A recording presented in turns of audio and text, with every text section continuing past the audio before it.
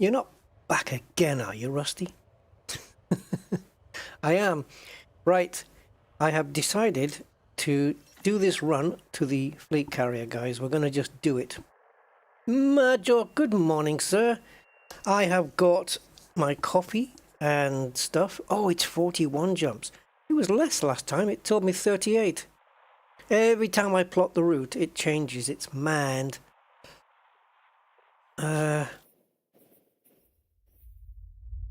Yeah, so we're going to go here. 41 jumps. And we're going to be... what word did I say? Duping. Duping and scumping. We're going to be duping and scumping all of our way down there. Because I thought what I could do... Hey, Craig. Yeah, I know. Is it that a good or a bad thing, though, that I'm on again?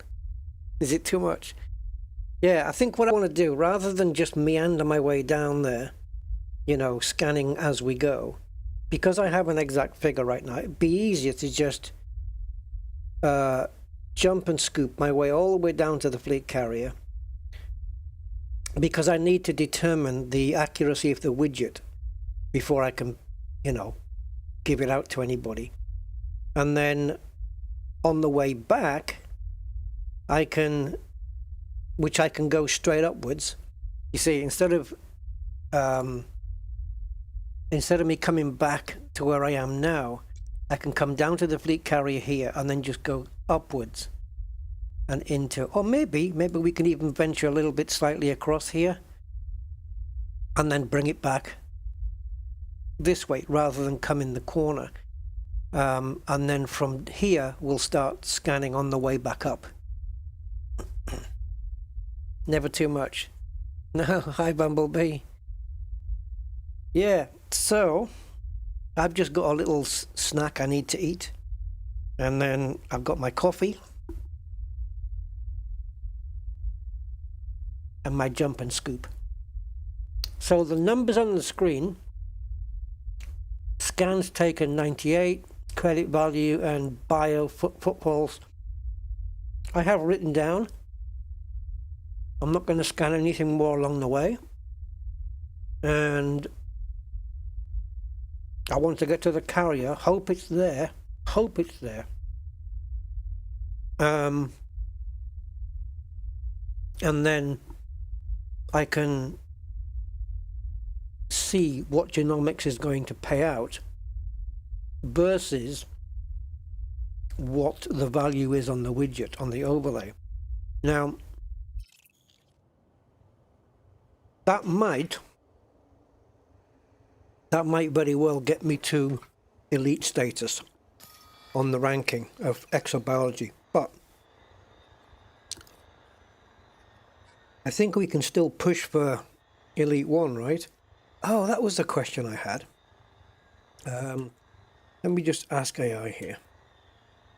When you reach elite rank in exobiology, does it then go to elite 1, elite 2, etc., like it does for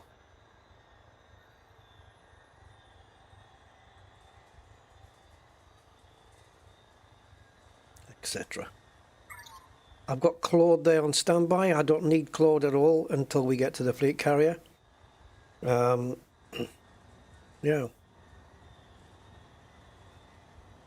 No, I didn't hit elite yet because I haven't cashed in. I've got all the data on board. I've got like 750 million in credits, which should easily take me over into elite. But this is not my main account though, Craig. My main Rusty account is elite in combat, exploration and trade. Hasn't got elite in exobiology yet though. So I'm lagging behind this account on that one. But then I set this account up for exploration, mainly. So, sure, let's go. What have I just clicked on now? Oh, that'll do. Okay, you can hold that. Right, clicked on the wrong screen there. So yeah, we've done the bios on this planet, all 4. It doesn't show on the screen, which is like everything else. All the other historical data is there, but not that one. So I'm going to have to let Claude know. I'm just going to say, oh, it's got a mixed signal. Each elite step is 1 billion apart. Down, okay, then we've got it. We should be well into the elite status. Just so you know, I logged on this morning, and the widget, the ExoBio widget, shows this. See screen shot. All the data on there is historically remembered, except for the fact I scanned those 4 bios in already. Is there a way to have it remember this too? Now, if it can do that, that means as soon as you log into the game on a new day, if you're still on the planet, the exobiology box will pop up. And what I need is to have all the historical information shown still. It's not a massive deal either way, but it'd be nice to have it. So if Claude's going to quickly rewrite, it said yes, it's fixable. So, okay, if it's going to rewrite a new script, rather we do it now before we take off, so we don't have to worry about does it work or not on the way to HeadGo GLP. It's a fair number of jumps though, guys. 41. Wow.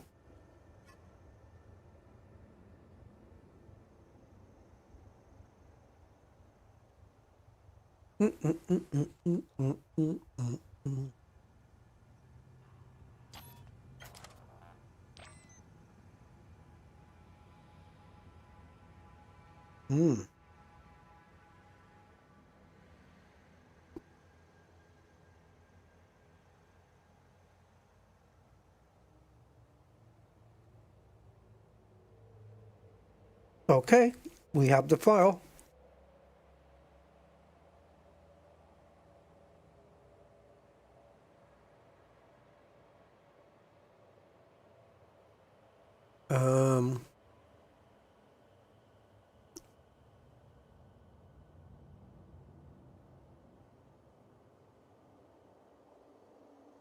Yeah, okay. I'm just reading what it says and it makes sense.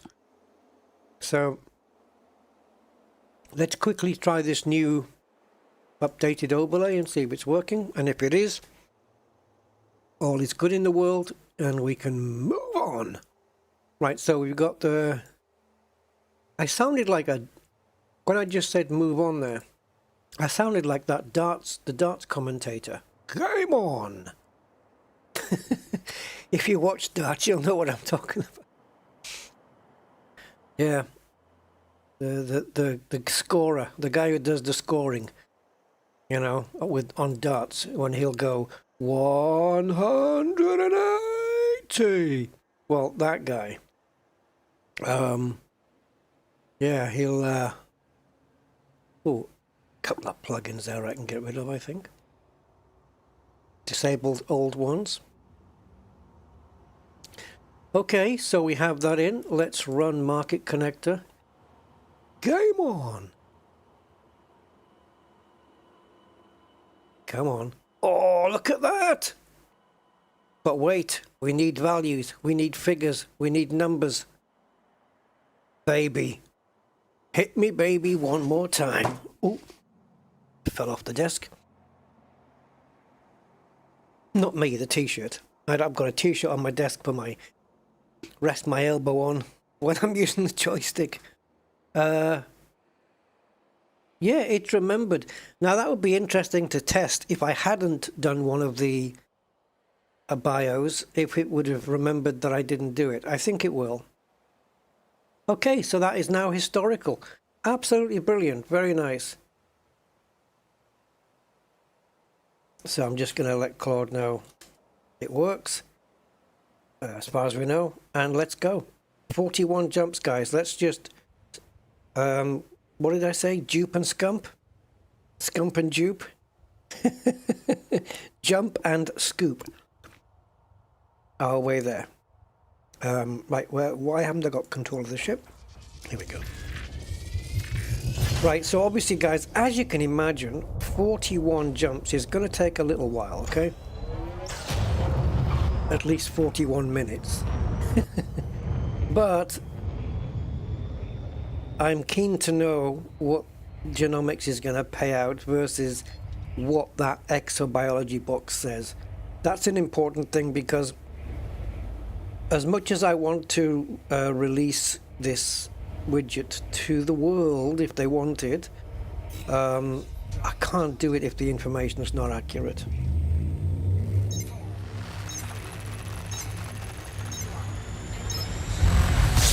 Once I'm happy with it, of course, yeah, we're good to go.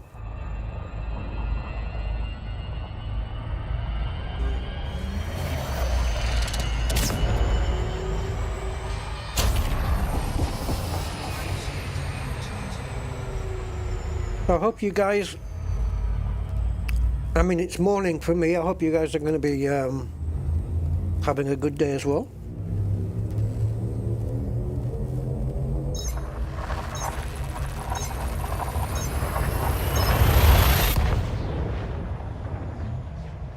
A hotkey to disable the overlay. See, the overlay is controlled by ED Market Connector. It's not controlled by Elite Dangerous. A hotkey to enable and disable. Interesting. I mean, it's different though, because ED Market Connector displays the widget, okay? But what it does is it displays the widget as a browser location, a browser URL, which then gets projected onto the game on top of the game in OBS. For me though, when I'm taking screenshots, the overlay I'm seeing, which is identical to the one you're seeing, is put there by a program called Stream Overlay. So it's got nothing to do with, if I want to flip this on and off, it's got nothing to do with ED Market Connector, right? So even if I turn off ED Market Connector and shut it down, I'll still get the display on the screen. It just won't be updating. And then Stream Overlay does not have any hotkeys for removing and on enabling and disabling. It simply just doesn't have any, so we can't do it that way. Good morning, Mark. How are you, sir? Oh, the overlay? Yeah, I can do that in an instant. You know, I can do that in an instant. I just have to go ping, and that's it. It's gone. Finitio. Ping, ping, ping. I can turn it on and off whenever the hell I feel like it. And I can turn off individual elements when I feel like it. For example, that line, or that line. You know, I do have that control. But you were talking about screenshots.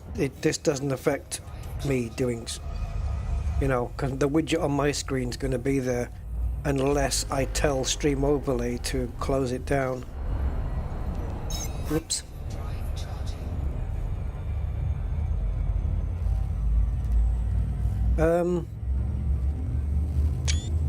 See, now that noise is Steam taking a screenshot. A Steam screenshot may not include the overlay. I don't know. Where does Steam store the screenshots? Is it in the Documents folder?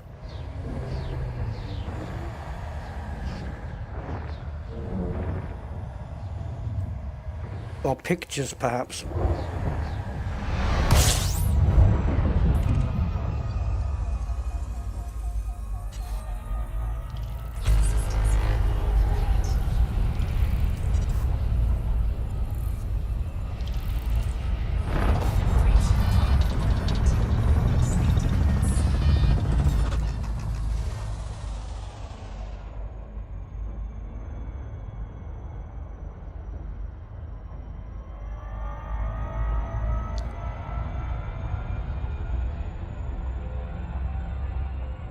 Next jump's going to be a beauty.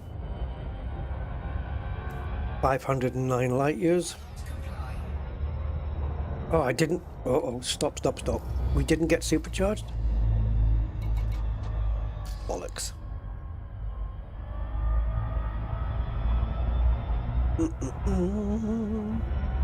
Nicked problem. Well, I say no problem. Where the hell's the star gone? Oh.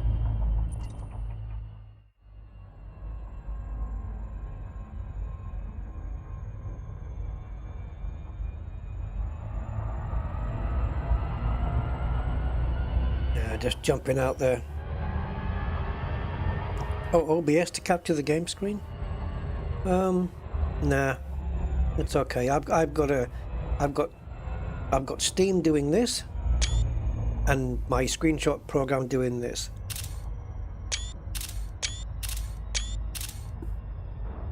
All those different screenshots. No, I'm good. I'm okay for it. Right, I imagine we just need to jump in very quickly here. There we go. Frameshift drive supercharged.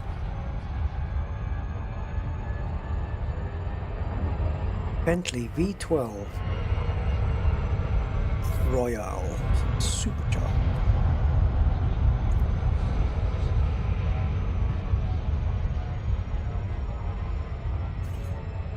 Oh yeah, I knew there was something I needed to do.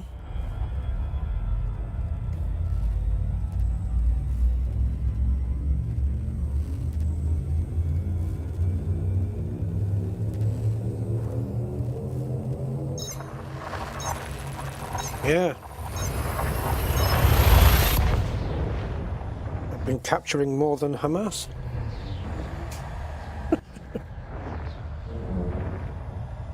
I don't even know if that makes sense.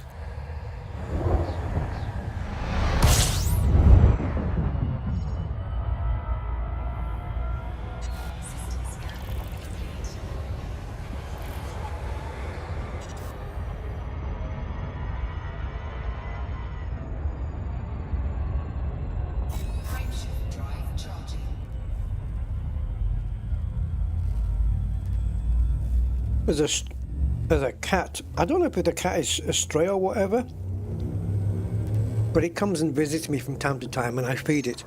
And we're very friendly now. It's learned to trust me. It's an outdoor cat. I don't know who it belongs to, if anybody.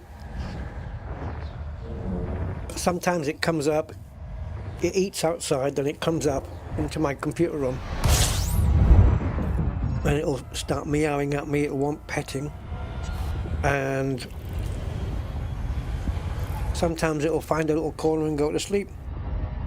And for the first time yesterday, she wanders in, jumps up on top of the desk. She's never done that before.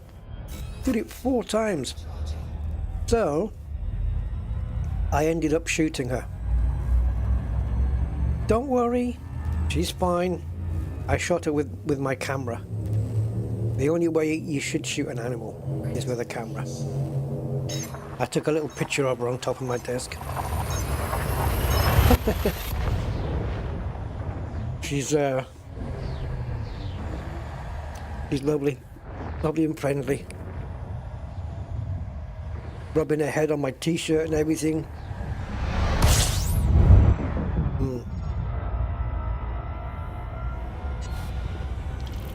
Commander Pado. Well, I'm okay. Probably gaming a bit too much, at least where Elite's concerned. We keep coming into stars I can't scoop off, guys, and I'm going to need some fuel soon. I'm down to 56%. Oh, the jumps remaining need to be redone. I'll do that in a minute. That's another historical thing it doesn't remember. But I don't think it can, because when it jumps, when the overlay restarts again, it doesn't look at the route. And the only way around it can't do this. It only knows the route when so we've got 35 jumps now, right? So it only knows the route when I plot it. So if I clear this and then plot it again, then the jumps remaining at the top will update. Still 35. Okay. So jumps remaining 35, and the destination where we're going in brackets. Brackets, lad. Brackets. Brackets. Sorry. Oh, feeling silly this morning. I don't know why brackets had to be in a slightly Scottish accent there. Brackets. Your stupidity. Oh, go on, tell us a short story.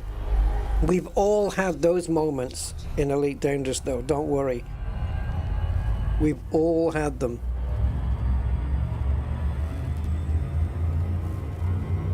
Oh yeah, I had one yesterday.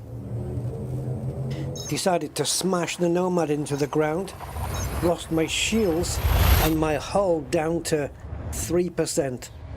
I was 3% away from losing all of my, losing Nomad and all of my genomics data. Holy hell. So I think it's handy to have, these DSSA carriers en route to periodically cache in your genomics data, so that you can, oh my god, this is ridiculous. So that you can, if anything's going to happen, you don't lose a massive amount. Right, we have to replot here, guys, because this is absolutely getting on my tits now.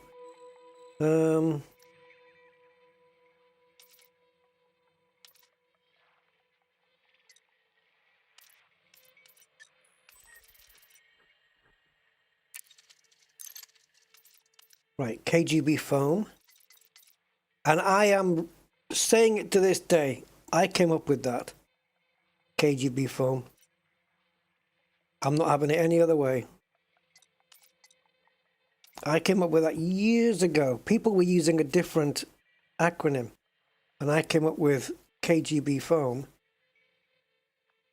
And then I've had people telling me, hey, use KGB foam. And I thought, yeah, I know, I invented it. I'd never heard anybody say it before I did it anyway. And we're going back years now. Right, so apply filter to the route. And that way I can maybe scoop off the next star. We might have to incorporate extra jumps. Maybe one extra jump, maybe two, who knows. What? How is it 29 now? What are you doing?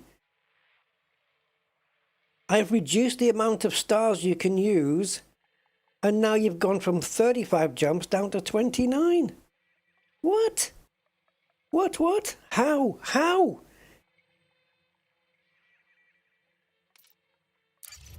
I'm going to need help on that one. Someone explain that to me. How is it just knocked off 6 jumps? Good morning, Mr. Angry. How are you? Watching from work, I imagine. I decided to take my time coming back from Distant Worlds 3 and scan loads of data. Oh, don't tell me. Both Exo and Kato, I decided I wanted to start power play for the first time to get the bonus from Leon Rui, okay. Got back to Shinny Dares and researched what to do with power play and did all the first 4 missions and then the last mission to start a ranking. Oh, let me guess, you hadn't cashed in yet. To start the ranking was a salvage one in an enemy power play area. It was a long distance, so changed my shieldless, weaponless Mandy, jumped in and started collecting and ambushed and killed instantly. Oh, yeah, that was a risk, man. Got a hand in the... yeah. Yeah, I get you wanted the bonus. It's just a shame you had to do a hard mission for it. Oh, man, that's bad. Oh, you've been in the Lake District. Good for you, man. Lake District is freaking awesome. Whereabout? Whereabout in the Lake District did you go?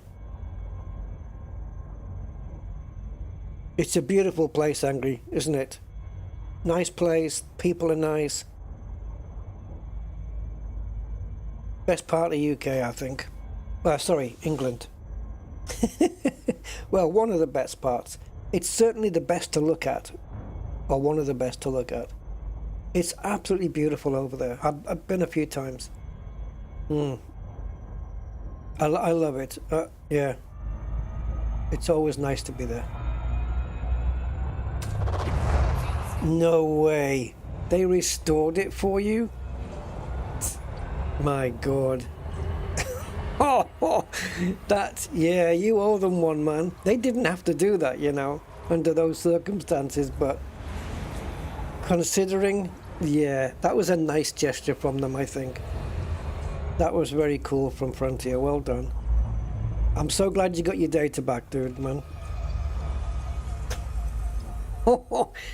Yeah. You have to ask, though, don't you? Because if you don't ask, you don't get, right? Yeah.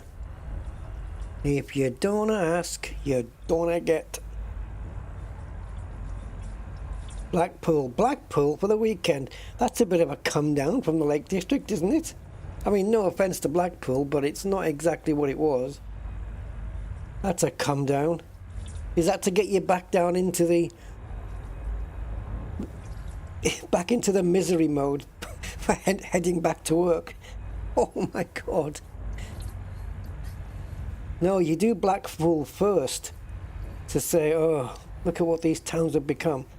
Then you go to the Lake District to get the uplift. You did it the wrong way around, man. Still, as long as you have a good time, man, that's it.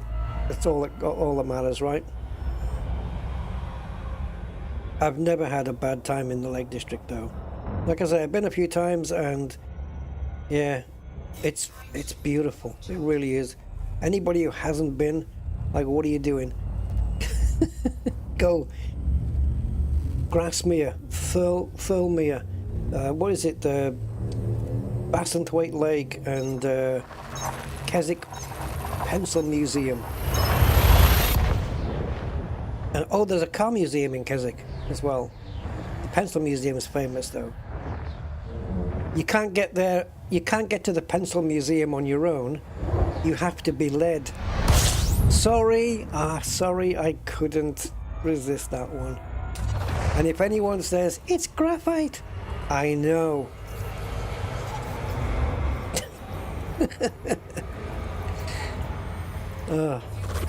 Pencil Museum. What did you think of the Pencil Museum?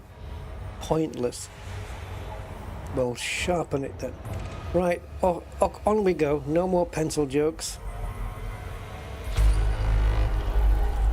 If you visit the Pencil Museum, though, do you have to let your pen pal know? See, that was terrible. That was a really bad one. I won't do any more.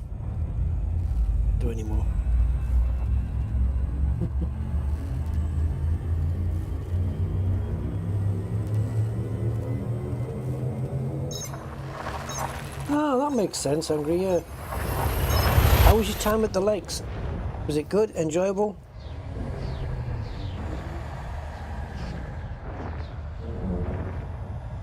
Yeah, that makes sense actually. Save the drive, yeah.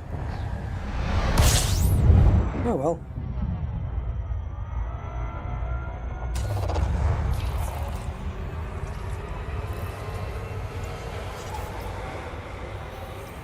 But we've got guaranteed scoopables along the way now, except for neutrons and carbon and Wolf-Rayet stars, which carbon and Wolf-Rayet stars are pretty difficult to come across.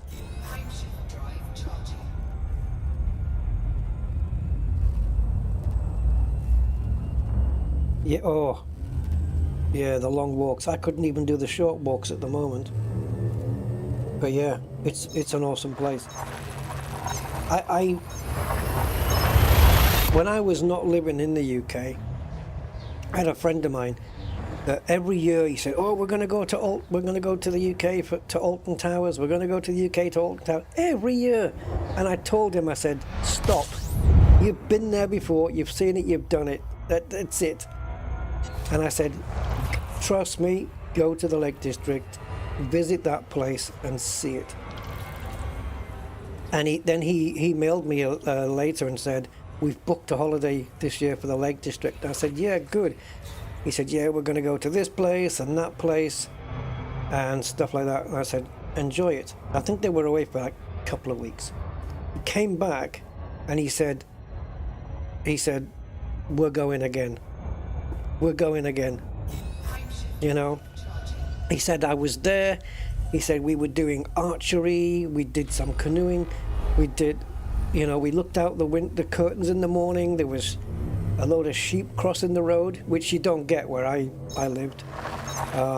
He said it was amazing. He said it's totally different to what we used to. And he said we've already booked again for next year. So yeah.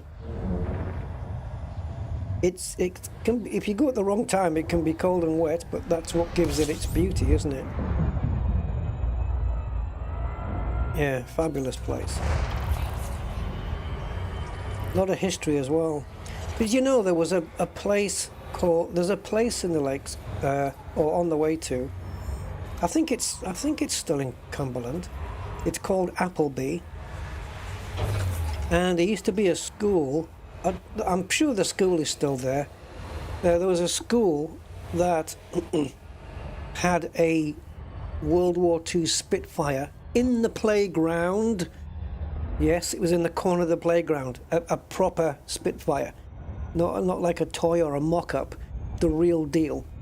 And if you were travelling on the motorway or on the A road, you could see it in the schoolyard as you drove past, and it was right next to one of these little stone cladded like post offices, you know, old style. Oh man, the Spitfire's not there anymore, but yeah, I think one of the school kids nicked it and flew it away.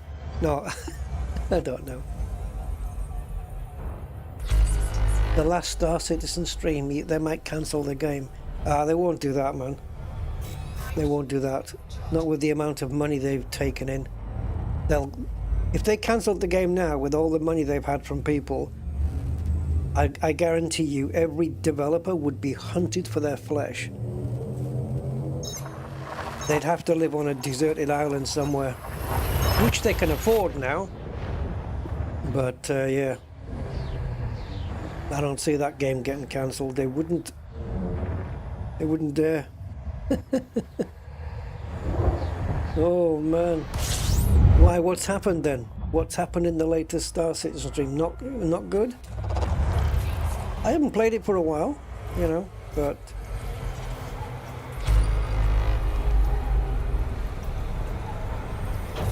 yeah, no, I don't know.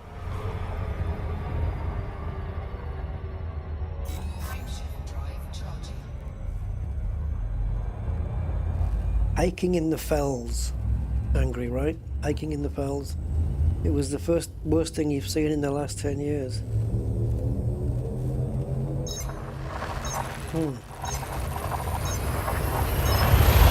Is this their own stream? Is this the developer's own stream that they did?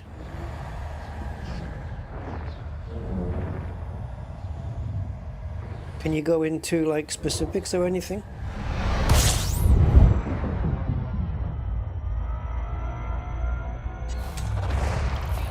Some people are well invested in that game though. They've spent tens and hundreds of thousands on it.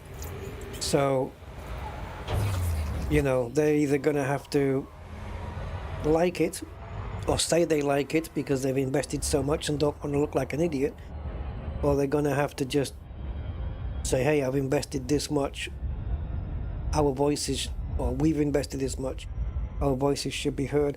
I've just realized I spelt casual wrong on the stream title. Managed to get rendezvous right, which was easy, but Casaual. I'll fix that. I'll fix that later. Whatever a Casaual stream is. Devs and the streamer they recruited were supposed to showcase their new content mission, and it was just horrendous. Oh, right. So they had a streamer there, and it all went wrong? Oh, dear.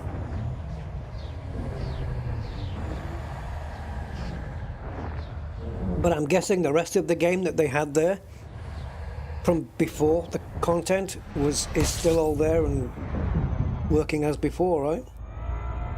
There's some lovely visuals in Star Citizen, I have to say. You know, the visuals are very, very nice. But there's not plot. What can I say? It all feels disconnected to me. But then I haven't played it properly, really. So I can't really judge it on that. But yeah, it does feel all disconnected. But then I suppose to a newbie, Elite can feel the exact same way. So yeah, maybe I shouldn't judge it. Yeah, I'll look into that one. Oh yeah, I'll look into it. Have a look at it. Throwing the content creator under the bus, obviously, yeah. Who sucked at hosting. Yeah.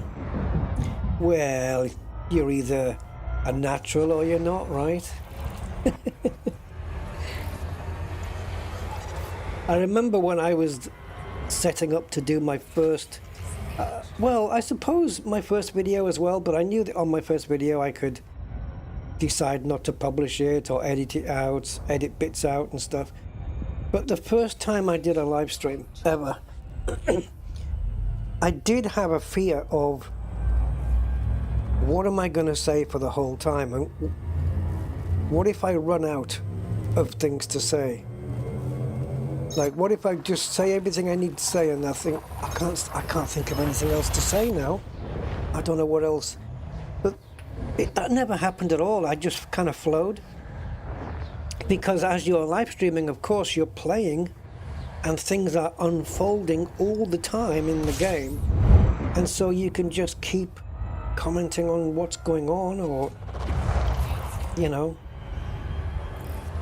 I became very comfortable with it very, very quickly.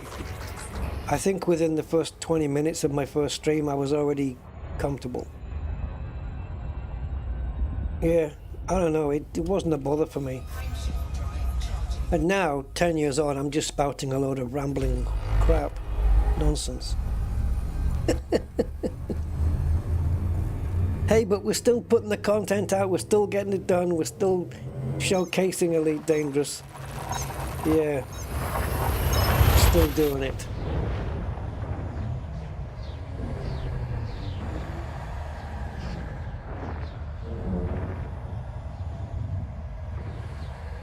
Oh, thank you, AI. Yeah, I mean, yeah. I think I would do okay. I would probably be more nervous, though, if I was with the devs. Like if Frontier said, hey, Rusty, come along. We want to showcase something in Elite, and we want you to be the live streamer to do it. That would put more pressure on. I would be more nervous. I would do it. I would love to do it, but Yeah, because you're kind of representing them directly, you have to be kind of more careful in what you say, a bit less. Well, no, I don't. I was going to say a bit less casual, but perhaps not. I think being casual is a good thing because it relaxes everybody that's listening, right? Because you don't want it like as formal as maybe a developer would do it. No, I think it has to be, just chilled out and just relaxed and just, just casual. Because that, I think, should be the mood on the chat. I think that the chat should be casual, free-flowing. People just, can just comment what they want, and can feel easy about it. I think that's how it should be, really.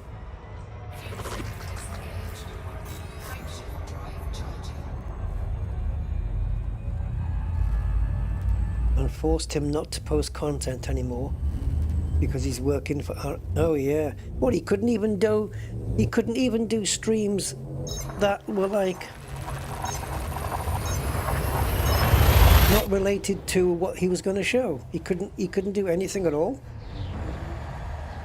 Yeah, I'd say okay. I would say okay. If I can't create content, then you have to pay me for lost earnings.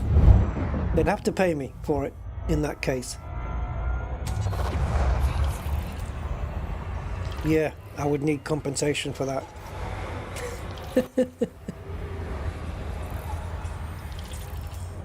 Rat Pack? No.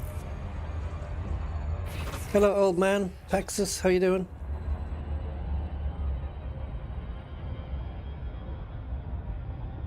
Ollie 43. Is that who it is? They had 1 million subscribers. Yeah, you can't shut a million subscribers down for 2 months. The hell? Do you know how much that earns? They'd have to pay him, man. They'd have to pay him. Absolutely. Oh, you know what? I haven't heard about the Rhino announcement. Is that what they're calling this thing? No, I haven't. I've been out of the loop a little bit. Where can I find the announcement? Is it on the forums or on the website? You haven't played Elite in so long. There's a bunch of new ships. Oh, the new ships are great, old man. We can put a meh on the Python 2, but the rest of the ships, actually, I only say that as a personal thing because Python 2 should have more internals than it does have. It sucks compared to the original Python, but in the main, all the new ships that Elite Frontier brought out for Elite, they're brilliant. I love them. They're really, really good ships. Yeah, they did a good job. Galnet. Okay, burp it. Okay. Oh, it's an SRV. Nice. Okay, that's how they packaged it. A surface mining SRV. Excellent. Good. I thought they were going to do it maybe in a different way. Oh, that's brilliant, because then you can... Yeah, that makes sense. You could take one with you then, instead of choosing... So you could literally have 3 SRV bays on an exploration ship.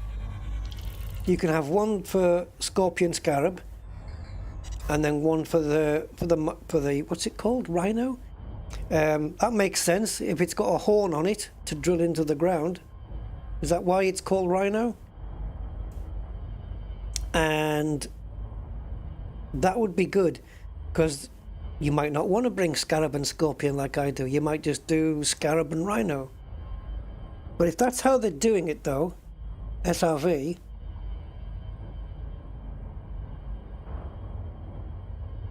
Dropped onto the planet. Well, yeah, I think they all can be deployed like that. And it gets picked up by hovering, like when the ship comes and rescues you. That's interesting.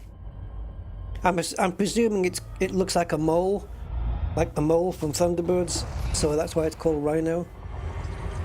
It's huge. How does it come out of the... God, it'd be like wondering how a baby comes out of... Never mind. How does it fit out? It works on the T11. Oh, okay. Well, if it is truly classed as an SRV, it should go in any planetary hangar on any ship then.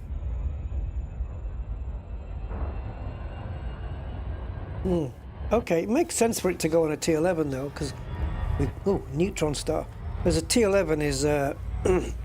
T11's wicked for mining. Oh, dedicated bay. Oh, here we go. Okay. Kind of like... But will it use the vessel hangar like the Nomad does? Is that what it is? So like you can have... If you're taking it exploring with you, which... No reason why you couldn't, I suppose. You can have a planetary hangar bay with the 2 SRVs, and then you could have a vessel hangar bay. But if you wanted to take it exploring, could you have a vessel hangar bay for the Nomad and the Rhino? Could you put both in? You can, right? Because you can put more than one vessel hangar in, right?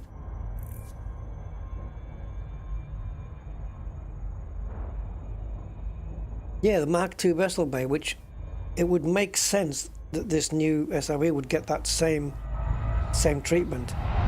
And I think you can fit more than one on a ship, right? Or actually, no. What you can do is you can fit one vessel hangar that contains 2 vessels. Because I know you can take two Nomads already. So I think you could do Nomad and Rhino in one. Yeah.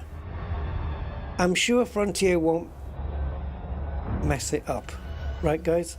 They won't mess it up.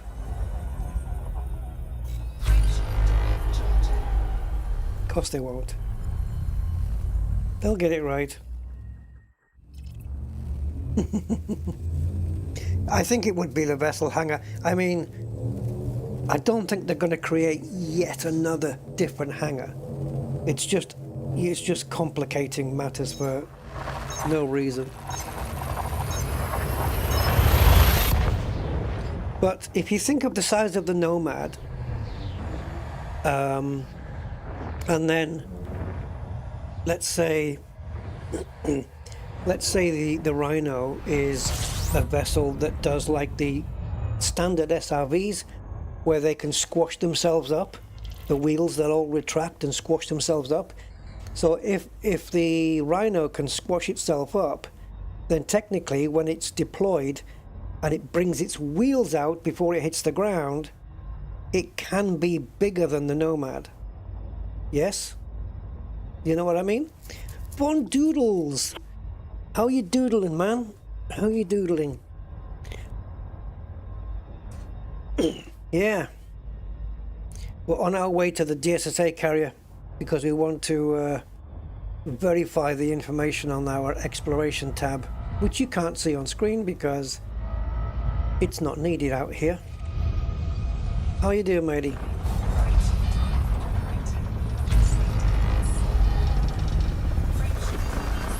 Yeah, you got to watch the fuel on that Nomad.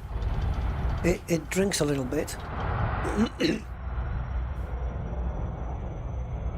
It drinks like a Bugatti Veyron at full speed. And if you know how quick that is, well, maybe not quite that fast. Maybe it doesn't drink quite that fast. You know about that, right? Bugatti Veyron. At top speed will empty its fuel tank in 12 minutes. Yeah. And it ain't cheap to fill it up either. I think the Nomad can last more than 12 minutes. I know that because I have done it. But you get what I mean. It drinks. And it's only because, like the SRVs, they don't have like main fuel tanks. See, the ships have got main tanks and reserve, where SRVs and Nomads have just got reserve, like a little reserve tank. It's like it's running on a jerry can almost.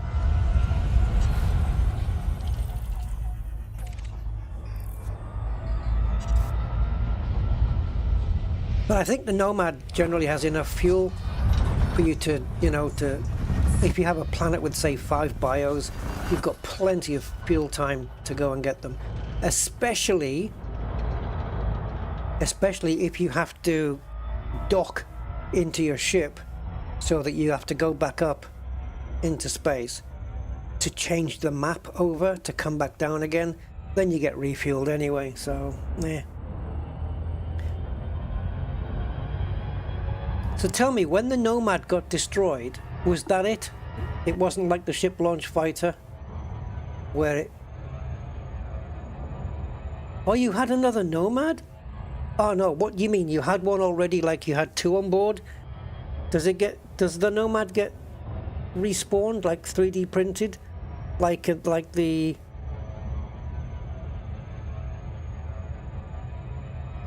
ship launch fighter does? Is that right? You lose your... Yeah, yes, you will lose your exodata, yeah. It was like the SLF. Oh my god. It 3D prints another one. So that's how they talk about it. It's just twice. So when you say it's just twice, do you mean that you get 3 Nomads? So you lose one, it'll print one. If you lose that, it'll print another one, doing it twice. And your third one is your last one. Ah, well, my hanger on this is this one. Oops. But it's just the... where can I get the info for it? Here. It's only the one that holds 1 slot. I wonder if it draws less power, like 0.25. If it's only got a little power draw, does it take longer to print? 2 spare. See, they give you 2 spare ones, right?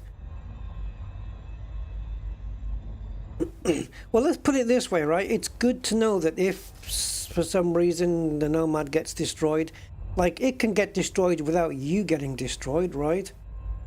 You can be out scanning on the planet surface. Nomad runs out of fuel, and when the when the oxygen supply and everything runs out, and the power plant shuts down, that's it, bang.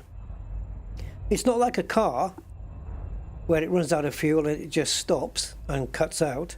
Oh no, these things have to blow up when they run out of fuel. Makes you feel very safe inside, doesn't it? To know that if you run out of fuel, your power plant doesn't just shut off, it blows up and kills you. I mean, you die anyway because no power means it can't supply the oxygen, but you know, why does the ship have to blow up? It's for gaming reasons, isn't it? So they can revive you.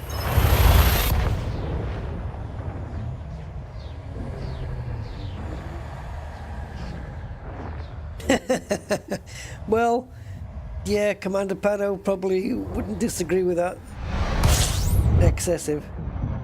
You know what, I think the car should immediately shut down and perhaps start going on fire if it detects that you're drink driving or something.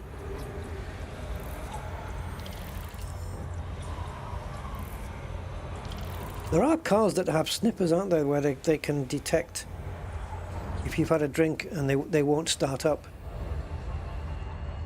Just hold your breath. I think as car technology gets more advanced, that the cars will detect you drink driving, and it will just take over. The car will drive for you, and it will pull over and shut itself off, and put its hazard lights on. That's what it should do. And then just flash up a big sign on itself saying, you know, car stopped, drunk driver on board. Number of children saved, 5. Not adults. No one cares about adults being saved. No.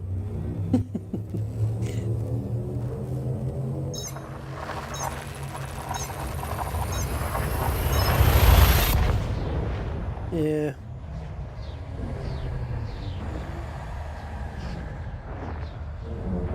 Yes, I've seen that. Yeah, you have to blow into it. But what happens if you're not a drinker anyway? What happens if you're teetotal and you don't drink? You shouldn't need to have that. You should need to do that every time you want to drive. But yeah, the car won't start up until you do a breath test with it. So they should just dish it out to, or make it mandatory to be fitted in any vehicle of anyone who's been convicted before.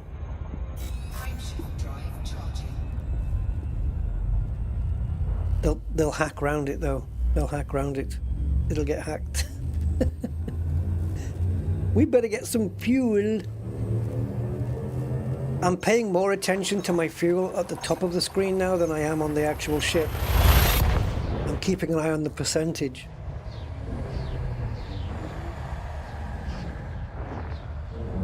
Yeah, cars are getting very smart now. I like those ones where I've seen an Audi do it and I've seen a Tesla do it. That summon mode where you can come out of a supermarket, your car's parked somewhere in the car park, and you can summon it to come to you. You know, that's kind of really cool. Good morning, Andy. How are you on this fine day? On the Emerald Isle?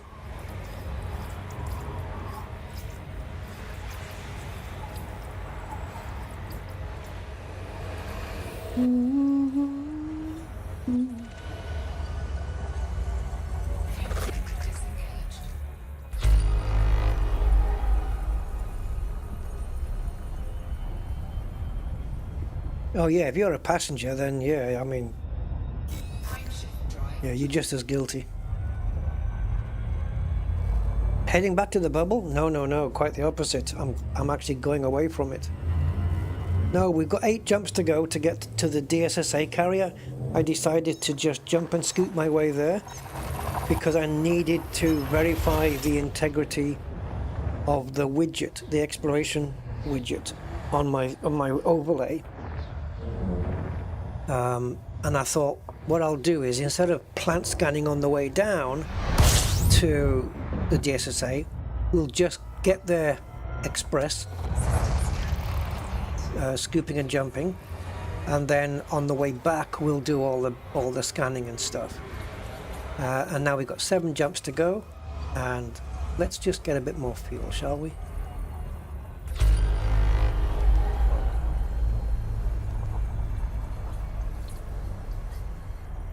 I'm only scooping at half my scoop rate, but I feel like I'm really actually quite close to the sun already. There we go.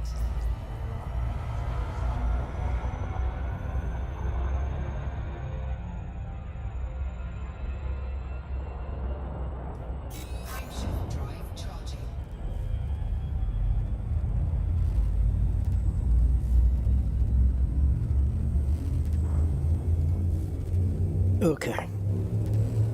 Oh, nice one.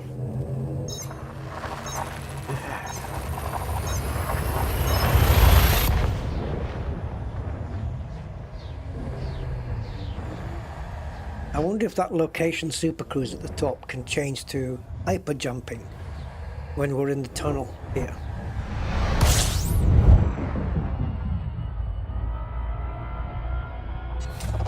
Location should really say in space, because Super Cruise isn't a location.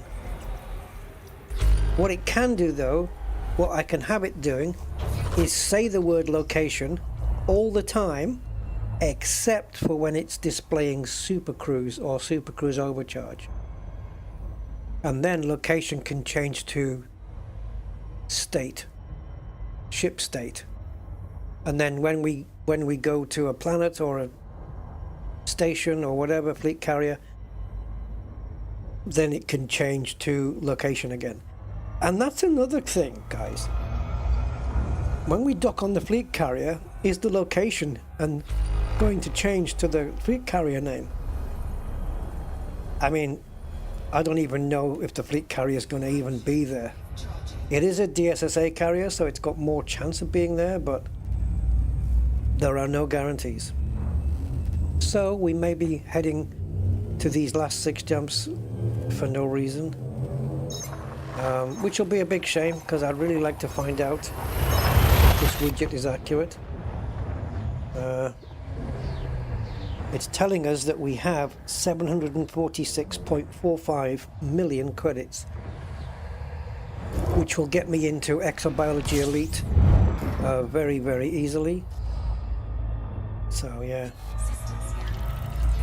system scan complete. Okay. Yeah, so there's little tweaks like that we can put on. That location thing just changing to ship status when we're in space. Status. Just status. Status will do. And then maybe we can have another one that gets triggered. Because you see right now it says Super Cruise. If I hit overcharge, it'll say Super Cruise overcharge, Super Cruise OC. But it'd be nice to have a trigger for when we're about to jump.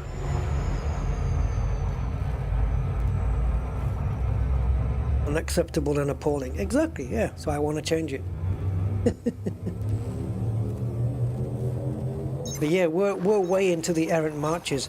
If I had to guess, and I don't have to, but if I had to, I would guess we're maybe 19,000 light years from Earth, from Sol. I don't know. I don't know how far away we are from Sol.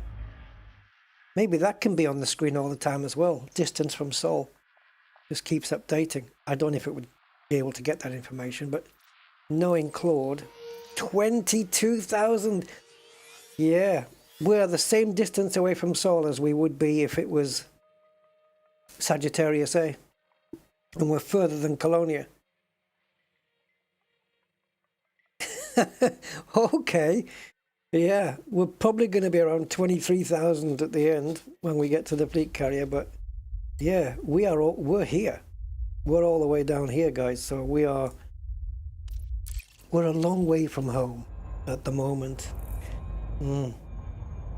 It would take light 22,000 years to reach Earth if we shone a torch that was powerful enough. Thankfully, thanks to science fiction, this ship can travel well beyond light speed. So we're fine. We'll be there in 10 minutes.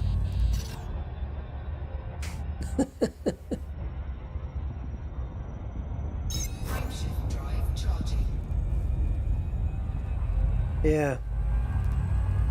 Amazing, isn't it? Wow.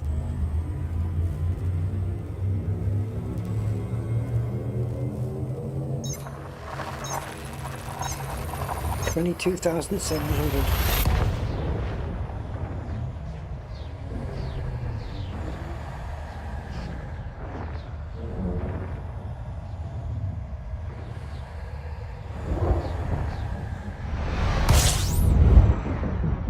It's that kind of concept that makes looking up at the night sky so freaking incredible. You know, it's not just looking up into the night sky and, you know, on Earth I'm talking about.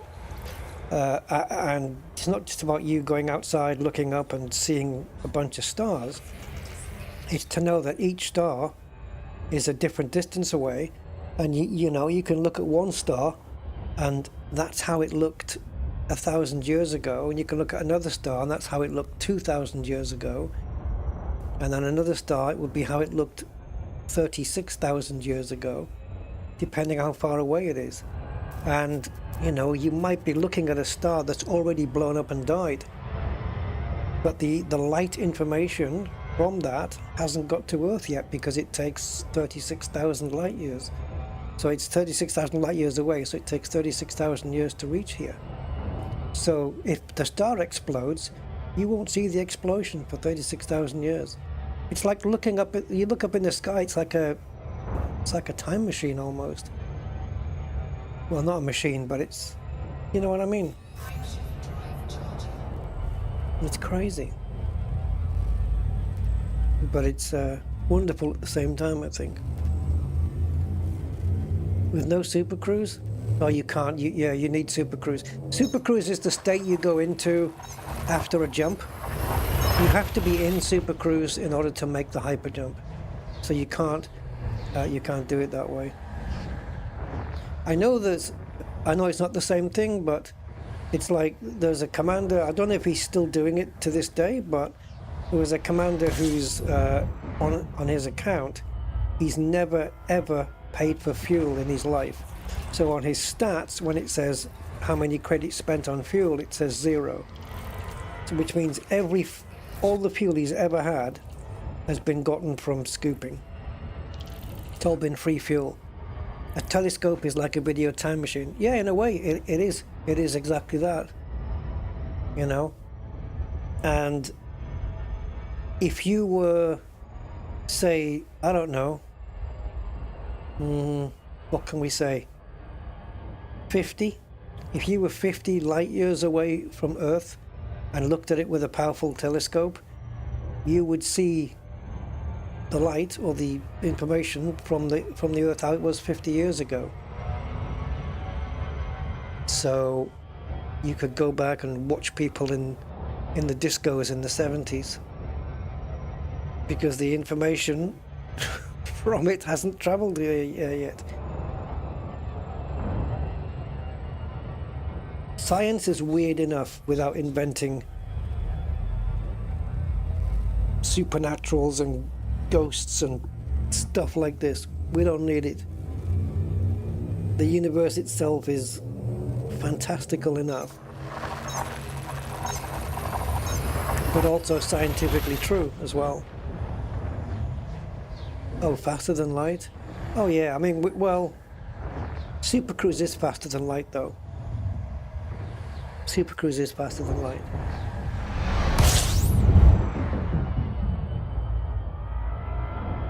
I mean, right now we're only traveling at 0.3. But if you were going to somewhere like Hutton Orbital, you would go quicker than light speed. So on that speed dial, like in the dead middle of the screen, on the sensor, on the right hand side, you'll see the number. It says 0.4C, 0.5C. C is light speed. So 1.0, there we go. 1.0 is light speed. Anything above 1. So now we are 4 times faster than light. 5, 6, 7, 8, 9, 10 times faster than light. And Super Cruise Overcharge takes you into the thousands of times faster than light. So technically, the stars should be streaking at us. And also, because we're traveling faster than light all the time, when we get back to Sol, everybody you once knew should no longer be around, or at least they'll be very, very old. But they haven't incorporated the theory of relativity into that. Everybody's the same age when you get back, which is not realistic. But hey, it's a game. Some things have to be suspended. Like Felicity Farseer should be long dead, and it's probably her daughter or granddaughter that's running the show now.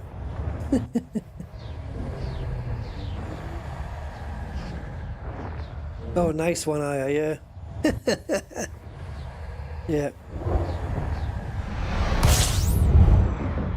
Are we here? Because jumps remaining has gone to dash dash. Oh, we're here, guys. Fleet carrier or no fleet carrier?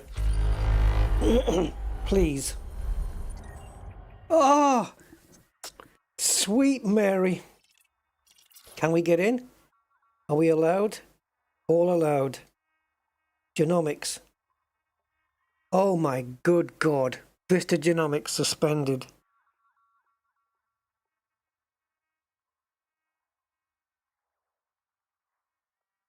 Commander Franco. I'm going to have to... Now, guys, tell me, does Vista Genomics suspended mean that the fleet carrier has it, but it's disabled. Is that what that means?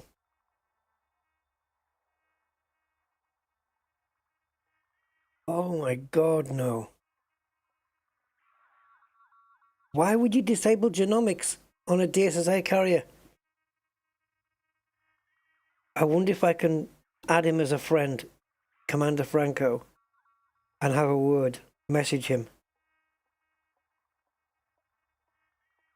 Can you please open Mr. Genomics for me? No!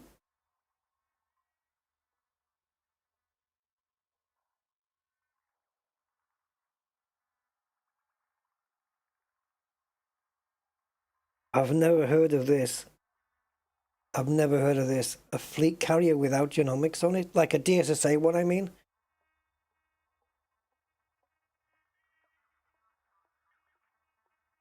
I thought they would all have that enabled.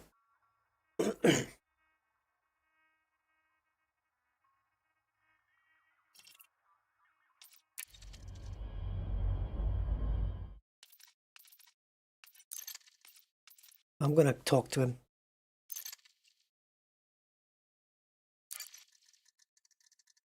Oh no.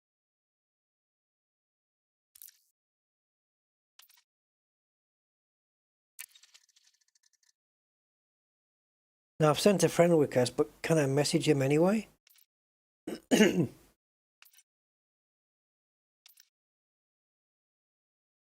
going to report him. Oh no, guys, no. Yeah, we can land. I mean, we'll go on it anyway and have a look, but...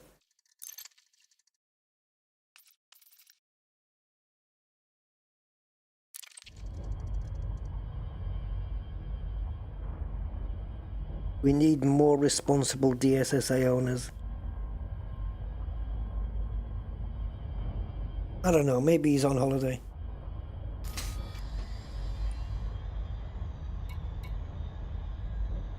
Bloody hell.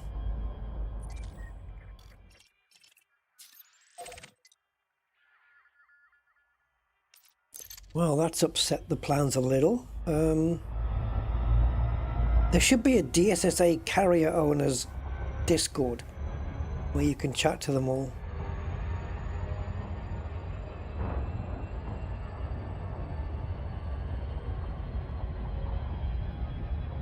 Pretty Miss Poison. Hello, Pretty Miss Poison, welcome. Tell him I'm Rusty Dog, he'll do it. He probably won't even know I am. You'd be surprised. Oh. The learning curve? Yeah, I think now with the extra features they've added into the game and stuff, it's probably at its steepest that it's ever been. But if you ease yourself into it, though, there's, you know, you'll pick it up along the way, and anything you're unsure about, there is plenty of information out there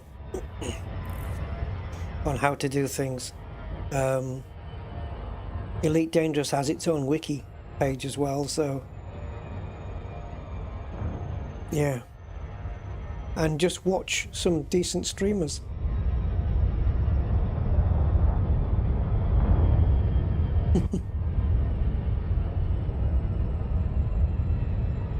Watch their mistakes and learn from those. Ah, this is so disappointing. Maybe it's wrong. I mean, I've noticed on system maps to display interstellar factors when there hasn't been any. Yeah, do some research. If you're into sci-fi and spacey game stuff, it's definitely worth it. Man, did I jump to the wrong carrier?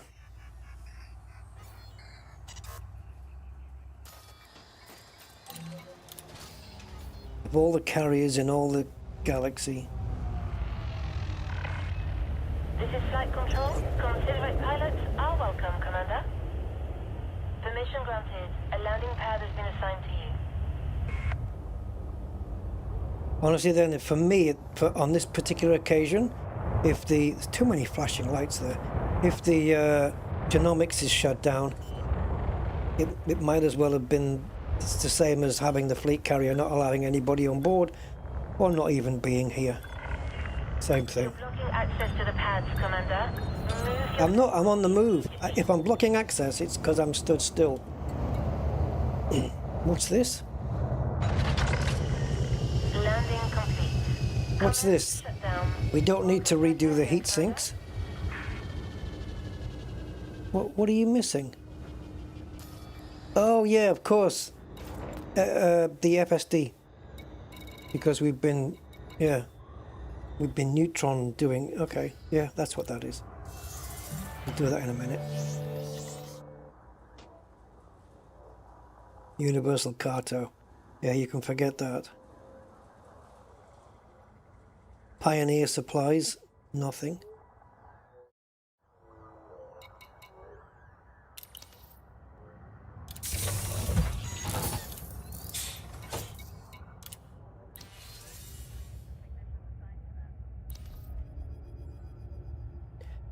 Bollocks.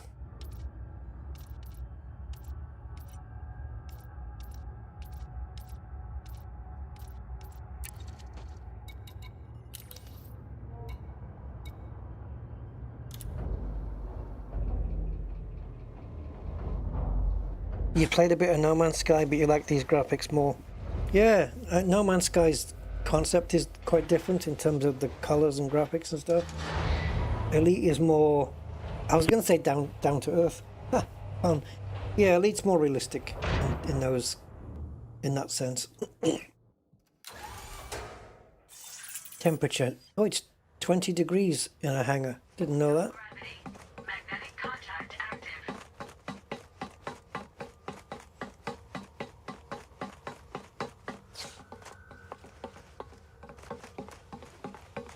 Ah, rig.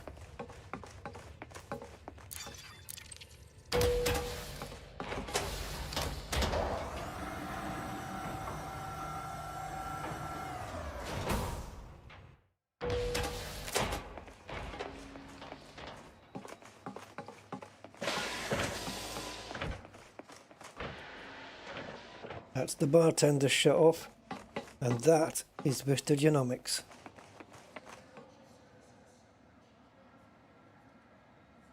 Did we come to the wrong place or what?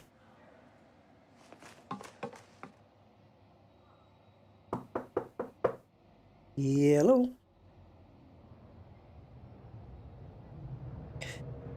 Nobody in.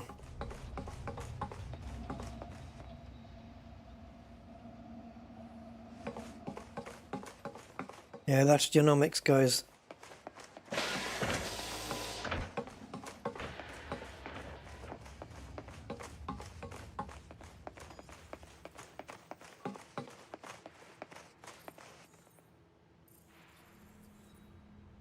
Obviously, if the guy was online right now, I'd be fine. I'd just message him, see if he could quickly do it. Just enable, and then disable it after I've cashed in. If he would do that, but if he hasn't been around for a little while, then we have no chance. See, this is the thing, right? We not only need some kind of... If you're going to have a DSSA fleet, we need a website dedicated to the DSSA carriers with real live or up-to-date information about them and what services they offer and what services they don't.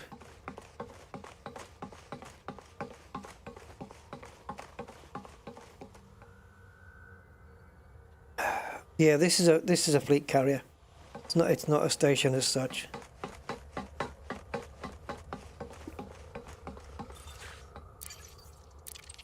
Damn it.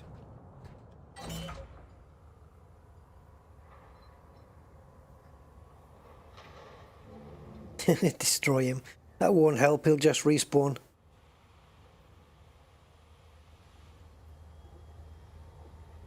Alright.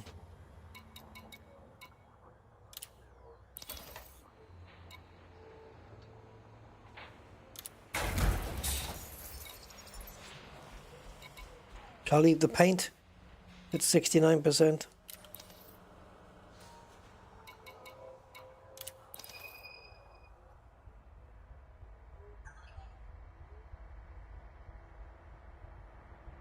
Guadalupe Trevino. Wouldn't that be an Enya? Wouldn't it be Trevino? Maybe not. 45 million on that page.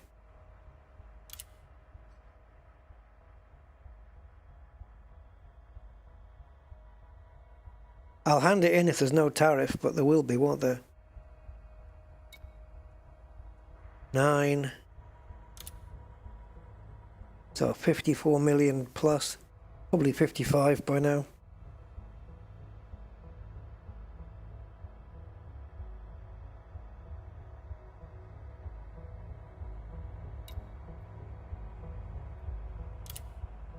Let's call that 60 million.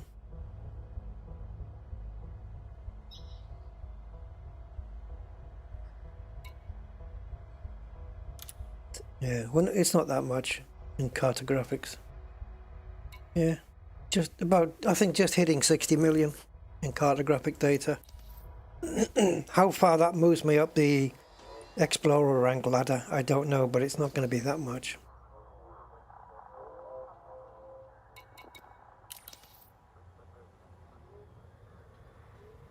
Oh, nice one, Andy. Thank you. Oh, yeah, that's the list I was working off. Oh, okay. Wait a minute, then. We are in DSSA, and it's got that weird name. Merzenbecker. So where can I find Merzenbecker? There it is. So what's this link?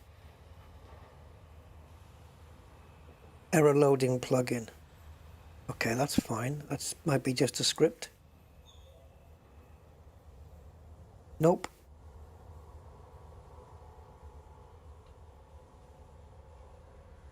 Right, Merzenbecker, where are you?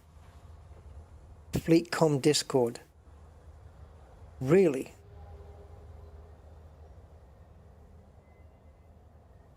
Looks like it's been out here for 6 years.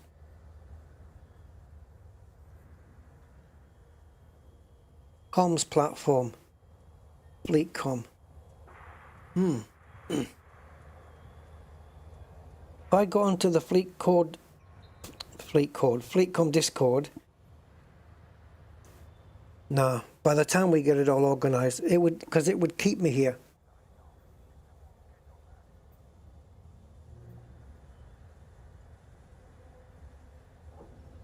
FleetCom Discord.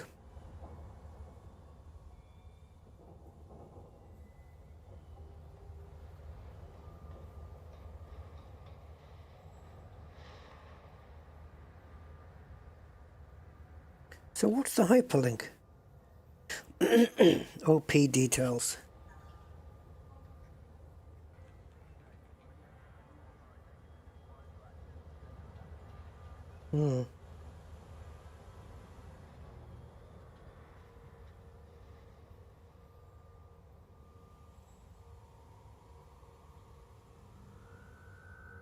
Yeah, damn you. So, what can we do here? I think I unjoined the FleetCom Discord when I was done with Distant Worlds 3, when that event ended, but I can certainly join it again.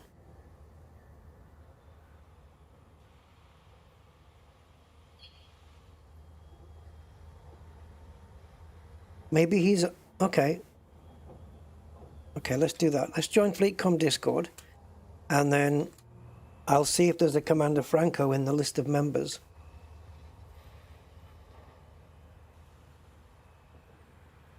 See if it lets me in. Is it this one? Yep. Opening Discord app. Yep. Go ahead, do that. Accept as Rusty Dog. Yes, please. Let's customize your experience. Are you a human? No. Are you new to the game? No. Which fields are you interested in? Exobiology. It already knows my details.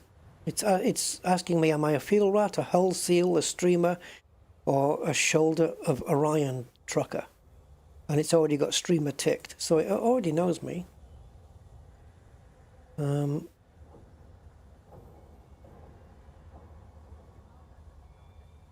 Right. Franco. I'm gonna guess that he might be one of the people that's offline. And what happens if he has a different name on Discord? Boy, oh boy.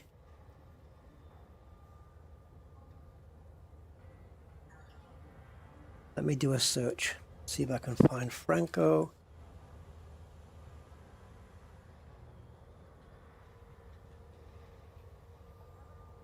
No, just a lot of memes actually, for some reason. Lots of anim GIFs. Yes, GIFs.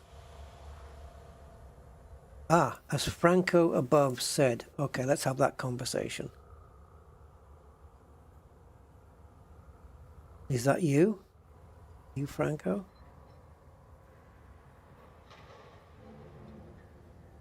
I'll have to come out of streamer mode. Franco. Got you.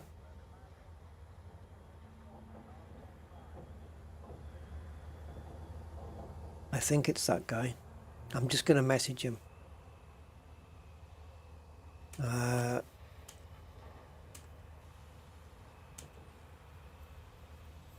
you the owner of DSSA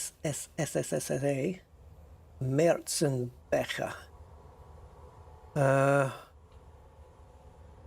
I've lost it on the list now.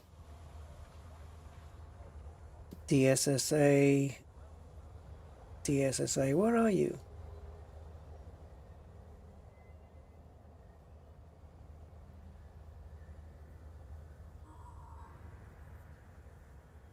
There you are. Right, Merzen. Right, so it's M-A-E-R-Z-E-N.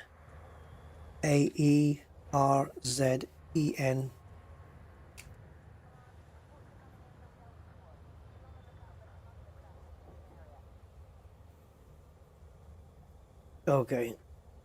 I've just sent him a direct message. He is offline at the moment.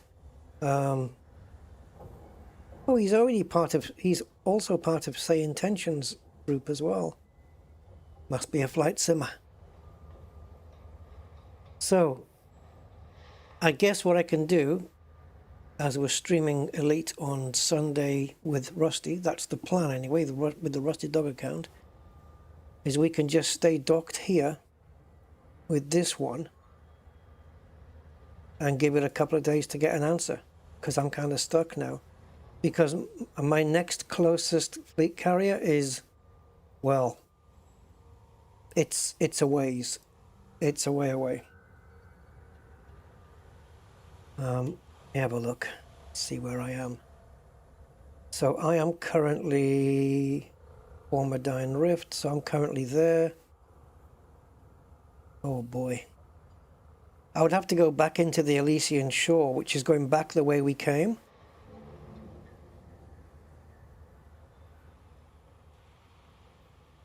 It does say that it has Vista Genomics, but does it say that for this one as well?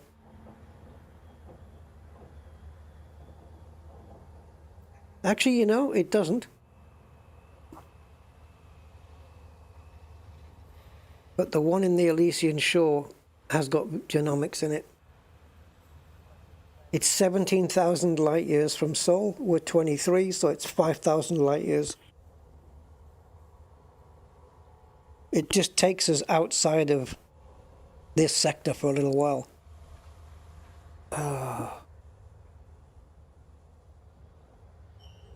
I'm curious as to how many jumps it's going to be, and also if we can perhaps spanch our way there.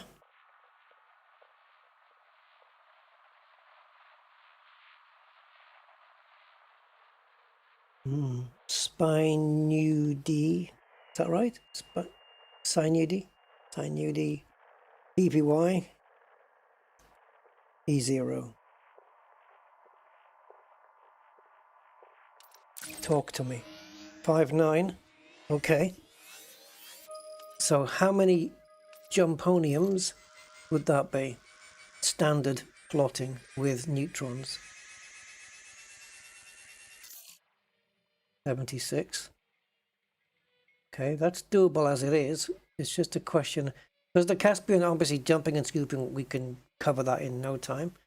However, if I bring up Spanch and go to the galaxy plotter, I'll put you guys on screen for this. Just a second. Where are we? Window.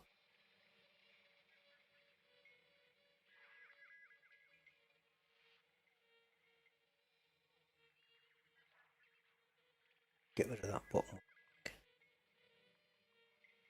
So we don't want the neutron plotter, of course. We want the galaxy plotter.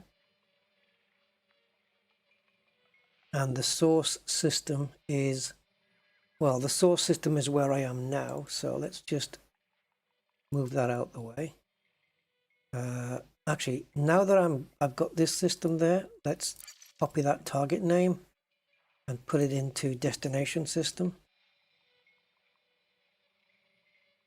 And source system is where I am right now, which is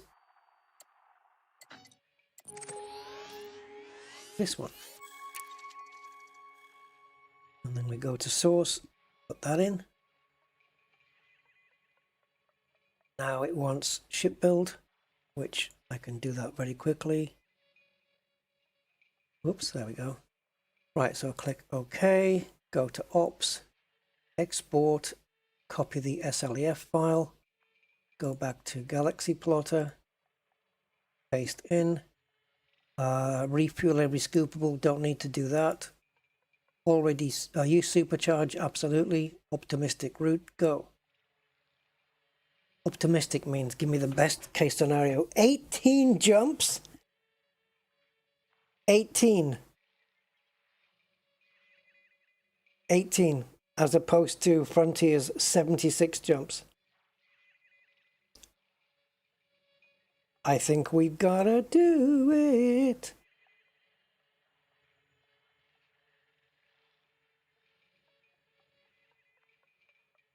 How far away is that, Andy? That system?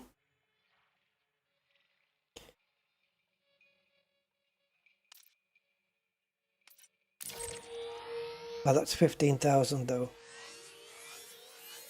Yeah. Yeah. Where all we have to do is go up to here. Into there. Well, actually, no. How can that be? Yeah, there you go. So we're going to there. This is the Elysian shore. So we'll go back up into there. And then rather than cut across, I don't want to do that. I'll come back down into here. And then we'll mosey on across that way. 18 freaking jumps, though. Oh, you can't see what I'm doing, can you? Yeah, so we'll be going to here. Whereas the one you just said was over here somewhere. So this one is easier to get to. And it's, apart from 2 jumps, every one is a neutron jump. So 1, 2, 3, 4, 5, 6, 7, 8, 9, 10, 11, 12, 13, 14, 15, 16, 17. And we only have one stop for fuel, for scooping. We're not supposed to scoop anywhere else, and we're expected to start on a full tank. So I think we do it, guys, right? It's 18 jumps. It's going to be a little bit awkward. No plotting of routes. We just set target. Actually, for now, I'm going to plot the route and then unplot it so there's no route remaining. Set the target. And we'll just do that. So we've got this jump, which is a normal one. And then another jump, which is normal. And then it's 5 neutrons, 1 normal jump. And then the rest is neutrons. Longest jump, 523 light years. Go for launch. You have this Which is not quite true. It might mess up. Because if you remember the actual... Yeah, it might mess up, guys. Let's just... Because it's not got the correct weight of the ship on board. Let's have a look. So when we go here, we have an empty slot here, which we have to fill with, because it doesn't have a vessel hangar. I'm surprised they haven't updated this yet, by the way. We've got to put a 4, is it a 4G or a 2G? Yeah, that one, 10 tons. So we're going to drag that into there, then go to Ops, Export, grab that SLEF file, jump back, now departed the no-fire zone. We'll see you soon. grab everything, repaste in, and recalculate. The amount of jumps might be the same. It might jump up to 19. I'm not really caring about that. It's still 18.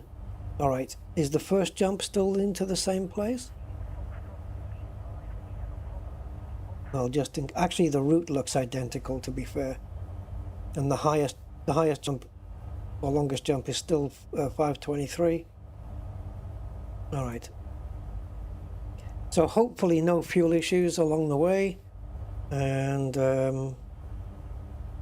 we just have to go for this. Okay, let's do it.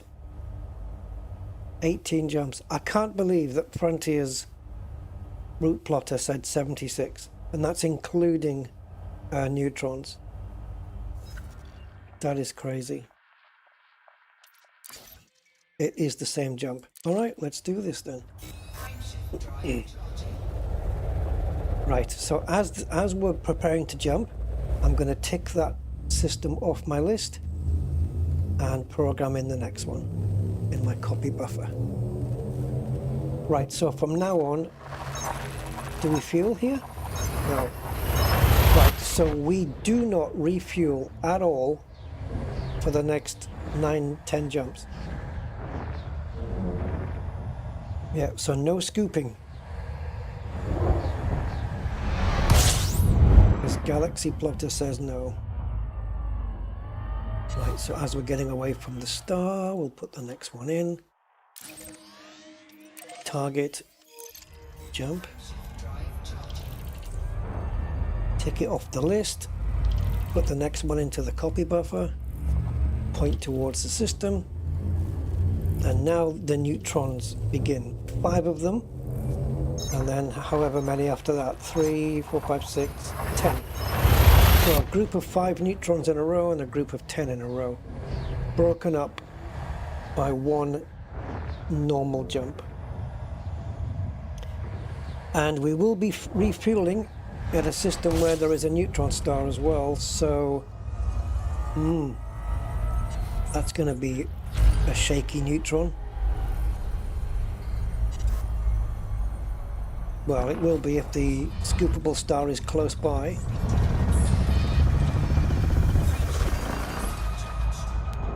Okay, next system. In, targeted, jump.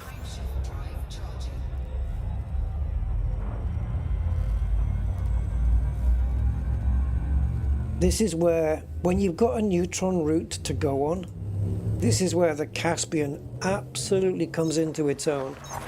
Hello, Freaky. That's why the jump difference is 76 down to 18, because the Caspian gets a 6 times jump benefit from neutrons, where normal ships only get a 3 times benefit, 300% benefit. We get 600%. And that's how it's able to do it in 18 jumps. And this is, yeah, as I said, this is where the Caspian excels.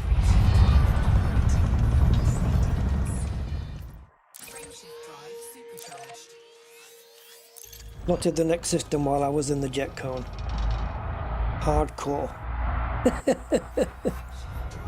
Hardcore, guys. We are speed running this. The risk of doing that, of course, is that you can jump out of the jet cone without getting supercharged. So you have to make sure you're properly in there. Yeah. Welcome in, Freaky, and hi everybody who's on the chat or who's watching. 97 of you, welcome in. We're doing a speed run to another. This will be the fastest I've ever gone from one DSSA carrier to another. Oh. Didn't have control over. You've got to be very careful using Spanch, especially if you have multi-monitors, because make sure you refocus back on the game.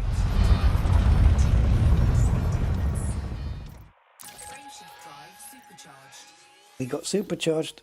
It worked. Yep, you can come out now. Oh, it didn't take. Do it again.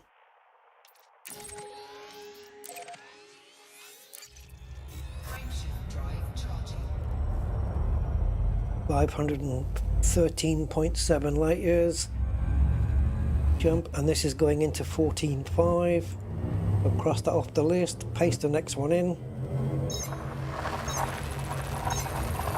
I mean, we are making ground like there's no tomorrow.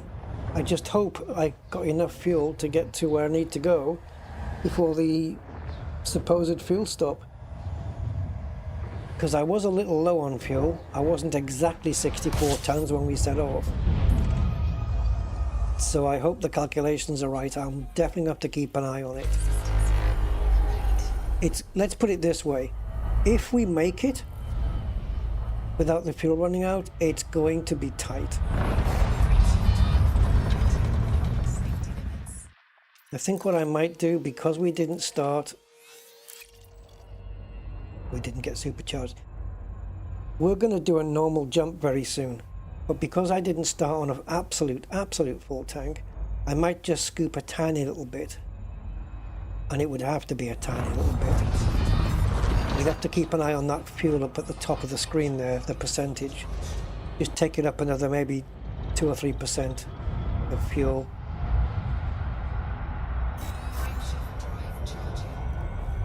So this one now is the last of the 5 neutrons. And the next jump after the neutron is a normal star.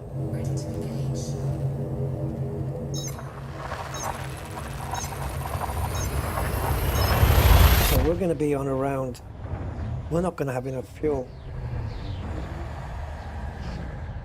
Because after the normal jump, there is 2 more neutrons, and then the next system after that, the 3rd neutron, is the fuel stop.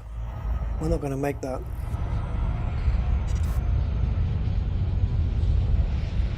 I think I was about, if you look at the fuel gauge on the bottom of the screen there, I think I was around 0.5 centimeter missing of fuel when we started off, and that is not what it was expecting.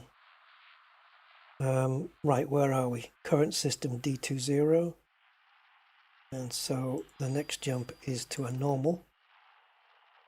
It's a neutron jump, like a neutron sized jump, but to a normal star. Okay.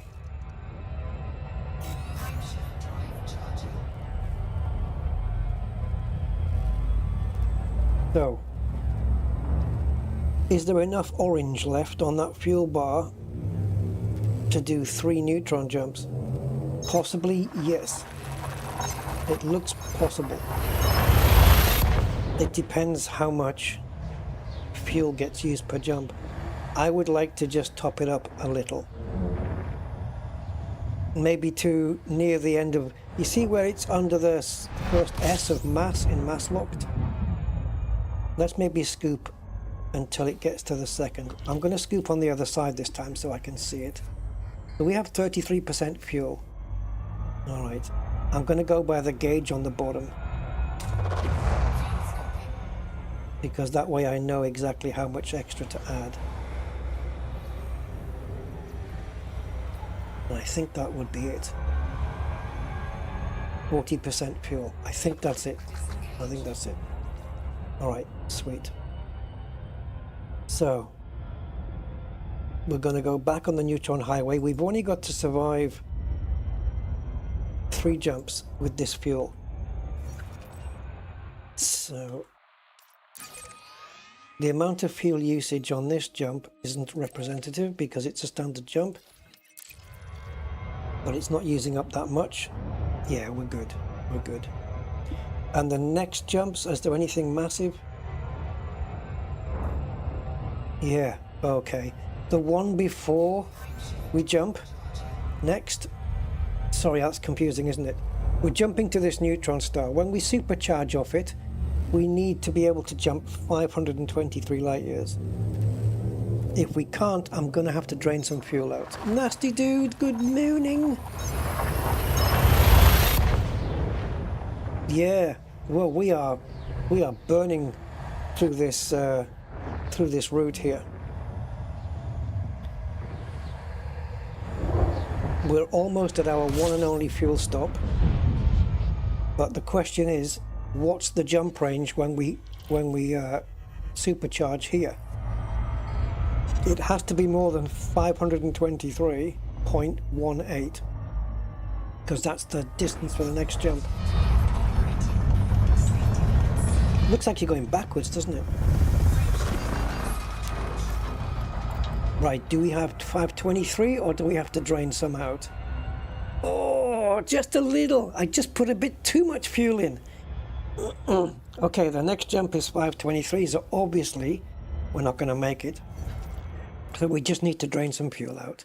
So we can do that. 523.18. So let's program that in. I don't know how close Frontier gets it. Can we make it? No. Okay. Right, so all we do then is just go to here and overcharge. Burn the fuel off that way.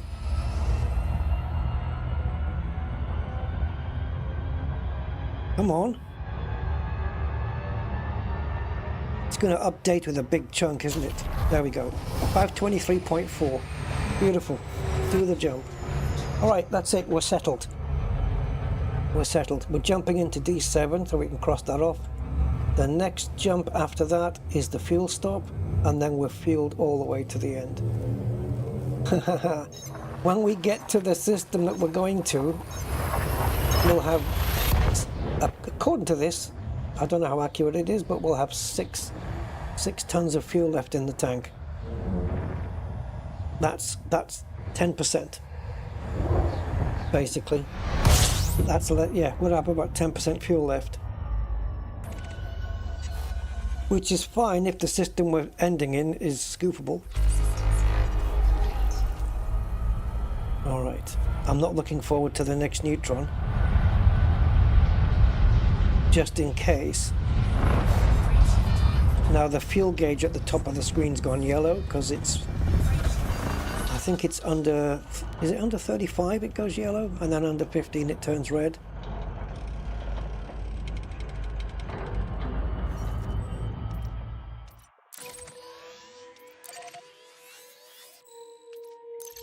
Right, so this, if the scoopable star is close by to the neutron, the neutron's going to be going crazy.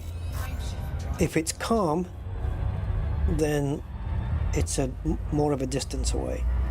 So let's see what we're looking at here. We got plenty of fuel left in the tank there. Now this is the fuel stop then. It's says 6.7 tons left in the... No, 2.24 tons remaining, right? Is that right? Oh no, that's how much fuel is used per jump. Yeah. Okay, so this one is 2.2 tons of fuel. Yep, it's freaking crazy. Which means the fuel star is close by. Hello. Are you the guy I'm talking about? Jesus. How close is it?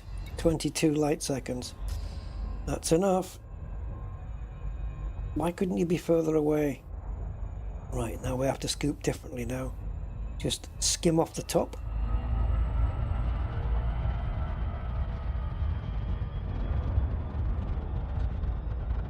How big's the next jump? 460. Right.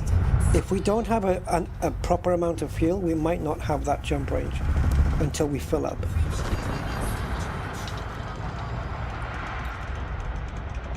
Oh, we do have it. There's enough fuel to do the whole jump. Sometimes if you're super low on fuel, like if I drained fuel out, that fuel usage is going to start going all the way down. Sorry, the jump range going to start going down as opposed to up. Because normally when you lose fuel, you're losing mass, and the jump range goes up until a certain point where it's going to start going down. And the only way to recover it is to fuel. So, let's fuel. There's the neutron. Yeah, they're sitting next to each other, so it's no wonder it's being affected by the sun and freaking out.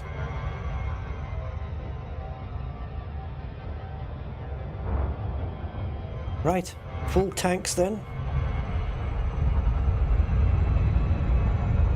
Maybe just have to back it off a little bit better than that.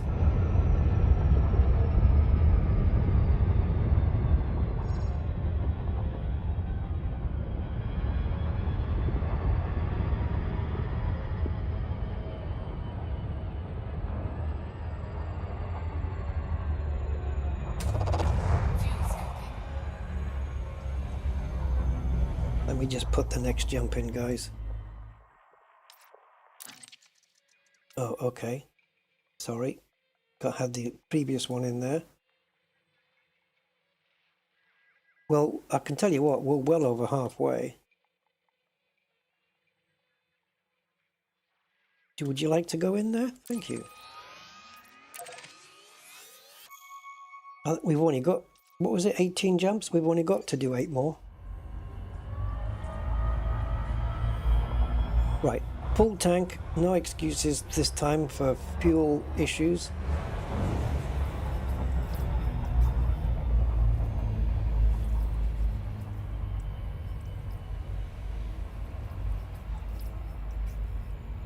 Do you get damage? I don't know. I think if you, I don't know if it's calculating it like you on a normal FSD drive, you would lose like almost 1% integrity per neutron. It's not quite 1% really, but like it might show 99, but then on the next one you do it might show 98, but it might be 98.9. You know what I mean? Or 98.7. It's not quite a percentage, I don't think. But if you stayed in the stream the whole time, I don't think it's going to take any points off you. I don't think so. I think it's every time you supercharge and it says, you know, frameshift drive supercharged. The Caspian, however, doesn't suffer from that so much. We can neutron our way all the way there, and the module is going to, like, it's 99 now, and we've already scooped what, 1 2 3 5 6 7 8. We've scooped off 8 neutrons already at 99%, and I'm going to be pretty sure by the time we scoop off the next 9 or whatever it is, or 9 or 8 or 9, oh actually it's 7, isn't it? Well, whatever, 7 or 8. By the time we scoop off the next 7 or 8 neutrons, it's still going to be at 99%. It's very resilient, this fuel this FSD.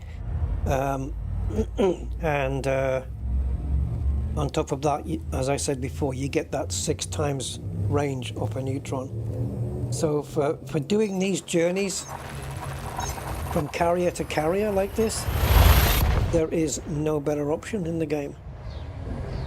Caspian beats everything by twice as much, literally twice as much. I mean, it's not jumping twice the distance, but it can, you know, because the jump we're doing isn't always to the maximum of what the ship's capable of. It's just the distance to the next neutron, the next nearest neutron, or the next furthest, the best furthest away neutron is the best way to describe it. Yeah, I knew I wasn't going to go into the galaxy map on that one. Let's get it supercharged first. Okay, now we can. So this jump is 477. However, we are capable, even just with an almost full tank, we're capable of doing 510 right now. So, no pun intended, but we've got plenty reserved left in the tank. We can jump further. Right, so this is D10. The next jump we make will see us only 5 jumps away. But D10 actually means there's 6 jumps left. But the jump after D10-0 is another D10-0, but it puts us 5 jumps out. And we will be crossing into the Elysian Shore sector to do this.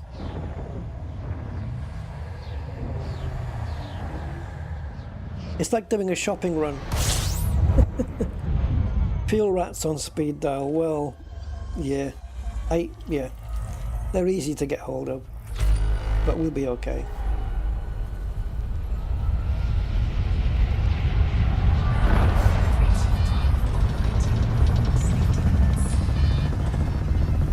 Come on, I know you're on the tip here. Thank you.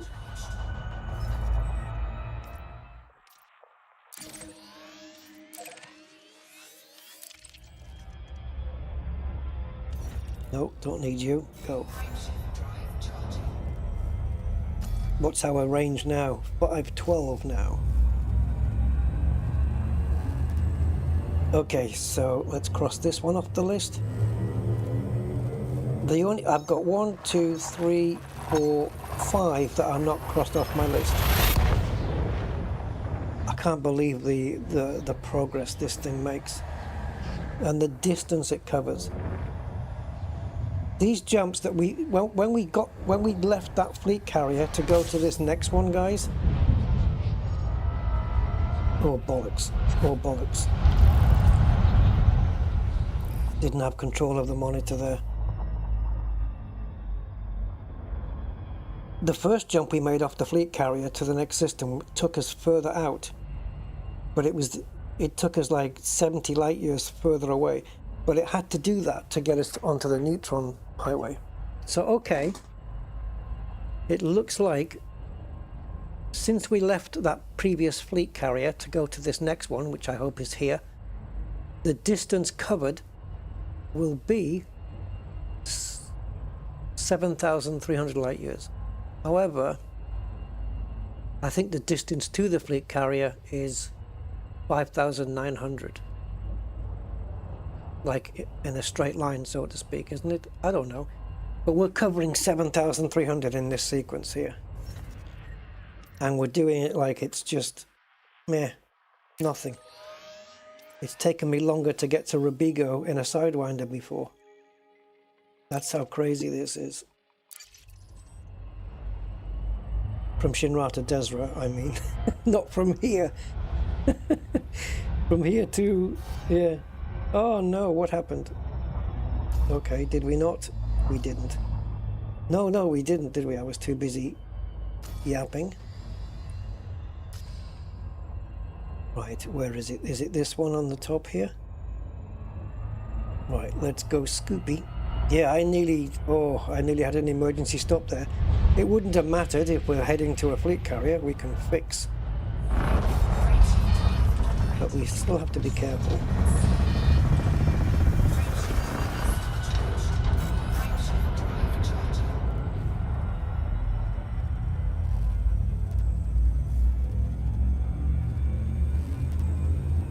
We were 23,000 light years away from Sol, leaving that fleet carrier. It was 23,000 away. This one is going to be 17,000 away. Literally, it's 6,000 light years. But yeah, I think because of the jumps we're doing from neutron to neutron, going all over the place, it's literally adding another 1,300 light years onto the journey because we're diagonaling all over the place and probably going up and down on the galactic plane as well.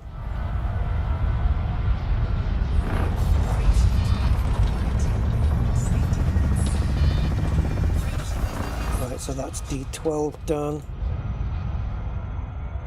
God, we're nearly there, guys. We're so nearly there.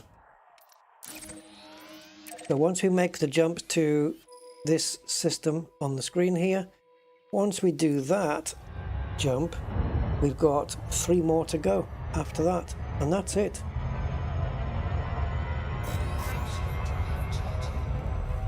Look where we are now. We've come all the way from, what was it, down here, and we're all the way up here, and we'll just cross the border here into the other sector, and that's it. We're there. That'll probably happen on the last jump, actually, because the last jump is 506 light years.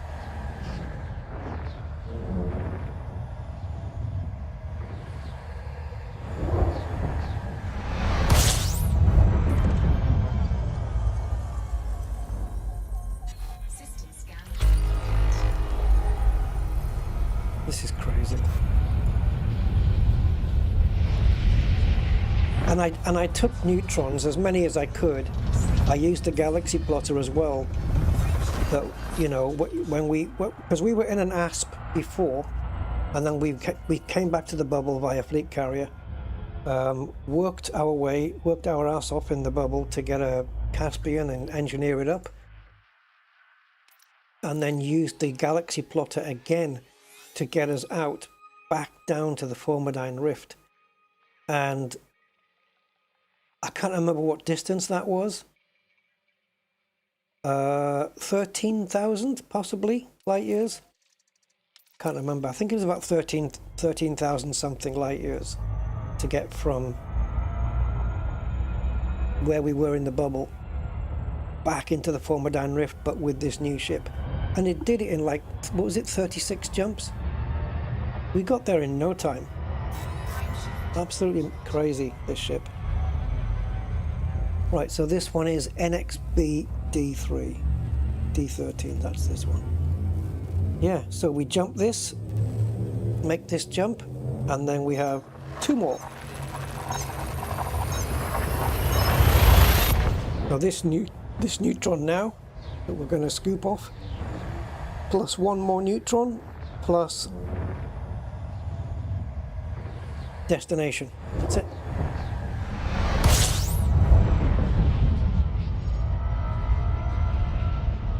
Fucking hell with the mouse. I need to have that autofocus brought back. We do have a plugin for it with OBS. That when I put my mouse back into the game monitor, it will autofocus back onto it.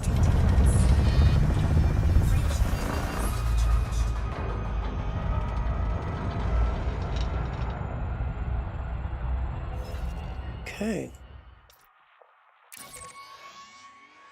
Is this going to take us into the errant marches, or is it going to be the final jump?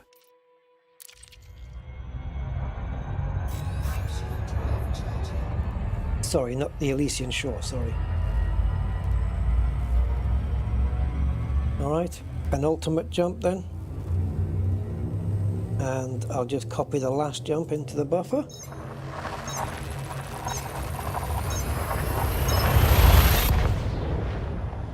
I'm honking the systems on the way, I'm not scanning anything. No, this is a speed. This is a speed run.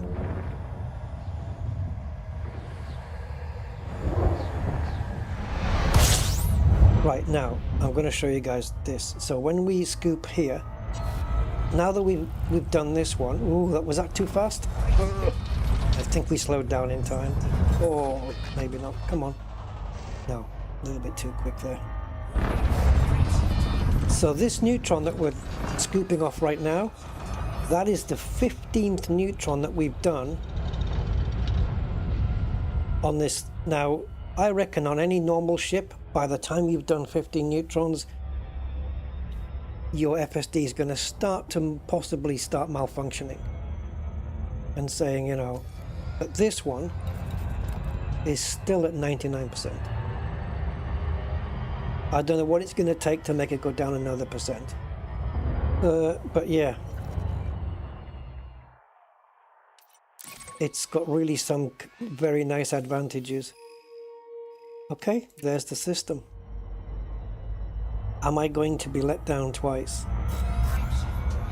Now entering the Elysian shore. Oh man,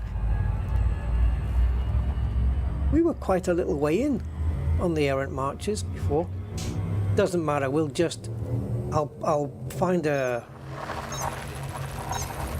what I'm gonna do is I'll reverse the route, right, as if we're heading back to the other fleet carrier from before, and then we'll do a few neutrons in to get us well back into the errant marches, and then I'll just stop it there, and then we can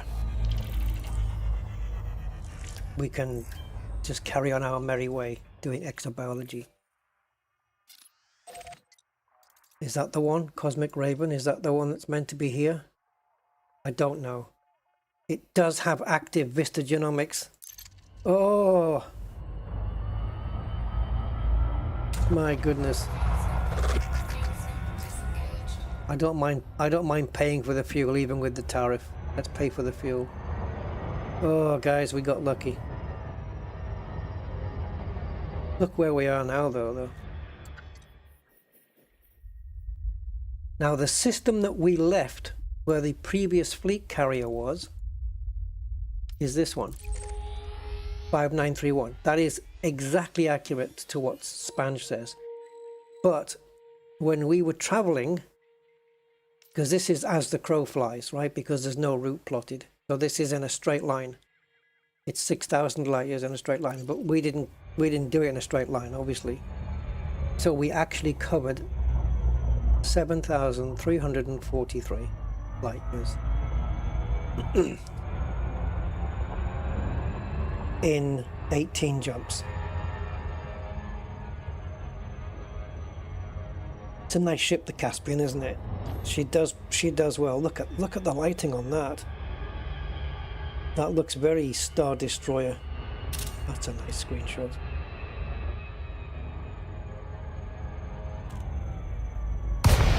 Right, Cosmic Raymond. Whoever you are, I thank you. Thank you for visiting our carrier. We hope you find what you're looking for. Oh, I will. Don't you worry about that. Who's the owner? It doesn't say here, does it? A landing pad has been assigned to you. Thank you, Commander, whoever owns this.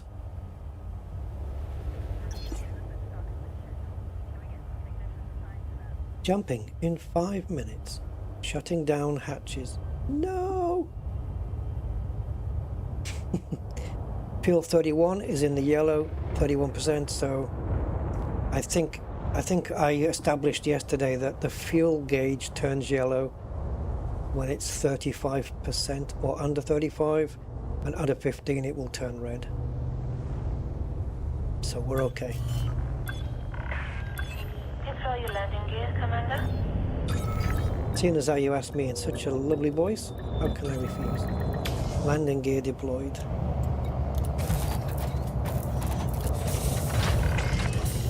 Landing successful. Solid approach. Enjoy your stay with us.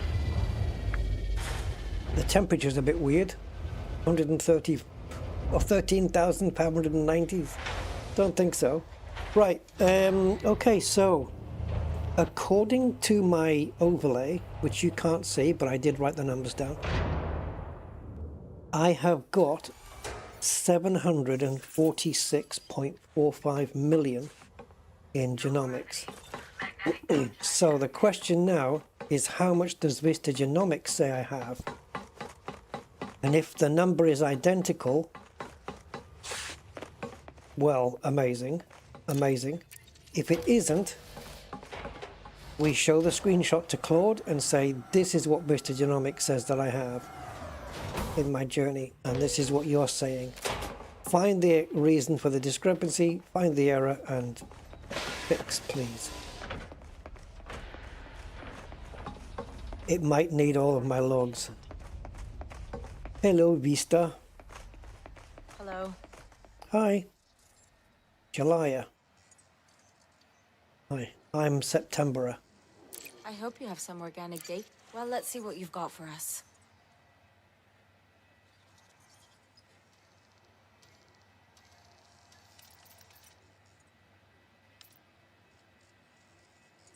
Okay, I nearly freaked out there because I thought, how can it be this low? But this is not counting the bonuses. We have to sell to find the bonus. Okay. So I'm going to screenshot that page as well, just so that we have this information.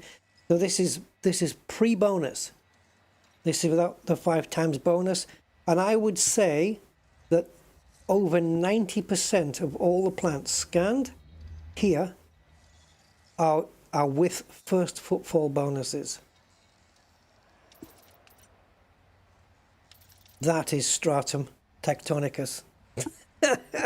I mean, look at the value. You know it is 44 million of this one. Tectonicus. Wait, is that per system though? Yeah, that's in a system. We got 44 million out of that system. Okay, this is all we have. That's it. We just, what is it? 2, 4, 6, 8, 10, 12, 14, 16, 18, 20. We've only been down on planet surfaces for bios in 20 different systems. All right, we have to sell, guys. Here it goes. What's it going to be? It's going to be more, isn't it?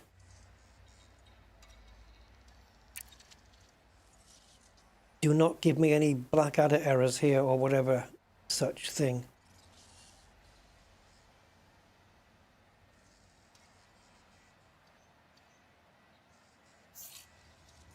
Oh my God, 1.2 billion. Promotion to elite. I knew it. I knew we had more on board than the overlay said.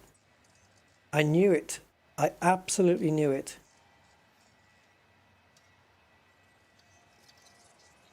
I wonder if I should screenshot every single entry here, just to help Claude do its thing.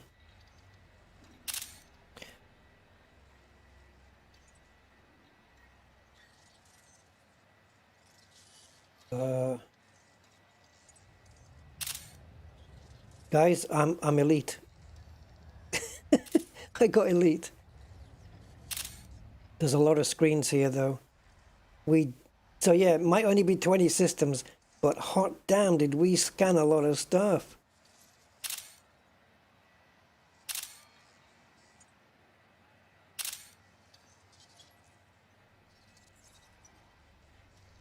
The only reason for me screenshotting all of this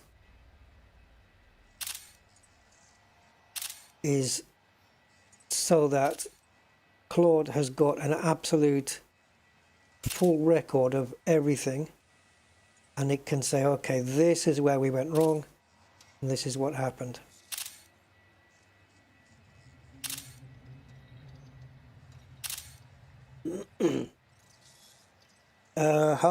How long have I been farming? Well, just since we came back out into the Formidine Rift, because I already cashed in my previous amount. So I don't know. It's just 20 different systems. The thing is, they've all had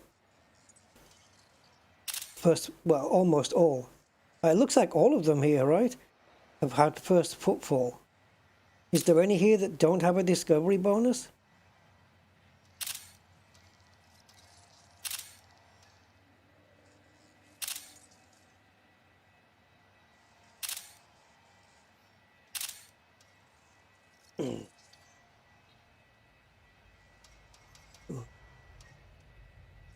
Okay, I now need to feed this to Claude. So all the screenshots I took in a row, I'll zip those up. And then the first two screenshots we took when we got the original amount and the bonus amount, I'll send those separate. And then Claude can just sit and work out where it went wrong and hopefully adjust. Every plant here has got a discovery bonus on it by the looks of things. If any don't, it'll be at the beginning, right? Is there any without a discovery bonus?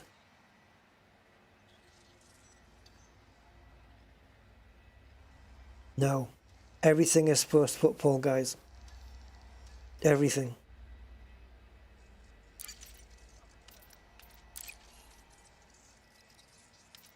Thank you for your contribution to our research. Thank you.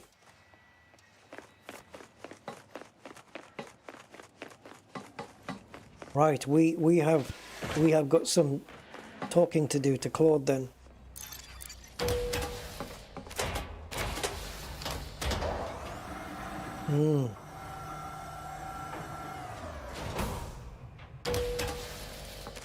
Yeah, 20 systems. Yeah. I thought it was more though. I thought we'd landed in more than 20 different places, but obviously we've jumped more, but not every system's had a bio in it, has it? And there's even been a couple where we just, you know. Yes, baby! I can get to Shinra at Desra! Oh yes, John Beamer, welcome to the Elite Club, baby.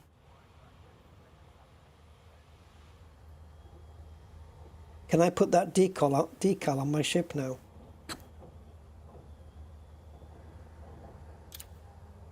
Come on, show me. Elite. Oh, and we haven't even gone... Wait, are you telling me that we just got into Elite? There's barely any progress after that?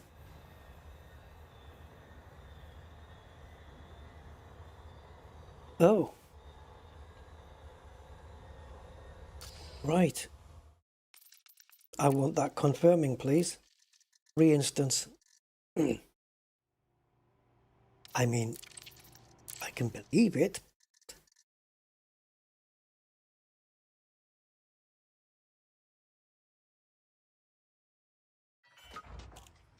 Right, where's Claude? Claude. There we go.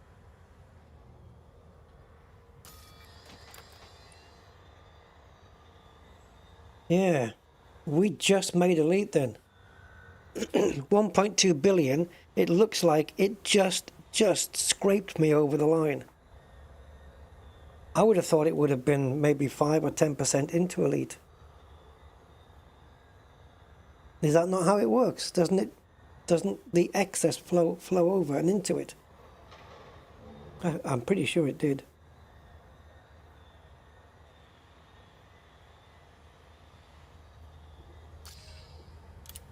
Okay, let's wrap a couple of things here.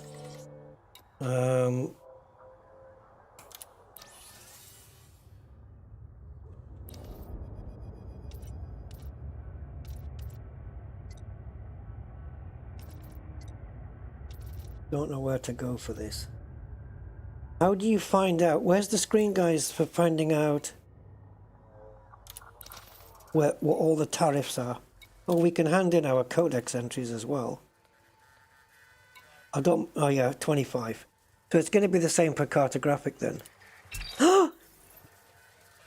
I didn't mean to do that. That was an accidental click. Bollocks. Okay, I'm not handing in my cartographic data though. Don't you dare press. Don't you even think.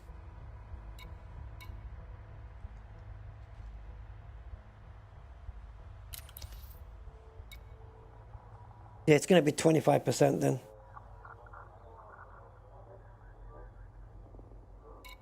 We have shipyard here. 8% integrity lost since in that journey. Nope, we don't want outfitting. I'm happy with my ship as it is. Thank you very much. Look at the paintwork. Oh my god, my ship is falling to bits. Well, fine. Right, this one. Geneticist? I don't think so.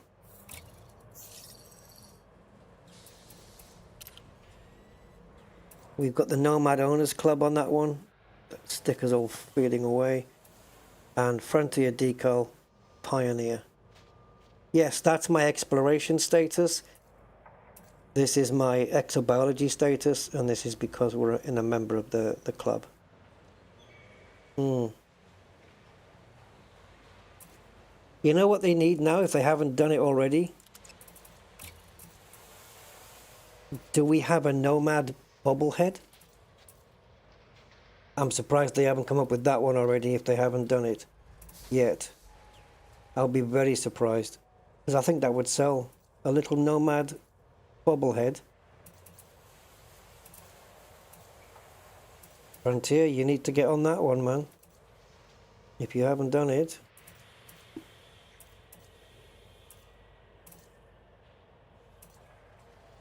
That would annoy me, that thing spinning around like that.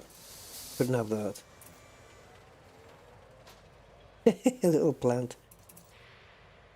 A goid. Type 8? Oh, since when have they had that one? That's a cool one.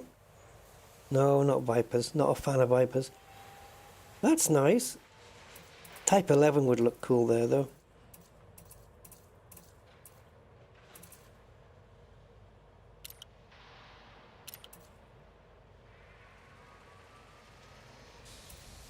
Nomad, of course, it's looking mighty fine as it stands right now.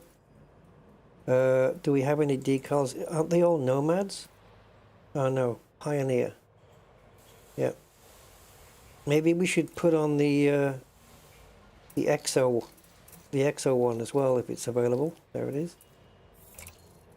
Exobiologist Elite. Show it off, baby.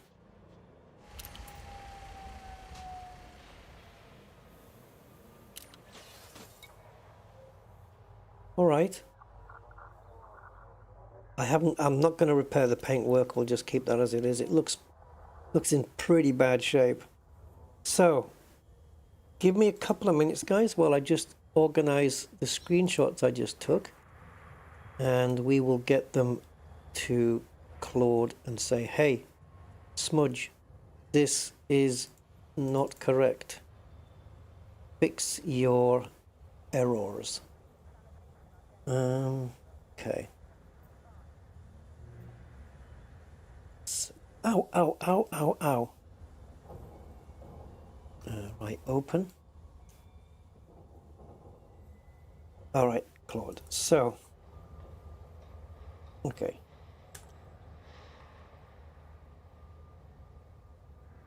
Okay. So, overlay. Just going to remember. Oh, maybe I've told it already, haven't I? How much is being said on the overlay?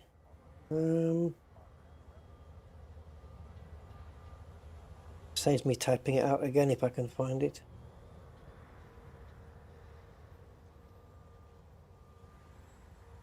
Can't. Right, overlay. Last shown data was 98 scans, 86 first footfalls. And amount 746.45 million credits. I went to Vista, Genomics, and this is the result. This is the result.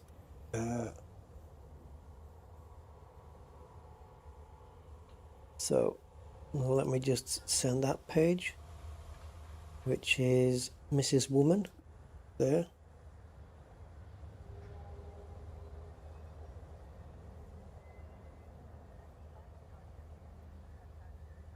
This is the value before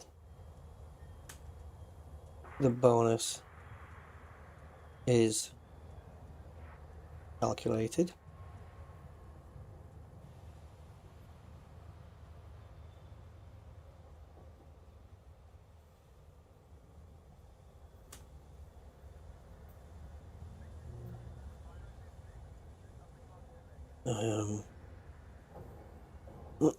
I'm gonna have to ask the AI not to respond to this until I'm finished posting all the screens. Excusez-moi. So the next one is the value. Okay, I don't need that. So the next one is all the screenshots of everything. Right click, compress to zip file.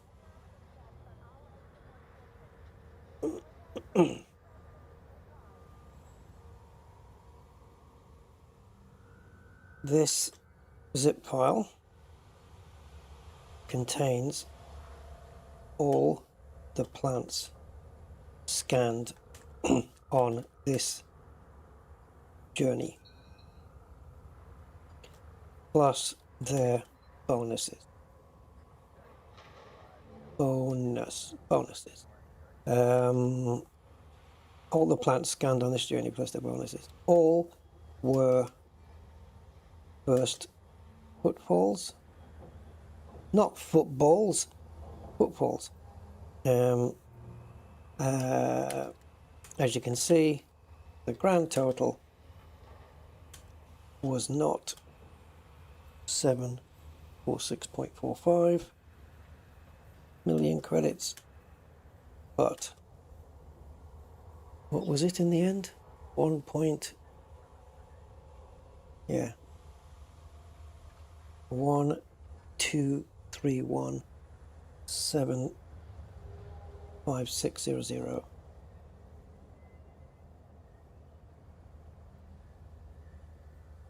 Hopefully you can find and fix the discrepancy.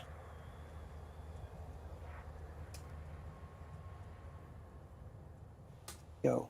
Right, it's got the screenshot and all the zip files, the zip file of all the plants that we took. So now it's got all the information it needs to work out what went wrong. In the meantime, while it's doing that, we can whiz back over to, we don't need the fleet carrier screen anymore. We don't need that screen anymore. What I do need is my little spanch. There we go. Now, you can reverse the route, right? On this? Yes, you can. So, obviously this is where we are now, and this is where we came from. I'm just going to hit reverse route.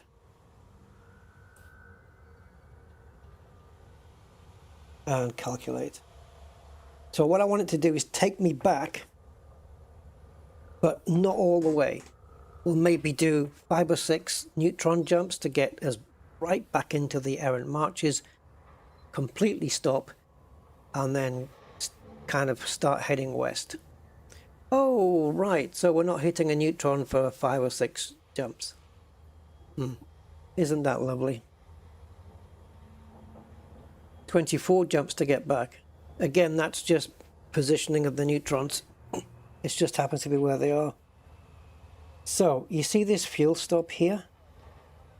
That gets us, what, 1,600 light years in? I say we just go to here. Let's just go to the fuel stop.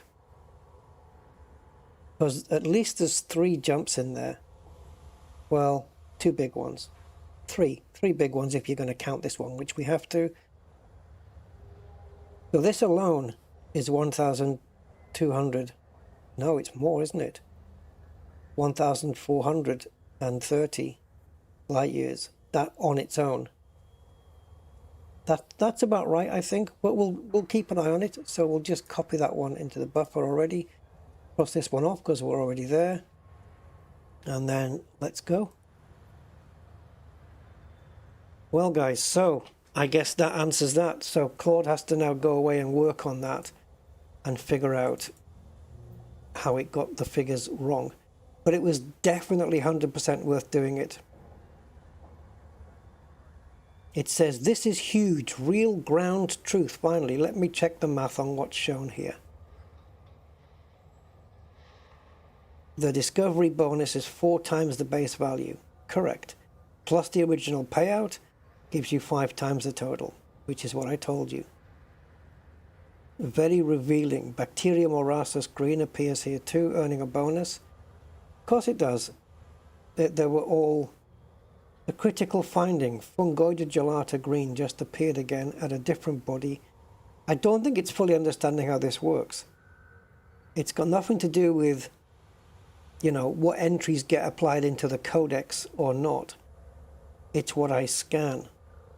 The last screenshot in the batch is still showing you are first to log for everything. So the evidence is conclusive. Every single one of your 98 scans got the bonuses. Because the real mechanic is per body, not global and not per region, like I wrongly concluded earlier. Let me fix this properly. Okay, it's still working on it. Let's update the live scan organic handler. Okay, it's beavering away there, guys. So let's leave it to it until it produces the next script. In the meantime, we won't know what it's going to display on the exobiology screen until we land on a planet that's got bios on it. Or FSS scanner planet that's got bios on it. Until then, we're not going to know. But even then, we can't know because we've sold the data now. So we're eventually starting from a blank sheet. So I will never know if it's fixed it because the data's gone. And the shame about that is, you know, I couldn't find out the exact 5 times amount that we were going to actually, you know, that 1.2 billion. I couldn't know that amount without selling. You had to sell to find that out. But if there was a way to find out, I couldn't reliably just calculate that 246 million times 5 and say, oh, it must be that. Because I didn't know that everyone was first footfall. Because what I would have then done is kept the data for now, found a bio near here somewhere, gone down, and had a look at the overlay with the new version done and corrected. That makes sense. So I'll wait for it to produce a new script here, and then tested it on a system around here somewhere. So all we can do now is test it based on new bios that we scan from this point in and just keep an eye on it. Damn it. Actually, as the first few jumps are just normal jumps to get to the first neutron, why don't I just plug that in? All I have to do is skip all of these. How many jumps is it? 1, 2, 3, 4, 5, 6, 7, 8. Okay, so we go to the system that's got the first neutron in it, which is this one, and just plot the route. 7 jumps. And Spanch says 1, 2, 3, 4, 5, 6, 7, 8 jumps. So the frontier plotter is doing it quicker than Spanch is doing it.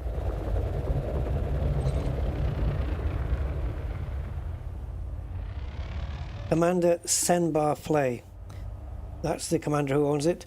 Thank you for being there and fixing us. Claude is still hard at work here. Let's update all call sites of the upsert system species to pass body system context.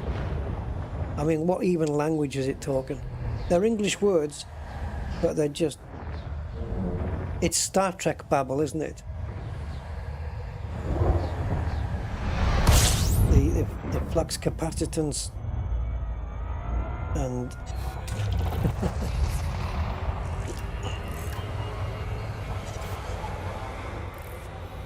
Oh.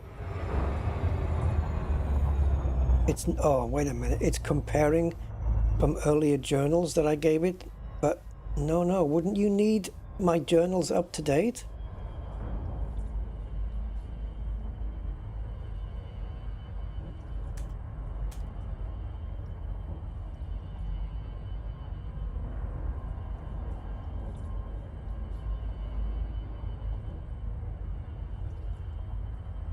I'll ask it later.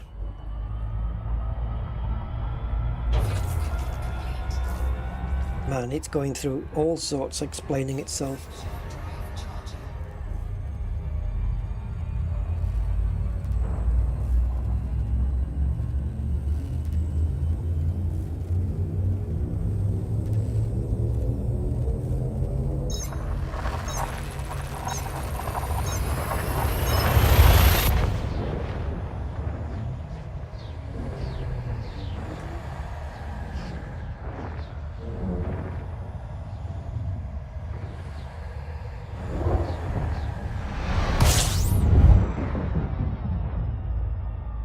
Is that, guys?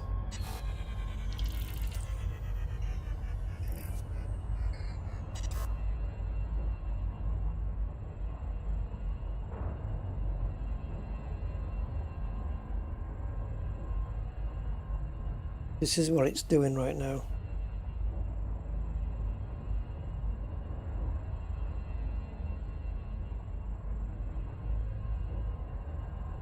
This is all of the... It's talking to itself here, look.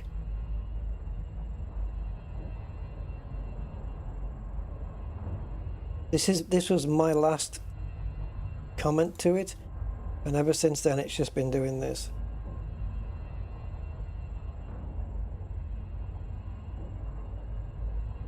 I don't know why it needs to be so verbose. It doesn't have to tell me everything.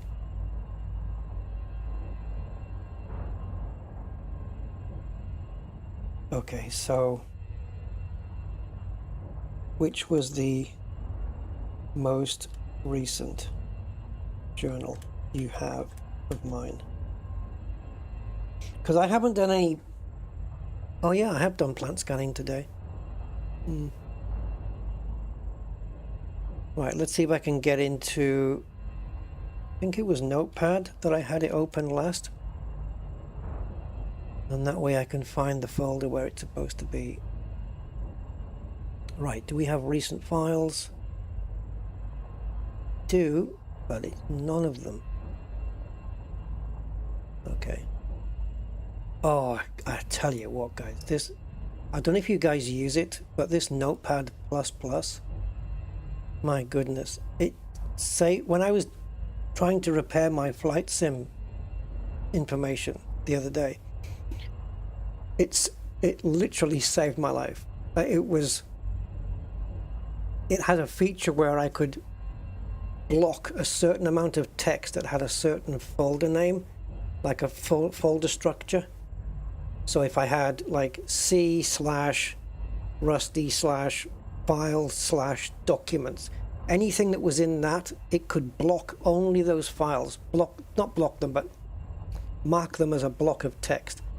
And it could isolate them separately, so I could put them into a new file or remove them if I didn't need them. It might not make sense what I'm saying, but trust me, that was an absolute freaking godsend. It made life so much easier that it could do that. And I didn't even know that feature existed. It was using block markers, something called block markers. And it absolutely saved my bacon yesterday. Right, journals, let's have a look. Oh, it's already got an overlay ready. The last journal I have on hand is 2114301. All right, let's run down then. God, my earliest journal here, guys, is 2022. Let's put it in date order. Right, there's a zip file there. So yeah, that would make sense. So there's only 2 more journals to add to that. Okay. There you go. So you only need these 2. That's it. And it's right. It's right. That one that it said was the most recent is in fact the last one in the zip file. So absolutely correct. Right, now you've got all my log files. It's already given me a new script, but I'm going to wait and see if it does another new one. It may be ESL. What's that then? ESL? I don't know what that is.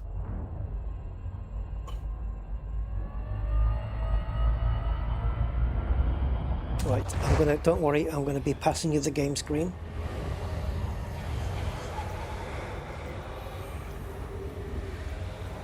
There we go.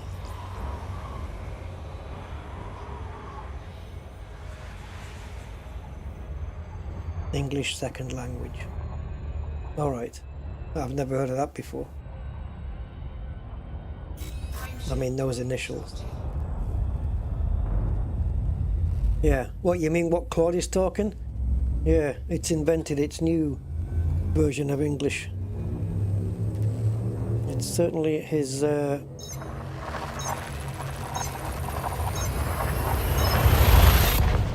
it's certainly getting it done, man. But if it doesn't need to do another script based on those 2 extra logs, then I don't think it's going to create another one. It'll just say, yeah, just use the one I just gave you, it's fine. A 14-item gap between my prediction and the real sale. Oh, it's making wholesale changes to the to the script, isn't it? Because it kind of has to now.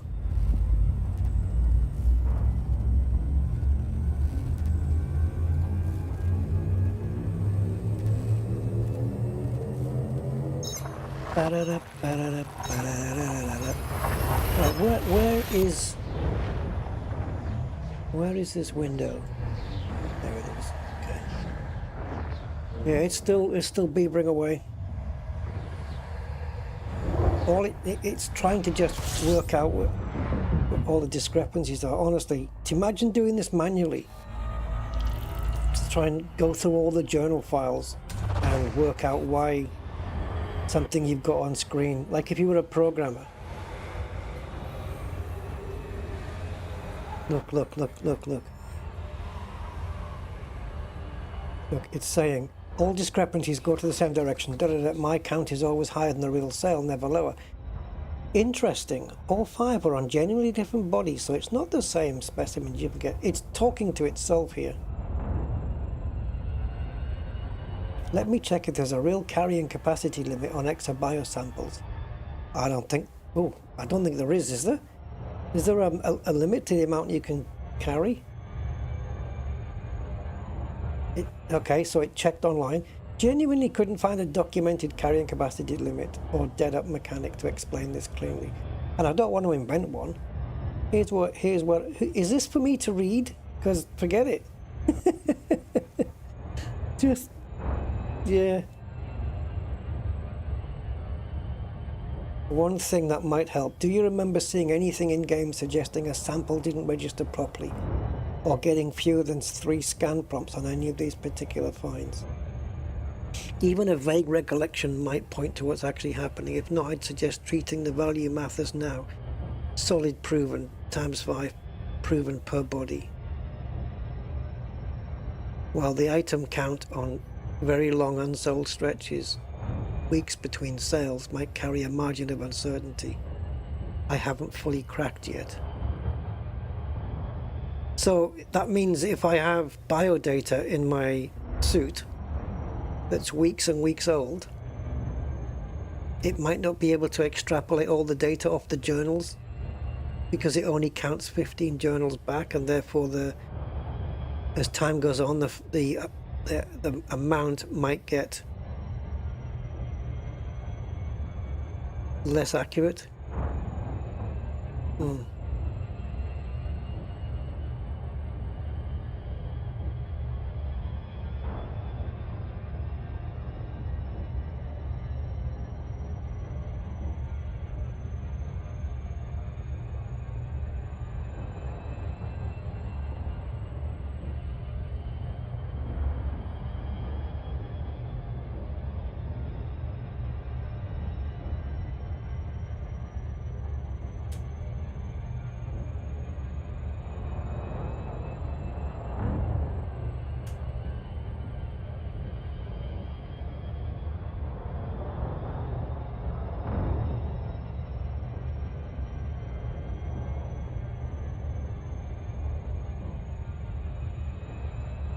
No, not records.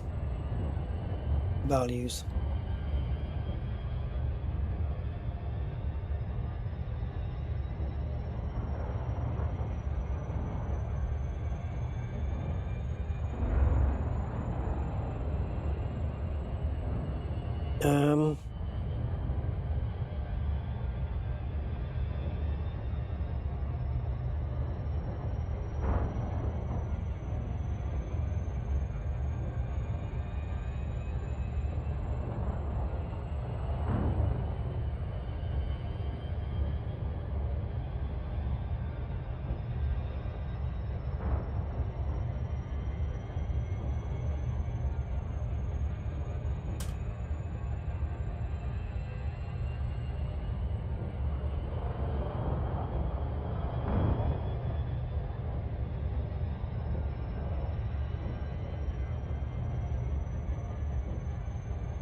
Oh my god. I backspaced too many times.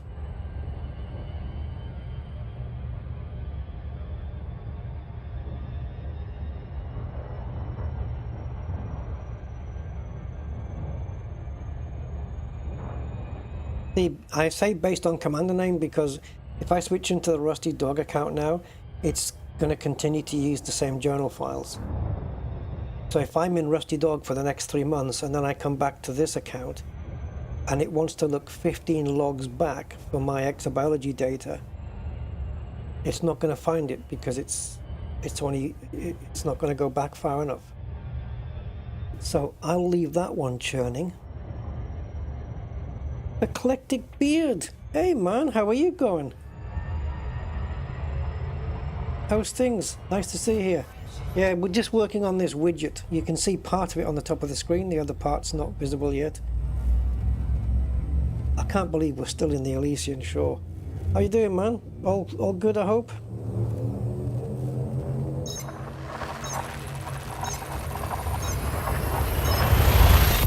So I'm actually going to cross out all of these systems until we get to the first neutron star,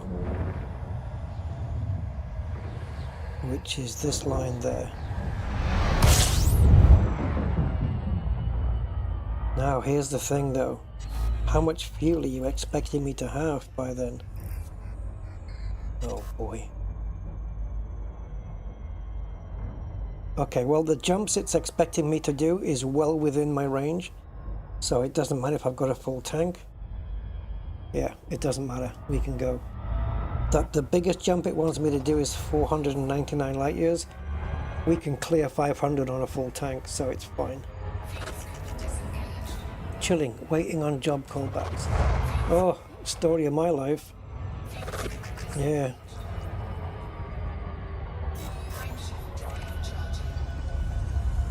Yeah.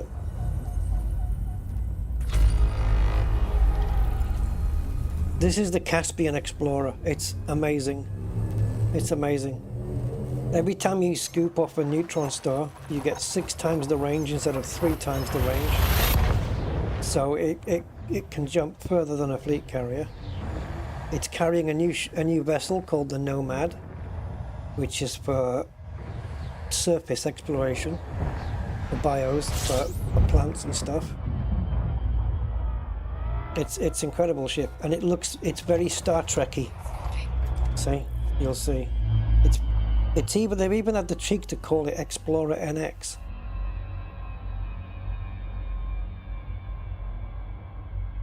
Like the one from Enterprise. As you can see, I've lost quite a bit of paint. We've been out here in the black for a while, so the paint's been gradually wearing off, very much around the front. And also the FSD doesn't wear down that much. Hardly any when you're scooping off neutron stars all the time. But getting from A to B on the neutron highways, nothing touches it. It's so quick at covering distance. Quick, fast. Yeah, it'll cover distances in no time.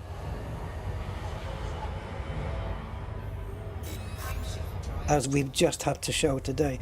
Right, so this is our neutron system. So let's cross that off the list. So we're not going to do many, just a couple.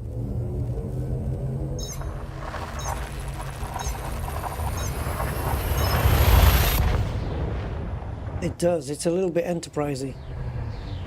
But the enterprise designation for that one was NX01, wasn't it? And they in the data files, this is called the Explorer NX. That's its designation in the data files.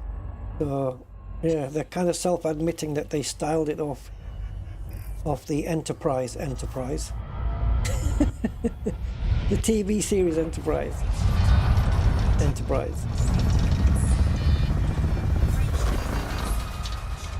Are we in the... We are in the errant marches. Okay, we are back in. Alright, let's do a few neutron jumps in, and then we can just plonk ourselves somewhere randomly and just carry on. And watch me approach a system where I've already scanned the bios in there. Yeah, I love the Caspian. I chose not to take it onto Distant Worlds 2 though, because I didn't want a neutron hopper. I wanted one where, even though you don't have to do the neutrons, but I wanted one where I would be tempted, right? And so I picked the Mandalay because I just wanted to do standard jumping and not miss as much. Turned out I didn't do so much of Distant Worlds 3 as I should have done. I got all the way to Beagle Point and then I didn't scan much after that. Many different reasons for why. But yeah, I mean, with this you can just do your normal jumping, and then if you need to quickly rush to somewhere, like I did to the fleet carrier today, you can use the neutron highway with Spanch, and then this thing just lights up and goes.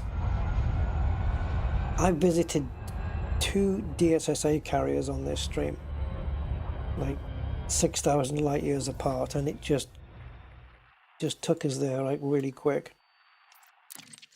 Oops, next system. But yeah, I'm really actually quite happy with it.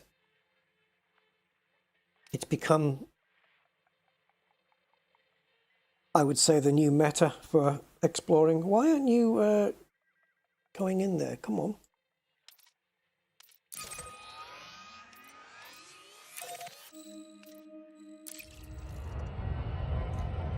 Yeah, I can see why people use them. And it also broke the speed record from the bubble to Colonia, which I think it was done. What was it, guys? Was it 36 minutes? 36 minutes from. But the ship was basically a fairly heavy tank of. It was a tank of fuel, basically. They just had fuel tanks in there. Well, I would say about 384 tons. So they never had to stop off for scooping, and it was just neutron highway the whole way. And I think they got there in 36 minutes or something like this. It was under an hour, but that's mental. To do Colonia that fast, was it 36 or 40 something? It was around that range, that's for sure.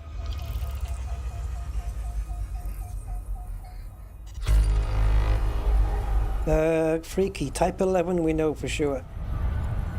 Mark and Beck, 07. Well, I say for sure. Somebody mentioned that it was on the Type 11 Prospector. But I don't see why it shouldn't fit on any ship. I don't see why it should be restricted to one ship. Let's put it this way. It should... I think it should be, sensibly, it should be able to fit on any ship that can take the Nomad. Last 3 times I've played the game has been trying to figure out core mining. All right. Oh, hello. Claude has come up with something.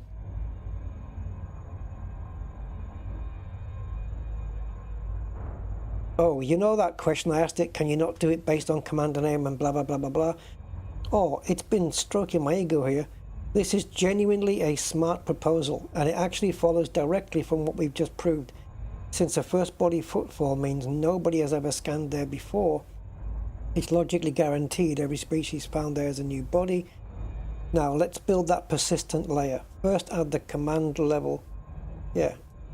And I'm just going to say yes because if I switch to my other account in Elite Dangerous, it will use the same journal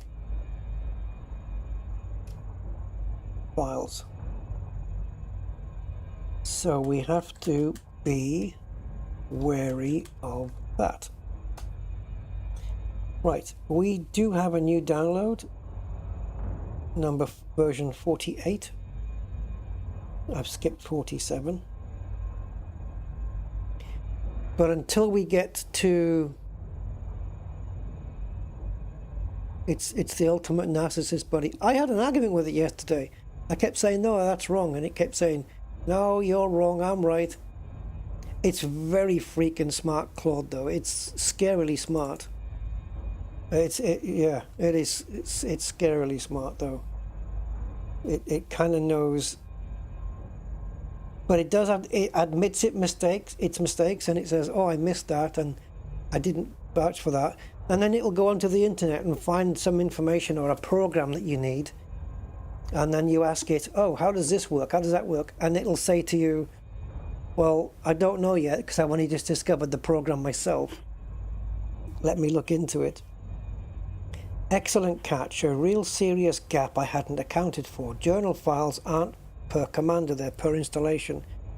So if you switch commanders, my journal scanning functions could accidentally blend in the other commander's scans and sales.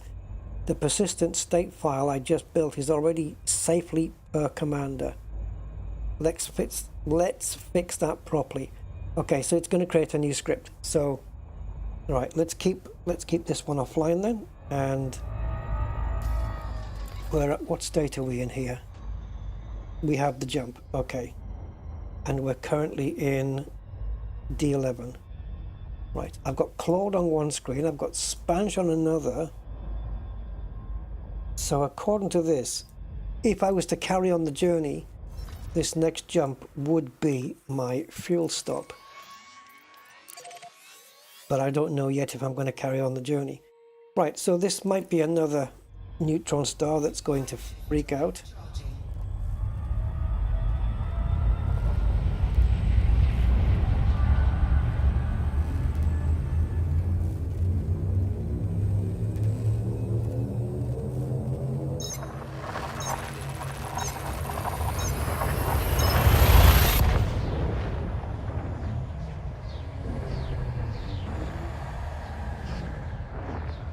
Well, it can't be. They can't be using a different bay again.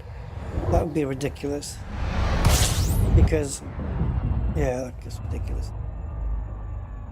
I've been using it to vibe code a website. Yeah, and that's kind of my problem.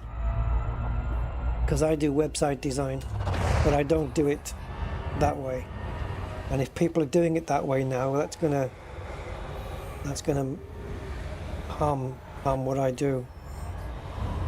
So AI is putting me out of a job that I haven't even got off the ground yet.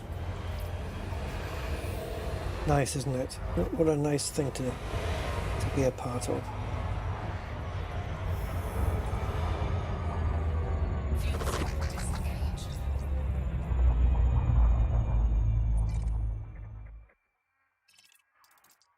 Why are we in this system? Oh, you know, you're right. It is a fuel stop.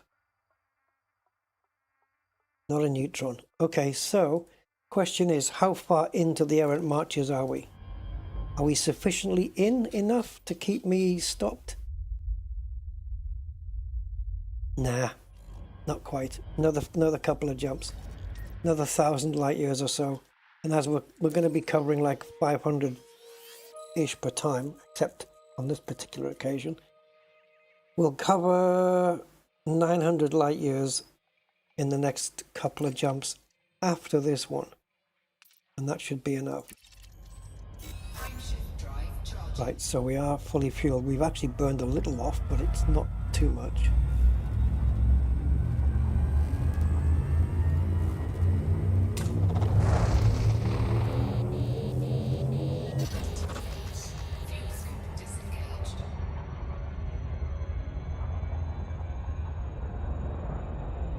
Yes, I agree. Yeah, incorporating it into the workflow myself. Yeah, I think that's kind of the thing we need to do.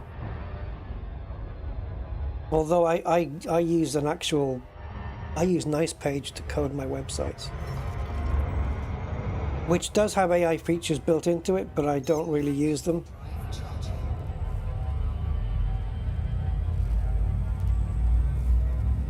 Okay, we have the new overlay, number 49. This is turning into quite a complex script now.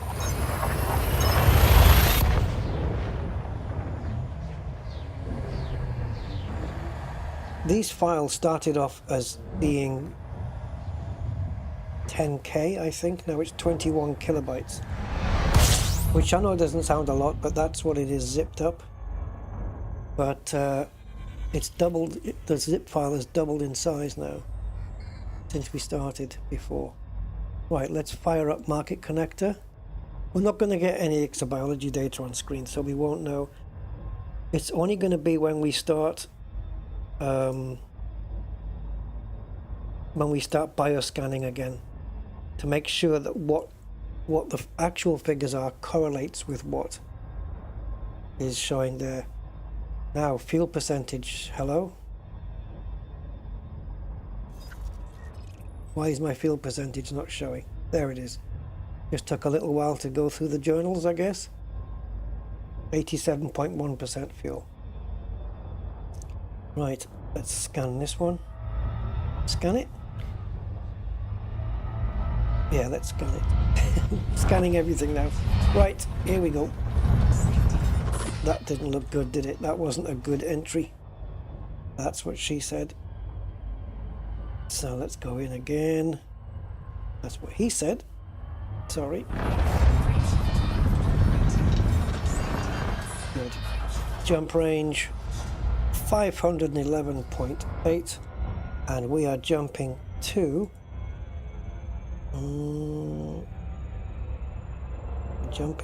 this system here.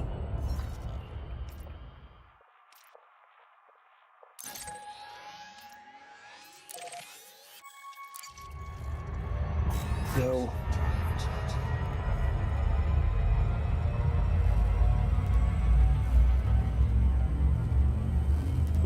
Yeah, I suppose using AI to help us as a tool for doing something would be handy. I could actually feed it the HTML of a site I've already created and just say, can you adjust and fix the HTML to incorporate this thing and incorporate that? You know, like add a, I don't know. I was going to say a shopping cart, but I can already add a shopping cart. But yeah, you know what I mean. Just add this onto the page underneath this section and da-da-da. And I'm sure Claude will manage that. I've been using it to write stuff for games. Like I've done a couple of overlays, one for Flight Sim and one for Elite. And then I've asked it to write, sorry.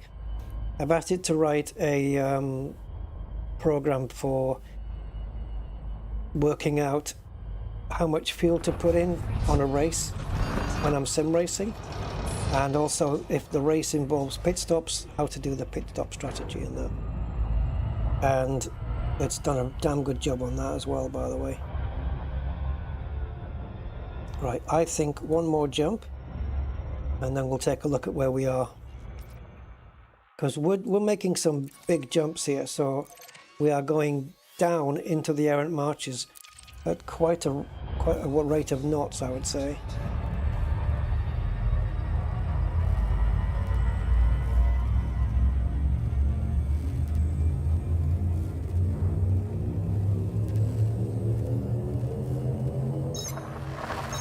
Yeah. Yep, I'm in the same boat as you, Eclectic. Right now, I'm dicking around. Yeah, I know. I'm going to get into some trouble.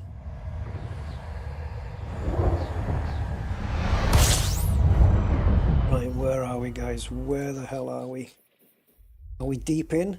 That's kind of where we were before, right? So now if we just carry on going over this way. Right, on the galactic plane, where are we? Vertical-wise, I mean. Oh, wow. We're minus 1,217 light years down from the center. That's a good amount, isn't it? I think we can go on from there. Unfortunately, well, we need to bring the stars back in because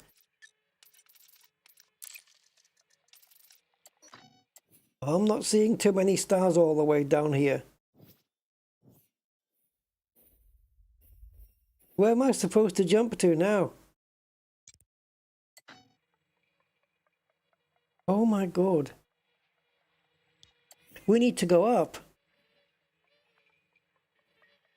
Is that a system? Okay.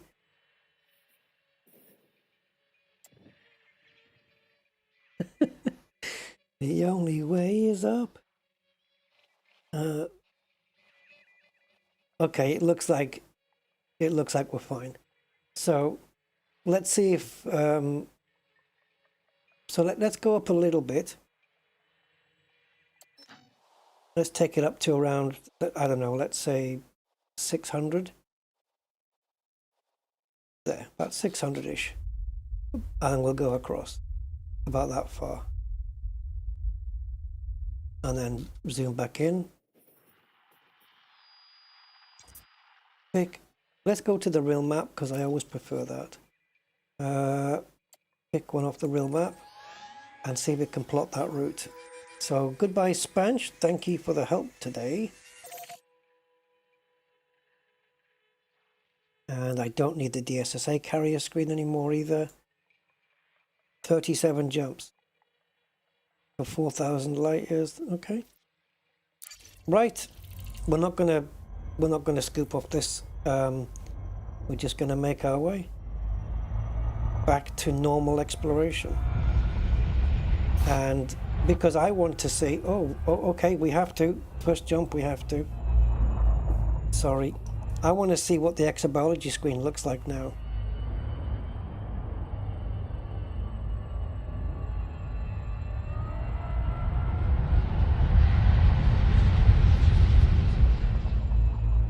Okay, Eclectic, thanks for dropping by, man. Nice to see you again. Yeah, have a good one too, mate.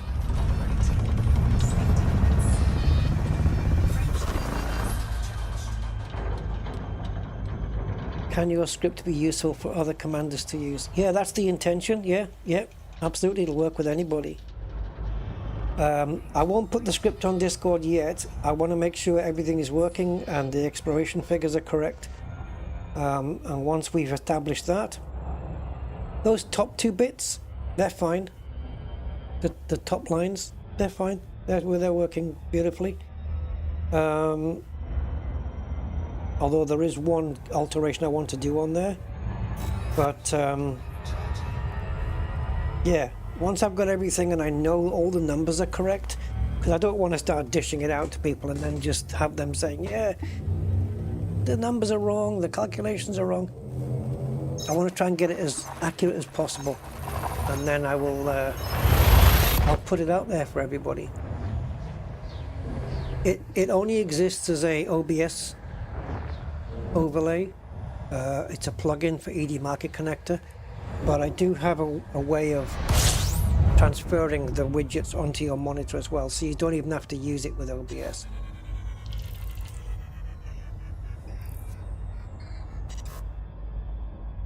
Why?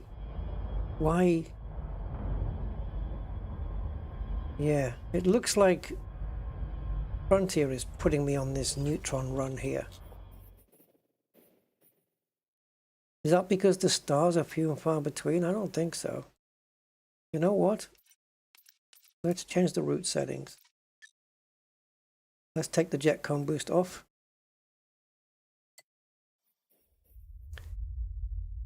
Replot the route. If there is a route, maybe some of the jumps are too... Maybe there's too big a gap. Yep. Too big a gap. That's because we're too far down. We can work it out manually though. We can do it manually for a while. It's not getting very far, is it, before it craps out? It's kind of right at the beginning. So maybe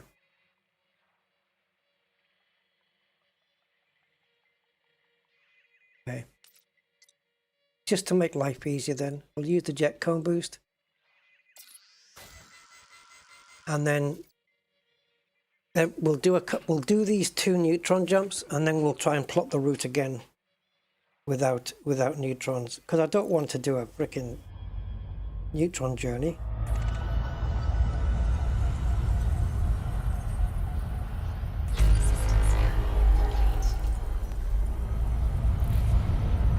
Although it's not going to matter too much, you know. The further out I can get, the better, I suppose. That was a really crap one. Mr. Dome, hello.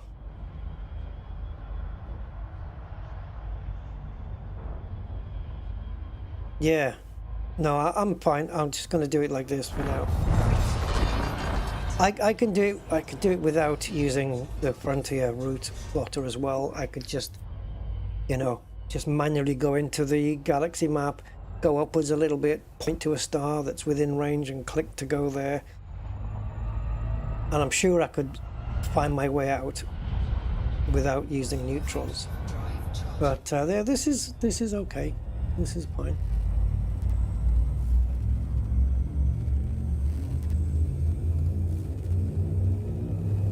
Let's see.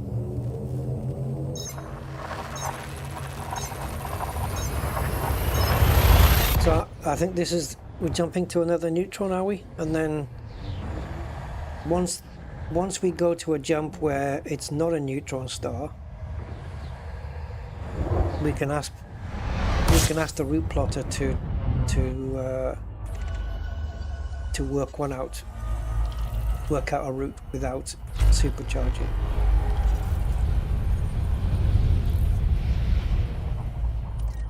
Ah, well, this is a neutron star that has been picked out by Frontier, not Spanch, and so it's undiscovered.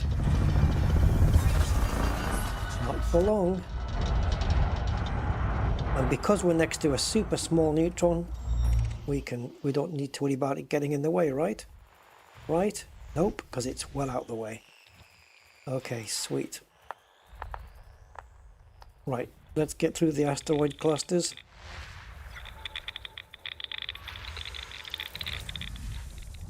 Okay, let's see what else is here. 7 more bodies. Were discovered by police today. Maybe we get a bio on one of these, a bio, and obviously we'll be starting from scratch. The moment we FSS scan a planet that has a bio on it, that exploration screen is going, exobiology screen, sorry, is going to come up on the overlay. What it's going to display is anyone's guess, because it's been majorly reworked. So I have no idea what it's going to do, or say, or how accurate it's going to be. I mean, it might pinpoint it and be perfect now. But the only way I'm going to ever know is the next time we go to Vista Genomics again and compare the exobiology widget with Vista Genomics itself. That's the only way we'll know. But hey, if my Nomad crashes now, I get a new Nomad and I don't lose any plant data because it's taken care of. It's all done. It's handed in. And I am elite in exobiology. I can't believe nothing overflowed into the elite rank though. Not even like a couple of %. It's empty. How can that be? Maybe it'll change when I do my first bioscan, who knows? See, we do have an atmospheric there, but it is not populated with any geos or bios or any such thing. Right, this next jump, is it normal? It's a neutron star again. No wonder it's only 30 odd jumps to get there. 33 according to the top of the screen there. It's accurate. My fuel, however, see, Frontier's route plotter doesn't say, oh, by the way, after this many stops you'll need fuel. So I have to be watchful.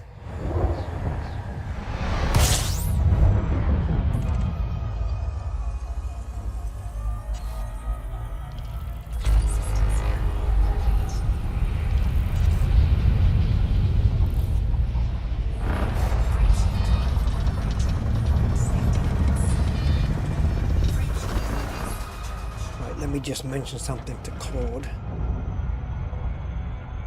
So I'm just going to say, obviously, as I've now sold all my bio data,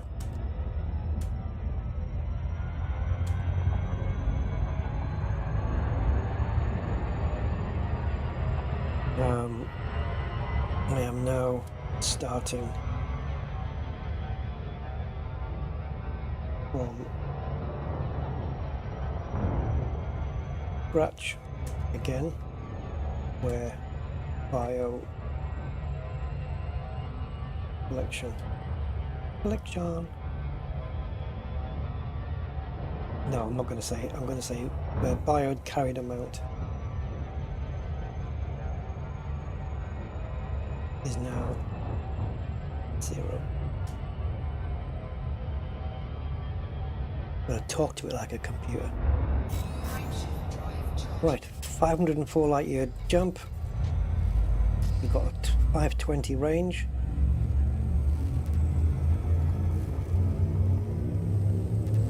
So what it should do is, if I switch into the Rusty Dog account and go exploring on a planet, the amount carried so far and all that shouldn't pick up anything to do with the John Beaver one.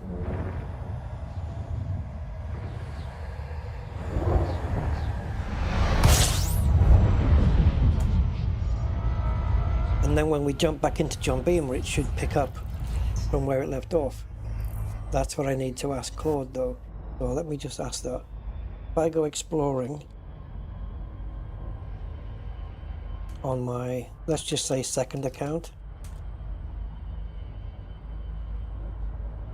the overlay cannot carry over any data from the first account.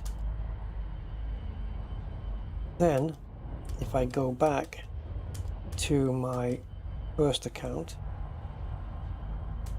it has to pick up from where it left off. Does it do that already? It's getting complicated now, isn't it? And that's only because it's not using, like the journal files are just called date. It's the date and time format, and then journal.log. It's not like Rusty Dog journal.log and John Beamer journal.log. It's the same logs because it's the same installation it's using. Whoa.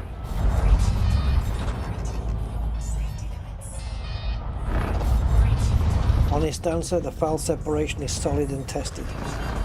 But I realize there's a real gap I need to close before I can confidently say yes. Everything I build only loads a commander's file once at EDMC startup.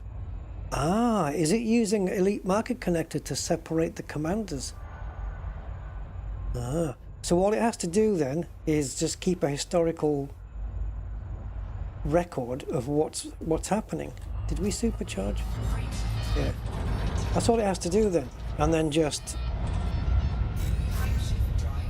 the next time ED Market Connector says we're back on this commander again, just to pick up that historical file. It's basically a historical file per commander.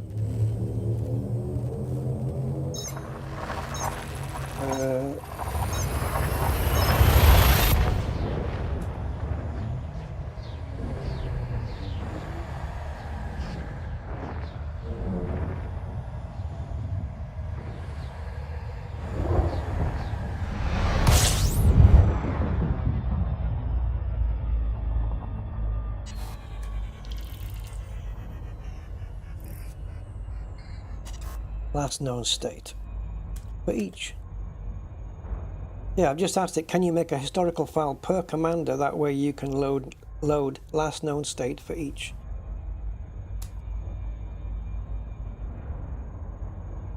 I'll leave it to it. Hey, normal star. Okay, we go from here. Let's fuel and descan. We definitely need fuel. 14. Is it fresh? Thank you. 14, but we've already got 4 bodies discovered already, so 10 remaining. We'll do that in a second. Hey Robert, how you doing? 07? Oh, the long jump? Yeah, that's just because it's the Caspian.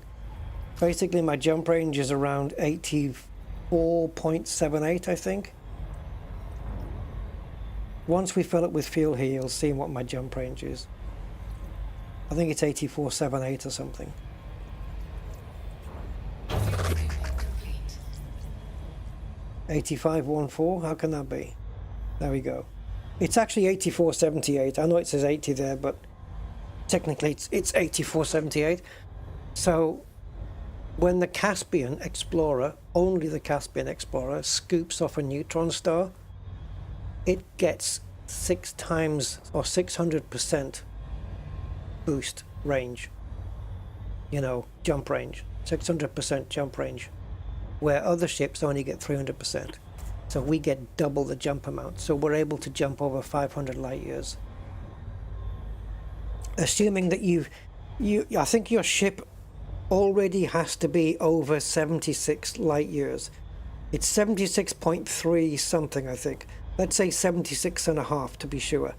If your current build can do 76 or more, then your maximum jump after a fuel scoop will be 500 plus. And as mine is 84.78, I think it's something like I think it starts off around 510 or something, which is my minimum jump after a neutron scoop.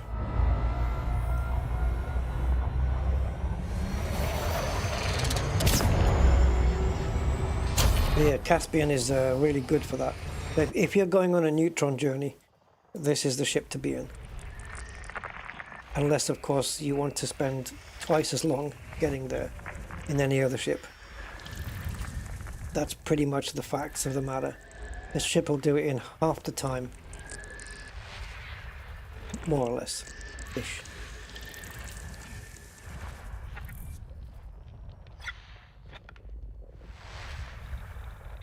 I was just saying earlier, somebody did the bubble to Colonia in one of these in 40 minutes. It's normally at least 2.5 hours, isn't it, to get there on a normal, using the neutron highway? It's still like 2.5 hours or something. I know Spanch says 2 hours, but I think we have to account for a bit more time. But yeah, I think somebody did it in the Caspian in 40 minutes. 36 it may have been, but yeah. You need a different color fuel line for if you've scooped off a neutron. Oh, it doesn't count for that though. Yeah, it doesn't, the fuel is only the ship's normal fuel. Yeah, it doesn't mention the supercharged. Actually, I thought I told it to have the fuel in green when it was good. Green when it was good, yellow when it was getting low, and red when it was critical. Maybe I didn't. Maybe I, in the end, decided let's keep it cyan to match the rest of the colors. Right, no bios yet. Standard jump then. Green for scooping, that's right. Yeah, when we're field scooping, it turns green. You're right. You're right. So does it turn green when we start scooping? Or was it just at the very end? But yeah, no, you're right. Good memory. I forgot about that. Yeah. I knew, because I thought I'd asked about turning green. Let's see. We'll scoop a little bit here and see what it does. Is it going to turn green? Yeah, it does. It turns green as we're scooping. And then it'll say it'll go to 100, and then it should turn cyan once we've left the scoop range. Fuel scoop active. It's still active, so there we go. Now it should turn cyan. There we go. Lovely. I actually missed how many bodies were here. Did it say complete? It did. Damn.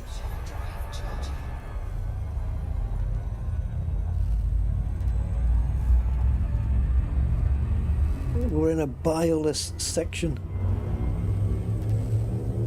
Right, we now have Exobiology Overlay 50.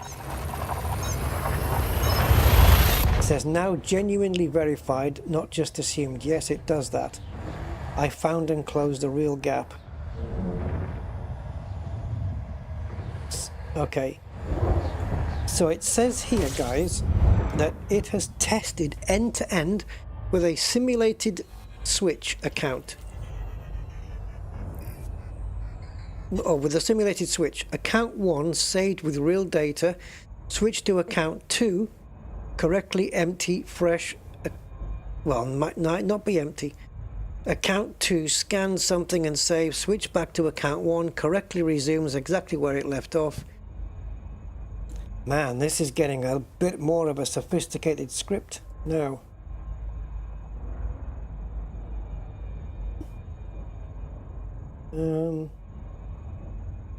Okay, let's shut down. I'd rather see what it's doing on screen before we find a you know, a bio.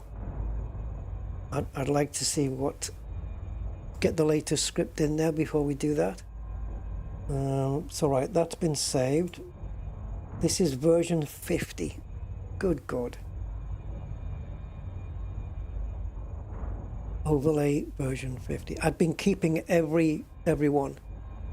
I've got all the other previous versions. No, don't pass the zip file there, you silly. No. You drag the contents of the zip file across. Replace 3 files. Fire a PD market connector. And I may have to wipe my overlay off my monitor, which may kill my game. Close all overlays. And then re-overlay. Okay, so now I've got the updated script on mine. But as we all know, the exobiology box is not going to pop up yet. Jumps remaining. Okay, well we have to go in and tell it the route again, don't we? Yeah, my Elite Dangerous says crash elitoed. Without an error, it just freezes. I can't move anything. So I just need to restart the game. Yeah, the overlay, what you have to do is run the overlay on your monitor first with the stream overlay program, and then run the game. So I would run ED Market Connector first, have that up and running and ready, then use stream overlay to put my overlays on the monitor. It's already in OBS, I don't need to worry about that, and then launch the game. That's the sequence. Unfortunately though, when I update the script, it will update it immediately for you guys. But for me, I have to shut down all of my my overlays and then restart them again. And that sometimes can cause the game to crash, but not every time.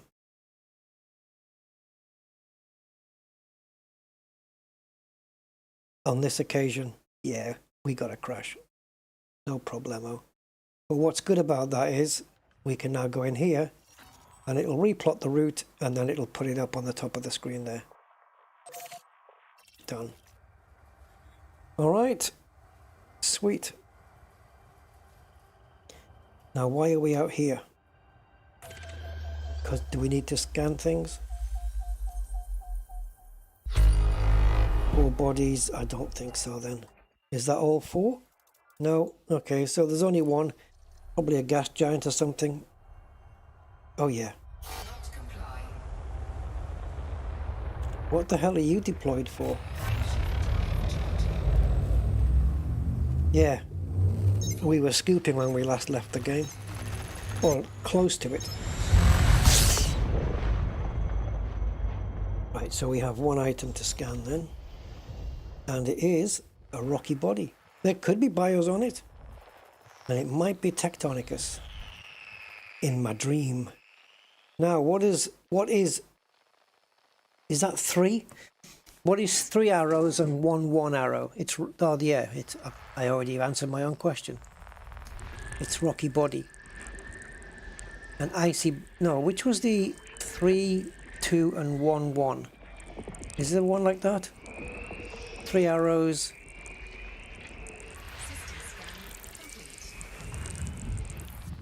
See the 3 arrows there on this here.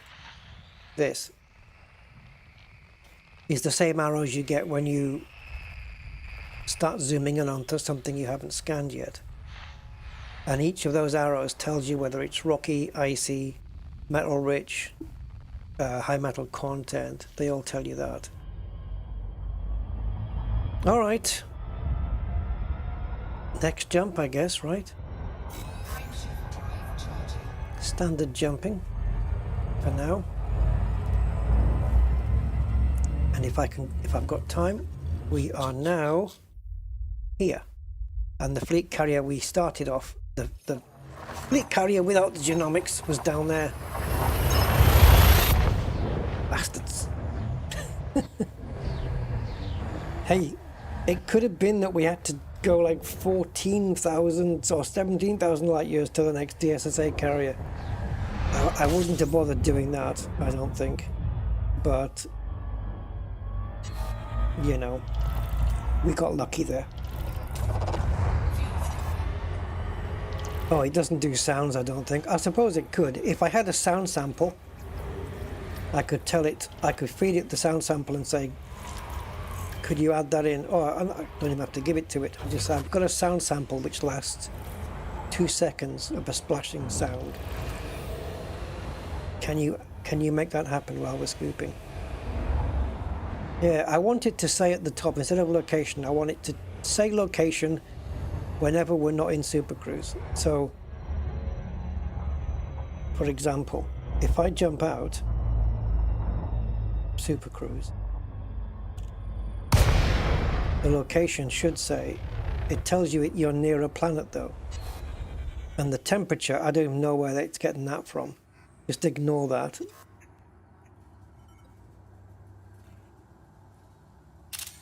I actually will feed that into Claude and say, look, what does this temperature mean? It doesn't, it used to say in space. Now it just tells me that I'm near this particular planet, this D4A, which is, oh, and actually it's the sun. It's this one. It tells me that you're near this. But how far do I need to get away? I can overcharge for ages and it'll still tell me I'm near it. Anyway.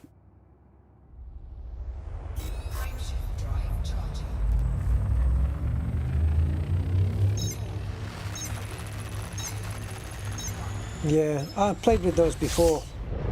How accurate's that one?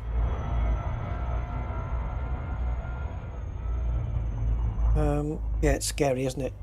You could do Trump's voice, because it would be really believable if you put it on a video that he said, you know, he said something like, if Iran don't open the strait, I'm going to press the red button and we're going to nuke Iran into the Bronze Age.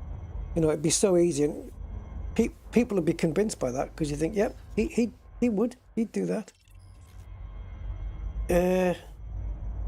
FSS. Let's honk. See what we get. All right, we have a smattering of stuff.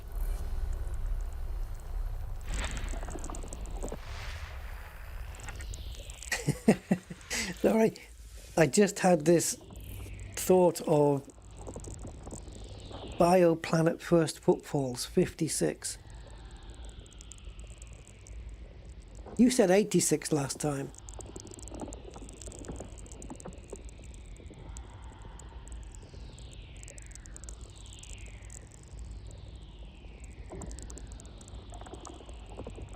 Yeah, I was going to say it'd be handy, like, it'd be funny if there was a, well, not funny, but I'm just trying to be comedic about it.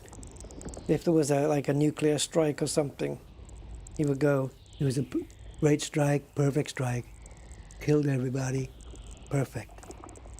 I can imagine it. Right, I just need to take a quick screenshot of that widget, just so that I can ask it, where are you getting this 56 from? Okay, so I found my first bio planet with first footfall. Only just FSS'd it. I got this info.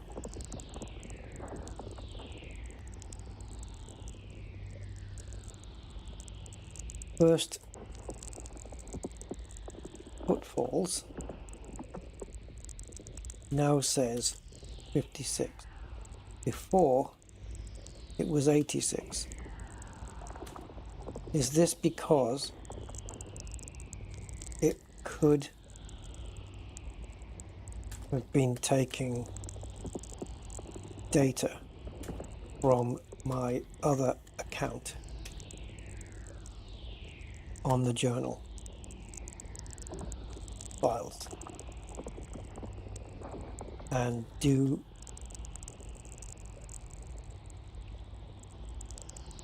you trust this number? Because if you remember, like it says 56 first footfalls, but when we went to Genomics, it was only showing 20 systems, but it's how many planets were in those systems that we foot fell onto. And if it was only 20 systems, then 56 planets that we landed on in those 20 systems does sound plausible. So I'm just going to mention that as well. Plausible as when I cashed in at Vista, it only showed that I had scanned bios from 20 different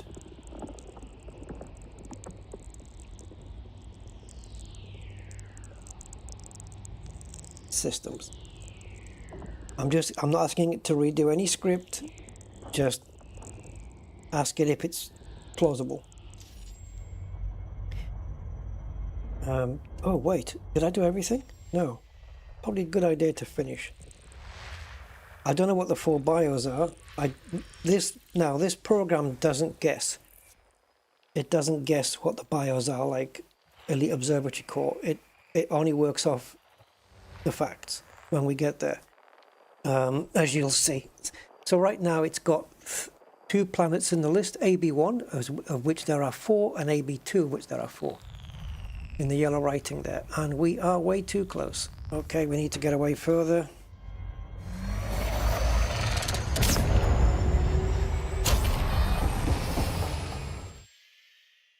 See if we can find it again now. Let's go here.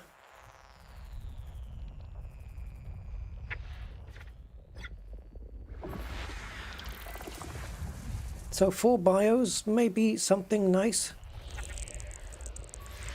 It's going to be interesting to see what it says for, and as there's 2 planets, it's going to be interesting to see what it says for body amount and system amount, of like the totals, right? So how much you got off that body and how much you'll get off the system. And this is first footfall. And there's 5 on there, man. Okay, so, and I also want to make sure that when if I come across a planet that has footfall on it already, but it may have, let's say, a bacteria down there worth 1 million, I want to make sure that when I scan that, it doesn't give me the first footfall bonus. So we have to make sure of that. It's all, I have to play the game to error check this. What a hard job, isn't it? So it was, yeah, it says I trust 56 more than 86, and here's why. I'm not going to go through with it. It's to do with the command filtering, the commander filtering. So it was probably picking up first footfalls that Rusty Dog had from God knows how long ago. Maybe the remnants of Distant Worlds 3. Oh, who knows? Who knows, man, how it was doing it. But Genomics said that we only had data from 20 solar systems. So the fact that it said 56 means that we were, on average, landing on 3 planets per solar system, which might seem a little bit high. Sometimes I would only land on a couple, right? Or 1, but yeah, it's not impossible. As long as the bioplanet first footfalls amount, which is now 56 is as we carry on our journey, it's not increasing when it shouldn't. So we've got 3 planets here, 4 planets here that have got bios on. A total of, 12, 17 bios in total. So if we were to do all of those planets, then that number should go from 56 to 60. So I'm going to take a screenshot right now, and we'll do the 4. We don't have to do everything on all 4, but if we get first footfall on all 4, that'll count. Now, I don't know what these are, but I imagine all the ones that have got, all of them actually, are going to have similar bios on all of them. So AB1, AB2, AB3 and C5. So first one is AB1 then. That one. Let's head there. I could look and see in Elite Observatory Corps what they are, but let's not. A condescending android, yeah.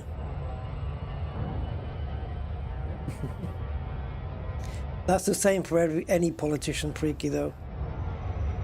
That's what they do. They lie for a living. That's how they get in the first place, by lying.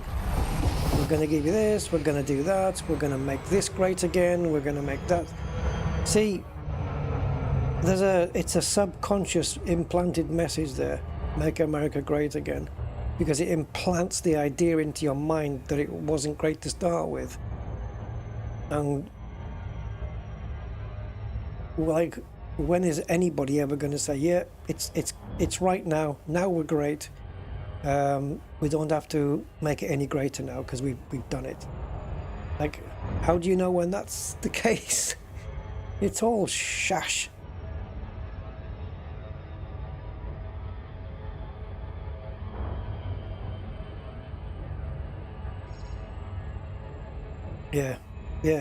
What level of crap do you want? Do you want to go Uber Jedi levels or mild and casual levels? Right. What do we have down here? 4 bios confirmed. Elite Observatory Corps probably got like 7 listed. I'm not interested in 7. I want to know what they actually are. And it should list them in that box as soon as this probe is done. When this probe lands, it should list them. Bacteria, fungoida, osseous and stratum. But which stratum though? Not the one we want, I'm sure. Not with those, not existing with those other lot. We'll see though. So bacteria, fungoida on its own map. Fungoida doesn't like living with anybody else. We know that. Osseous, osseous stratum and bacteria. Now bacteria doesn't exist everywhere. Yeah, it does. Yeah, it does. That was all, wasn't it? So the darker areas, the darker blue areas are fungoida. The lighter blue areas are all the others. So I think what's happening here is because fungoida is only one item, it's showing darker. And because stratum, osseous and bacteria are all on the same map, it's showing brighter because there's 3 of them. So looking at that all is fine because I can determine just by looking at the planet where the fungoida parts are and where the rest are. That's a clever map system. I like that. Right, let's get onto the bright side. Let's hit in combat mode and get rid of the map for a second. Alright, so we just need to land on a bright area. And that would be here.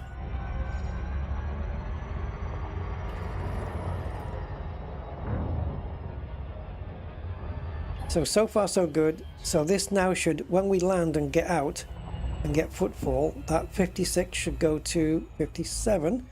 Let's make sure it does that and doesn't do anything else. Biosignals in system. Yeah. Wow. See, we can do all of them, I suppose, right? 4, 4, 4, and 5. If it's Tectonicus here, I don't think it's probably Peleus or whatever it is. But if it is Tectonicus and stratum exists on the other planets as well, then they'll be Tectonicus too, surely.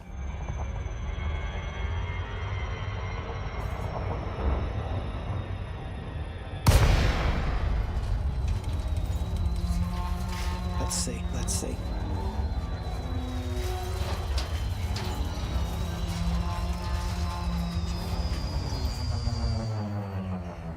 Up level and deploy. Right, first time we get out in the Nomad. You can see now the fuel gauge has changed to Nomad fuel. Gravity 0.22 and temperature minus 106.2 mean. That's the average temperature. The true temperature on the planet's surface we find out when we get out on foot. There's bacteria. Where's stratum?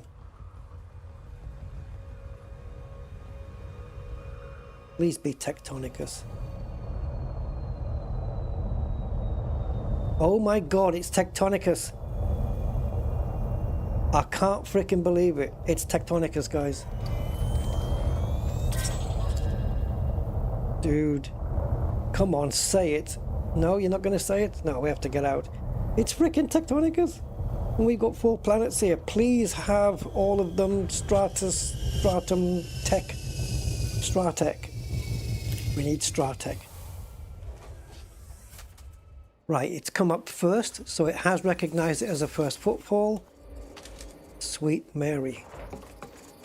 And now it'll change that stratum on the bottom of the box to Tectonicus the moment it gets identified. And first footfall 57, correct. There you go, stratum Tectonicus now. 95.05. 1, 2, yep. Correct. So far, the exobiology box is spot on. Yep. And the meters, 500 meters. Oh, this is so nice.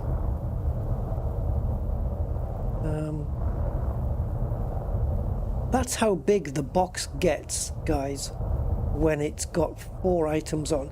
There's really more than like 5, isn't there?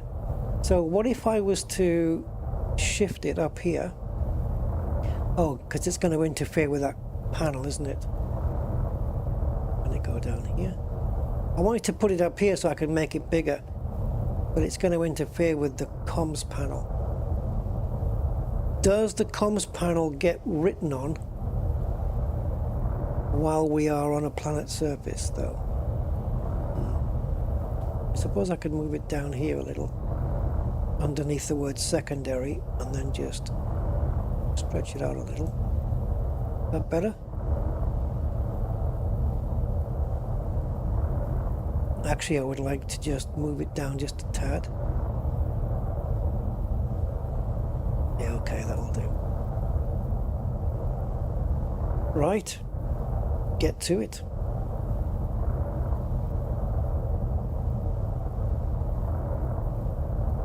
Oh, you mean Marvin from the Paranoid Android? No, I don't think so. I can't believe it's Tectonicus. How much is on this planet's surface altogether then? It's going to be a good fair amount, isn't it? Can't beat the taste of space cabbage, guys. I know I should park behind it, be easier. But when you've got your landing gear down, you only have to hover along the ground close to it and it'll land.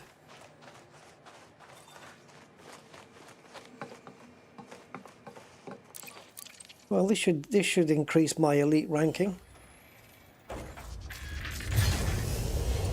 It's gonna be so cool that when I get back to the bubble now, I will have access to Shinrata Desra and make it my home,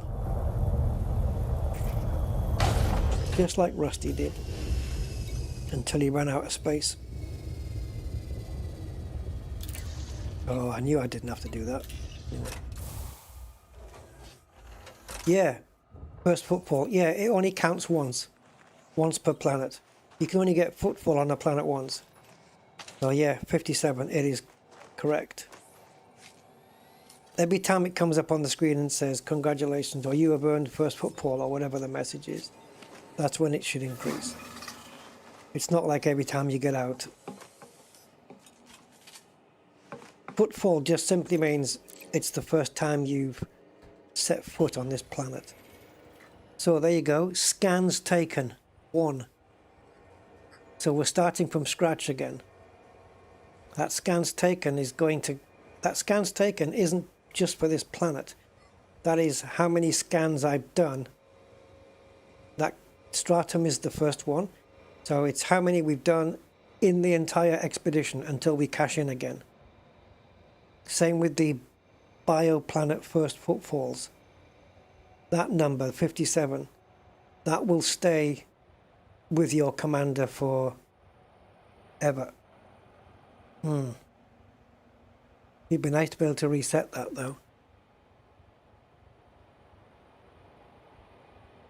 Yeah, we'd need a way to reset it when we go on a new journey, wouldn't we? Okay, I'll figure that one out. Because if I step away for 3 months and then come back and carry on my journey, it shouldn't cancel out that number. But if I tell it, hey, this is a brand new expedition,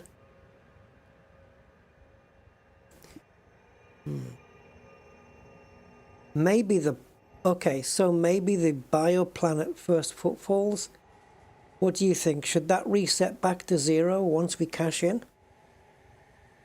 Because 57 is how many we've done since we've been in the Formidine Rift.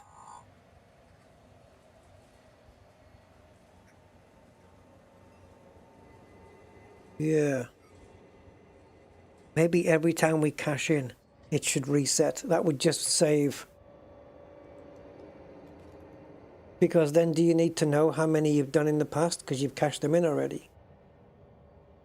So yeah, I think we'll do that.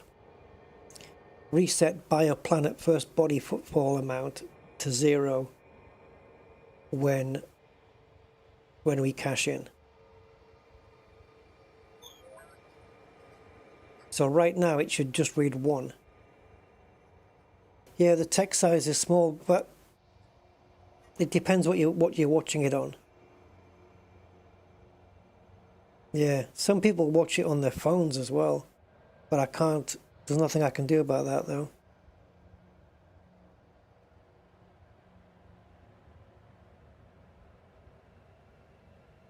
Yeah, well that is the total first footfalls, but it's based on since we arrived back at the Formidine Rift.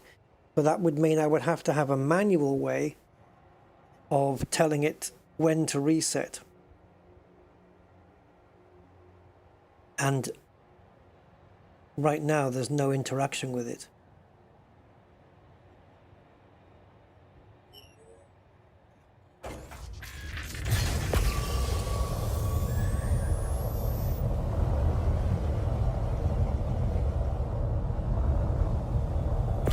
Oh, you again. Frickin' Osseous.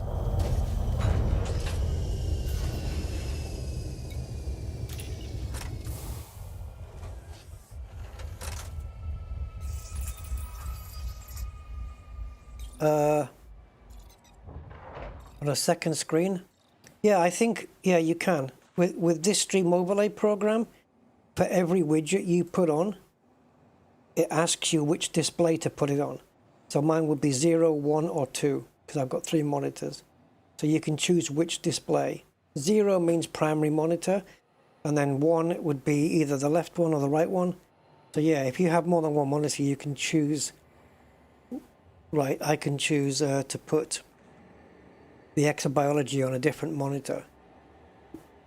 But the overlay you're seeing right now is obviously just for live stream purposes. But yeah, you can do all of that.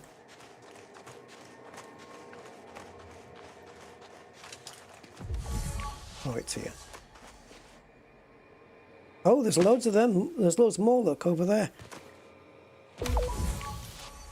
But unfortunately, we need to be 800 meters away. Is that 800 meters? Maybe. What's the heading? 196 and a half.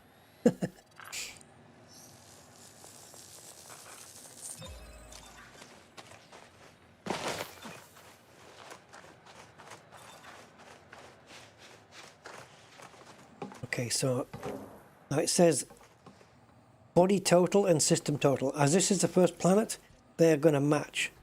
The moment we get to another body, it should go back to 0 on the body and stay at 107 or whatever the total numbers are going to be on the system. Right, what did I say it was?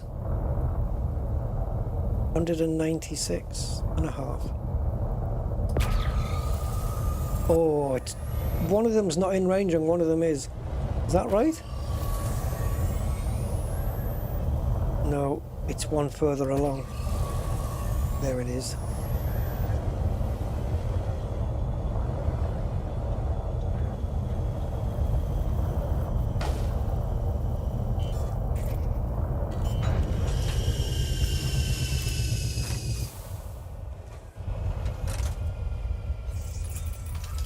Now, for those of you who don't know, that's the thing. I noticed when I got back into the Nomad, the temperature went back to the average temperature. It didn't do that before. Once it knows the exact temperature, which it's got minus 84. Sorry, 68. Yeah, I know why it went to 84. But yeah, minus 68.9. It should retain that when we're back in, because now it knows it. But it went back to average again. Doesn't matter. So yeah, for those who don't know, as if you haven't watched my previous streams, temperature now minus 68.9.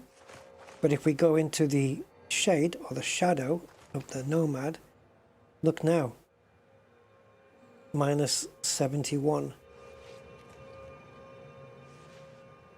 Minus 71. And if we come back out, I don't know where the 84 is. Is it because it's coolest here? That's quite a drop. No, 71.6. I don't know where it's getting the 84 from. It goes to 84 first and then goes back to 68. That's weird. Only losing a couple of degrees in the shade. That's more like it. 84 though. It's usually about a 10-degree difference. Anyway. I guess it depends, right?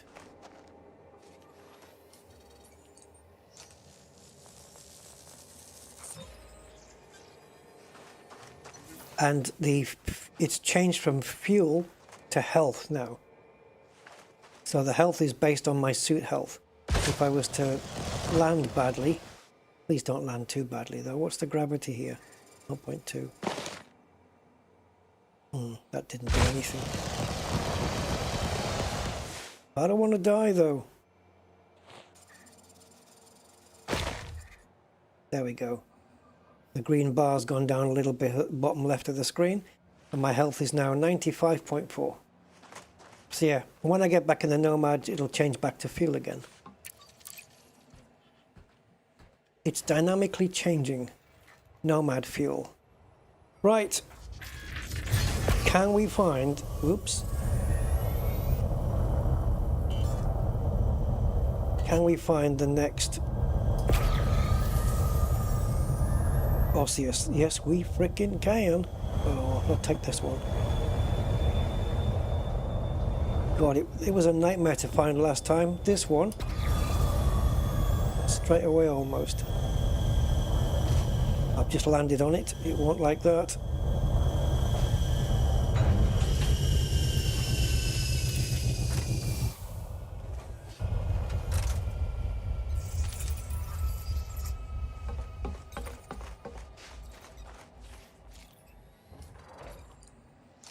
It's not a, well, it is a tool. It's one I created myself, Gola. Yeah, we've been doing that for the last few streams now. It's been created with claude.ai, and it's a work in progress still. And I've also got it on my monitor as well as on the stream there. And once I'm happy with it and it's working okay, I will release it to the world. So if you want to be informed of when that is, I advise that you subscribe and ding the bell, because I'll put a video out at some point to say, you know, I'm releasing it. Right, bacteria. So yeah, if you want to know when the release is going to happen.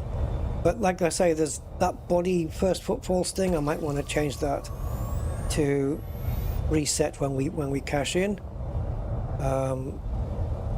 Yeah. So what you'll notice here, guys, which is absolutely correct, is the body value so far. It counts up as we scan, right? So the body value is 107 million.08.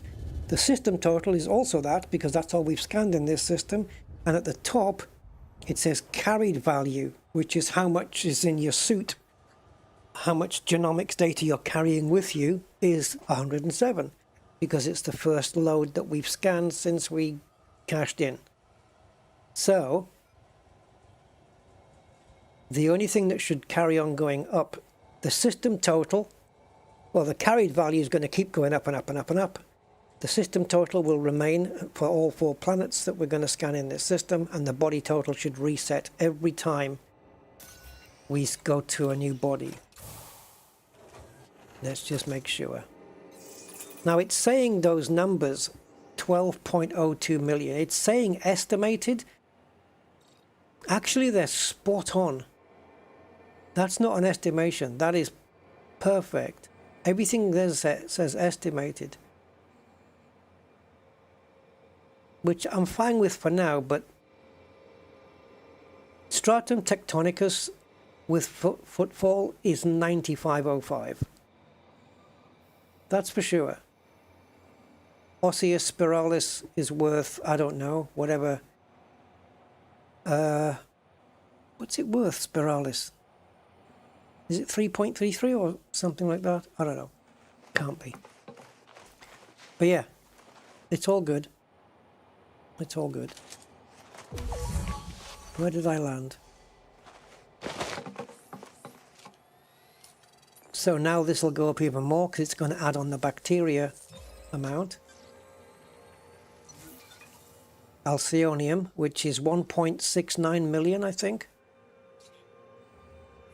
But the values it's giving me is 8.29 because it's first footfall. So it's giving me the first footfall bonus values.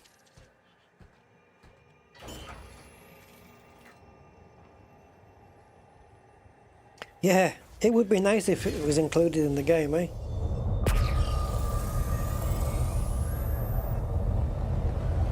But then it would take the fun out of us creating it for ourselves. But then it's only recently that AI has been able to manage this kind of stuff.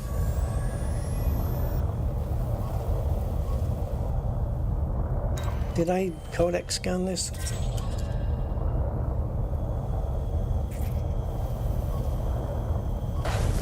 Oops, I think we've landed partially on top of it. And this is the, it's known for dissolving the metal of the ship. So it's going to eat away and we're all going to die. Immersion.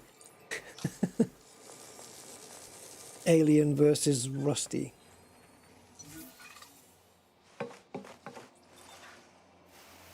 The thing is, though, that body total and system total is correct. But we can't lay claim to it yet because we haven't actually scanned all 3 species in. So the carried value at the top doesn't match the body total, because the body total is how much it knows is on here as we scan.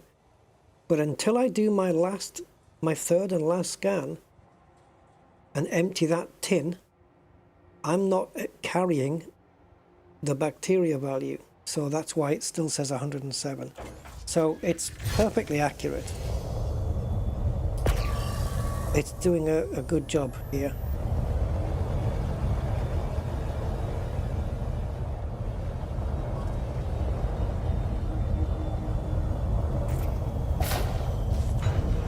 I'm sure that I'm explaining stuff here that's self-explanatory, but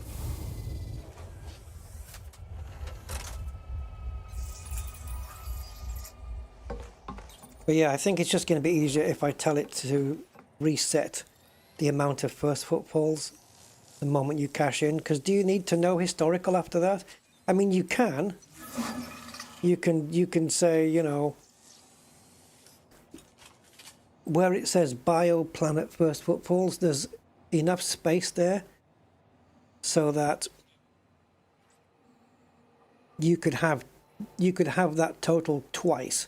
So basically the first total would be bioplanet first footfalls since the last time you cashed in, and bioplanet first footfalls since the last time you reset it. But this 57 doesn't make any sense now.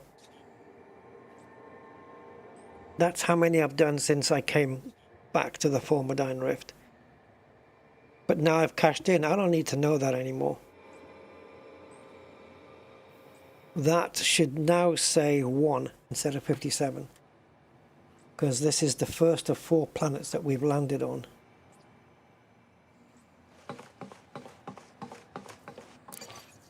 So I might just ask it to do that. I'm just going to quickly ask Claude here. One tweak.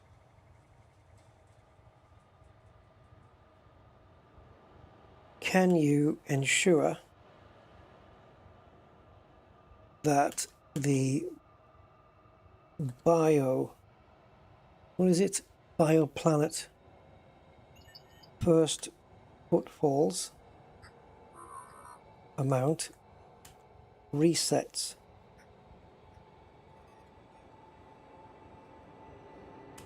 back to 0 once the commander has cashed in at Genomics.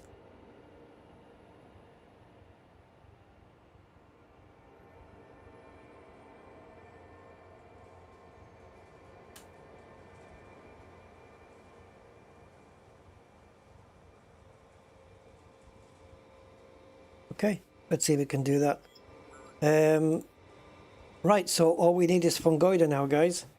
So up we'll go. We'll just get docking and then we'll grab Fungoida. Probably Gelata, which is okay, isn't it? Isn't Gelata a good one? Yes, it is. Cetesis is less lucrative, and Gelata is better. So let's see which one we get. If it's Gelata, man, we're laughing. And if Stratum's on the others, I wonder if it... Well, will it be? If it is, I hope it's Tectonicus. I would imagine it will be, but you never know. Oh, hello.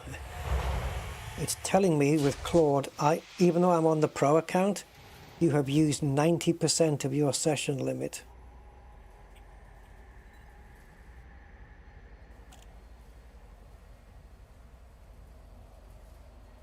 How long is the session before they reset?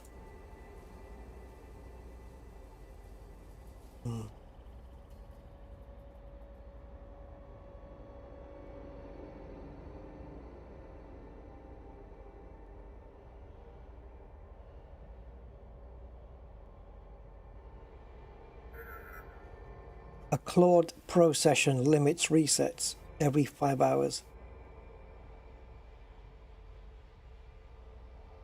Every 5 hours after your first message in that active block, you can hit your cap.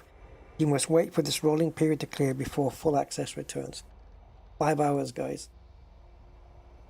Right, so we have the new version. Let's leave Claude alone now. I'm at 90% of my limit for this session. And what time is it? Coming up to 2 o'clock. So, yeah, we're going to be looking at 7 p.m. before the reset. What if it doesn't get to the end, though?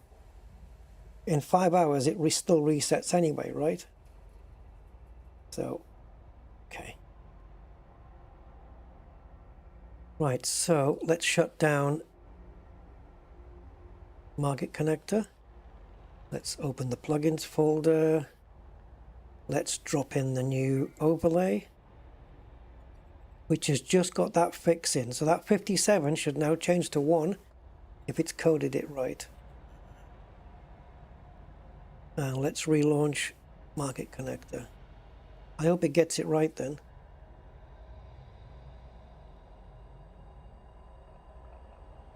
I don't know whether it's going to come back on because we're not on a planet's surface or anything, but we are near a planet. It actually says location in space now, which is weird. Normally it would say orbiting a certain planet. It would say orbiting AB1, for example. Alright, we need to go up and get Fungoida for it to reappear. Yeah, the total doesn't mean much to me though, because are we looking at total for the lifetime of the commander? Because that's nothing to me. I would rather have total on this particular expedition. The end of streams? Oh, I'm not ending this one yet. We've got places to go, people to see, and things to do.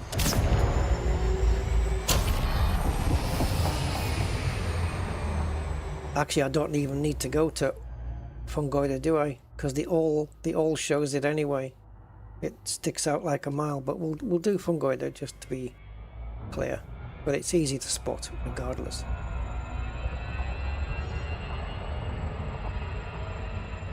Is that on the dark side? Oh, it just looks that way because we're in this map. Okay, Fungoida, if you can be gelata, that would be nice. Oh, lovely, lovely. Good thing we don't have to land the Caspian down here then, isn't it? Because this looks...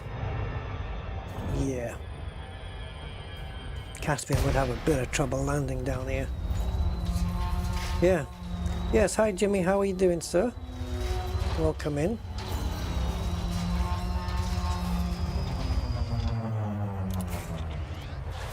Right.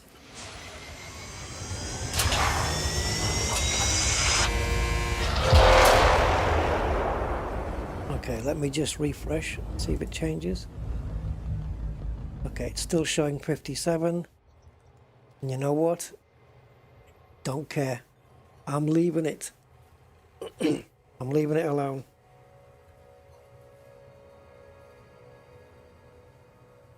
So I'm just going to tell it still shows 57, but I'm going to tell it leave it for now because my session limit is nearly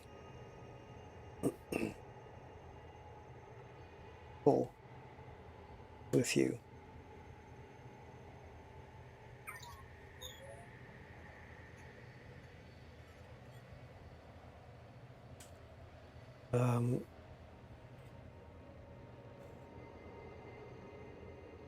I've just told it unless you can do it without explaining anything on screen.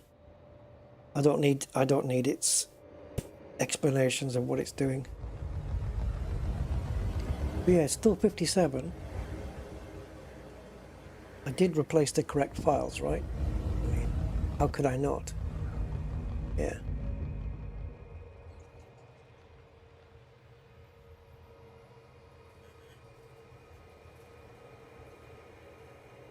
Oh, it's asking me to or wherever you delete commander state JSON file, restart EDMC.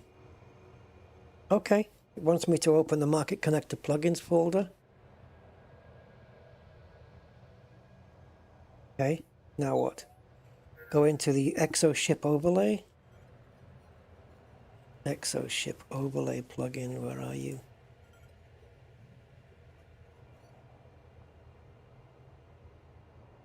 Yes, where are you actually? There you are. Okay. Commander state John Beamer JSON file. Delete it. It'll rebuild. Okay, it'll rebuild fresh. Oh, well, there you go. Does that mean every time I delete the JSON file, it'll restart from scratch anyway? Okay, it's gone. And then I have to do a refresh on the thing. Oh, restart EDMC. My apologies, didn't see that.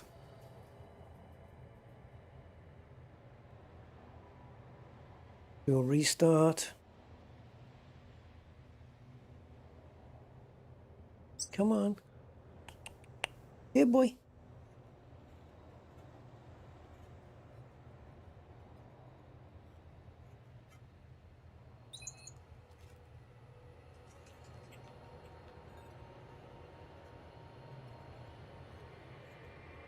Do we have to refresh?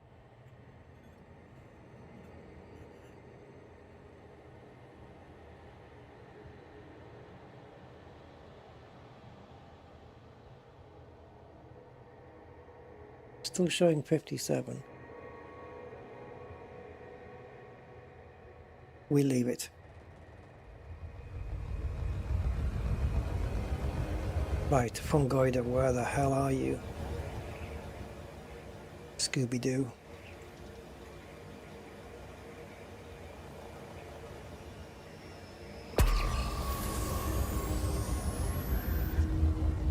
Now, was it that Fungoida liked to be kind of halfway up? Yes, indeedy. You can stop now. Shields up. Didn't even do anything. It's Cetesis. Cheap, nasty Cetesis. Never mind. Can you land in here?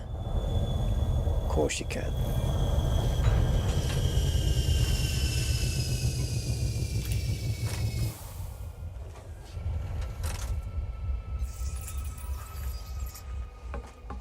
Yeah, I wouldn't mind it staying at 57 as long as if I delete the John Beamer file, that would guarantee a reset, but it hasn't actually done that.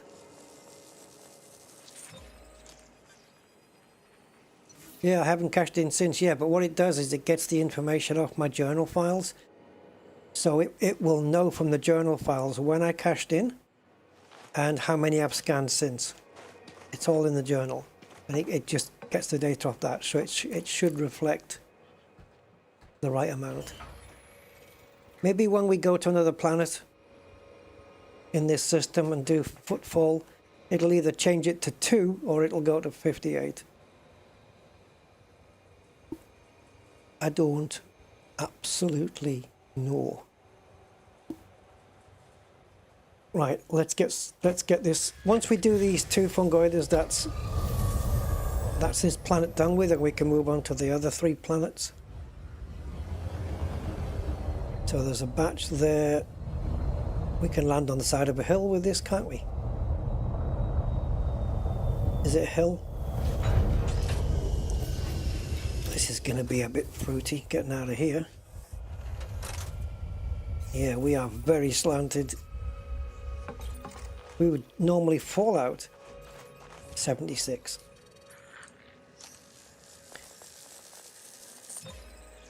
Such is the angle we have it on.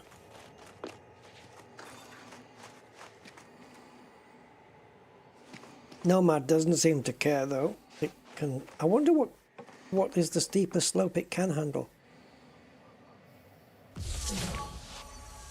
Oh, I thought I just saw a plant in the middle of the thing. No, I haven't crashed I've crashed a Nomad, but I've not blown one up.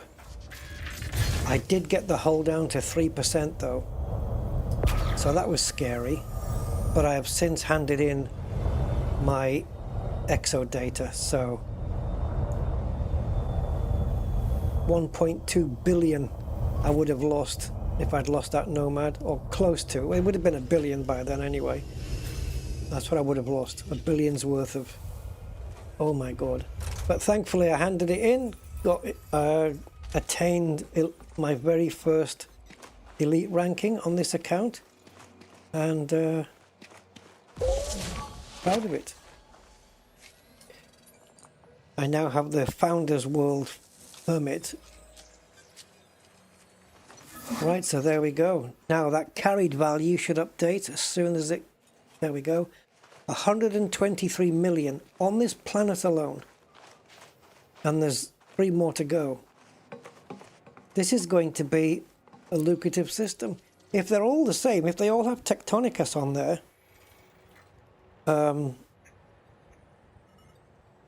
what are we looking at here? 250, 500, plus the 5th. Are we looking at 750,000,000? 750 million just on this system alone. Would that even be a thing? Best case scenario it would be, but I'm not expecting best case scenario. But I am expecting that if stratum exists on another planet here, that it's going to be Tectonicus, and that is usually the case, right? We normally have it so that if multiple bodies in the same system have got bios, they, especially when the numbers are the same, 4, 4, 4 and 5, it tends to be the same stuff. And in this case, I really want it to be.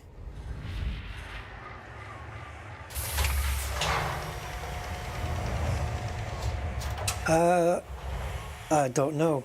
I would imagine. But maybe not, because every time you dock the Nomad, it auto repairs anyway. But I don't know. It'll be like the ship launch fighter, I guess. We can have a look next time we're out. This planet's done, so we're going to, what's left? Ah, okay, it doesn't know. Right, so the reason that the other ones with the bios are not listed anymore is because we shut down Market Connector and restarted it a couple of times.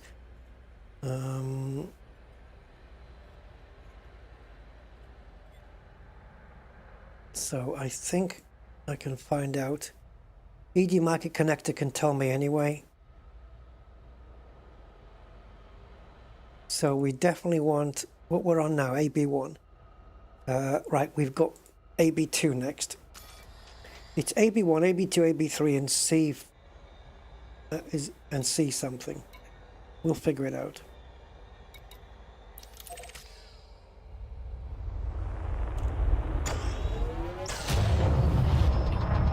Right, hopefully the same 4 are on this next planet.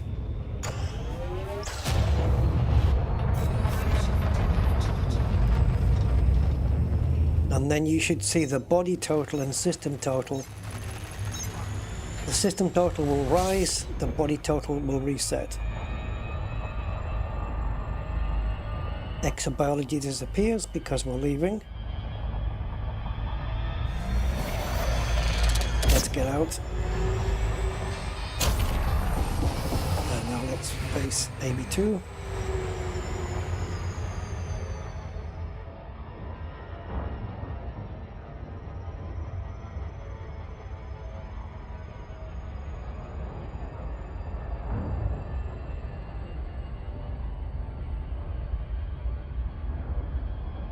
Roped back up.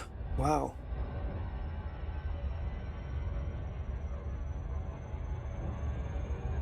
What, like frickin' Thunderbirds? That'll be interesting, won't it? Interesting. I mean, I wasn't expecting them to do that, but, you know, I have been harping on about surface mining, but I was talking about not just burying into the ground, but also caves that we can explore as well, but that would mean changing how planet surfaces are generated. That would be galaxy wide, so that would be a nightmare. Right, same color planet as the last one, same amount of bios. So let's see what the exobiology screen shows up as soon as the planet's scanned. Oh, it's the same, baby. Right, so same again then. Oh, look at Fungoida. Oh, goodness. Right, stratum, baby. It's planet-wide here. This is going to be nice. So the plus side is bacteria, osseous, and stratum. Piece of cake. It's all over the planet. Downside, Fungoida's hard to get anyway sometimes, but when it's growing in such tiny little spots, yeah, that doesn't help at all. Slow down just a little. We still good here for brightness? We're still good here.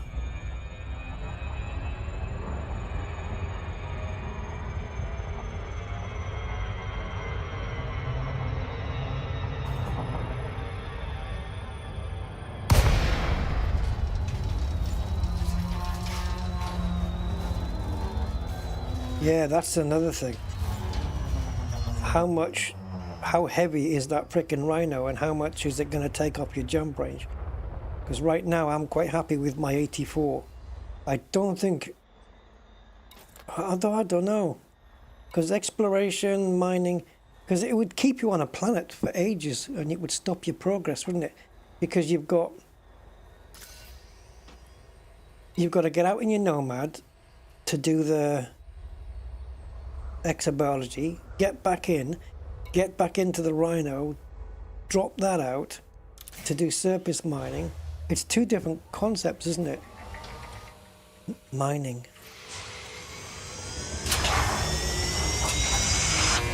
But it's going to have to be lucrative though.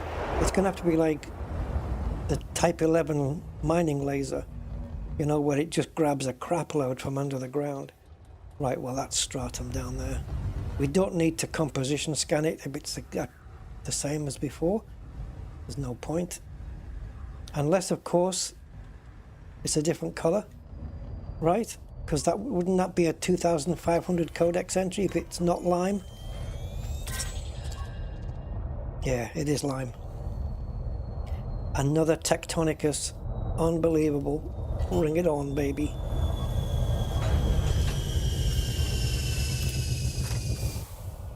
So now we're going to see what body total and system total does. There's footfall. So, time to show body total on the screen. Or do we have to do a scan for that? We have to do a scan for it.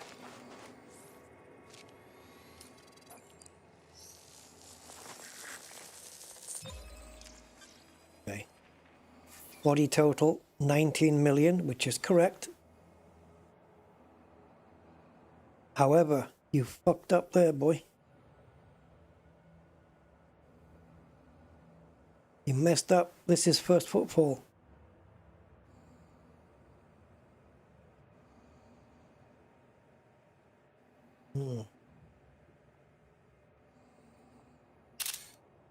Hi, Claude. What are you doing to me?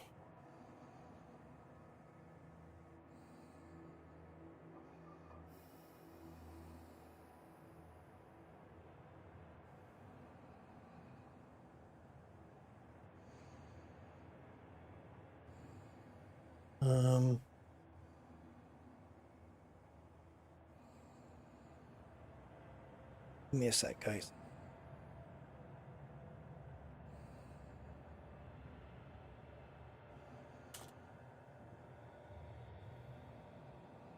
I should feed it also my journal, my last journal up to date. just to make sure that it knows. So we are currently that one. So yep, I'll feed it my journal and the screenshot. I'm going to run out of space on this session.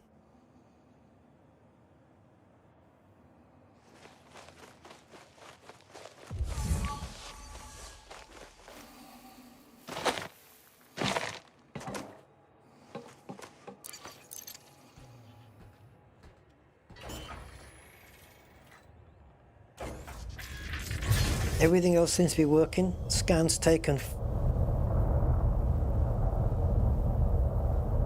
Scans taken 4. Does that? Yeah, that will only increase to 5 once stratum is complete. I would say, because it's not samples taken, it's scans taken. Samples is different, so it's correct that it's on 4 already. So I think everything else on this is fine, except for the fact it hasn't calculated this as a first. That's all.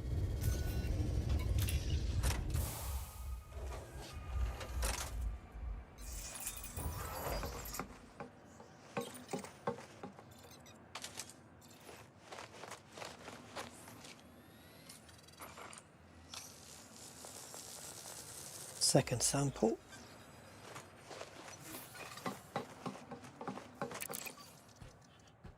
Can you imagine if all 4 bodies have got tectonicus? I mean, that's it. We've run out of... I've got to buy more usage credits. I don't think so, mate. It's in the prices.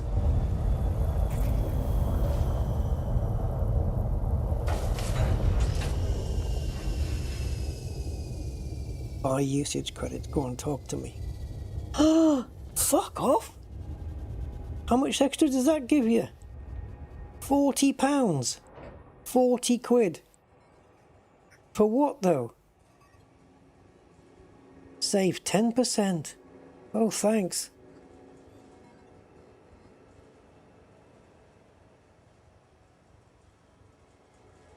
You can always buy more later. You want on top of this? Yeah, no thanks, mate. £40 and 50p, but I don't even know what that gets you. No, I'll wait the 5 hours.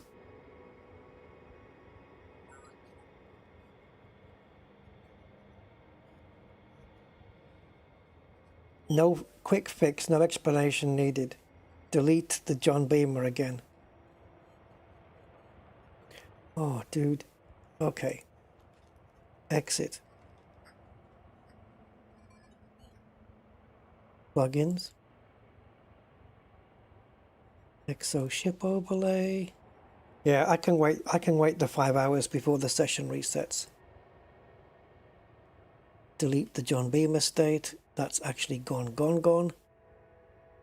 Restart market connector. Yeah, Claude's expensive, man. But I'm sure I used it more yesterday than I have today. Sure of it.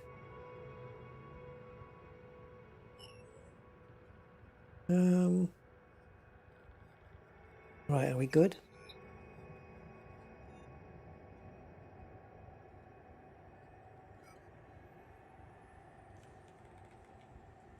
It's still not showing it as a first though.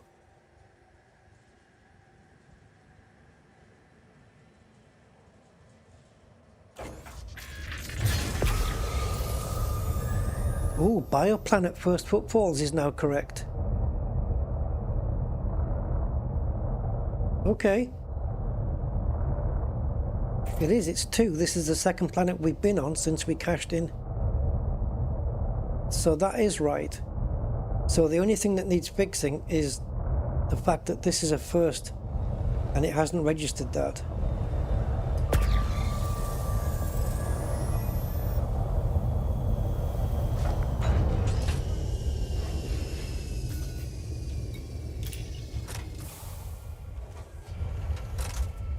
Oh, now it says first. Yeah, but that value has to be 95 then. 95 million. It can't be 19. So So that body total should be 95. It's corrected it. You slimy little bugger. So the system total now is correct. 200 million. Okay, it's fixed it. It's fixed it. So it looks like it was right. Oh, okay. All right, already.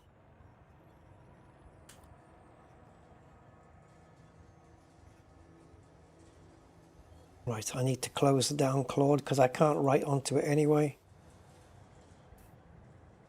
Yeah, usage credits, yeah. It's asking 40 quid, but it doesn't tell you what it gives you, and there's no way. That's the price of a game, for God's sake. No, I didn't have to spend 40 quid, no. But if I want to carry on talking with Claude to update something, I either have to spend 40 quid, which is out of the question, or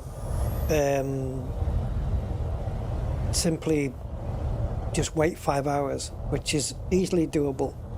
I'm fine with the script as it is. It's all good. Same BIOS as before. I don't know. Get up again. Might be a different color, right? No, it's not the same. Claude is free, but it's a lot more limited. Yeah, you'll run out of usage fairly quickly, I would say, if you're doing something like what I'm doing. But that's why I bought into the Pro account.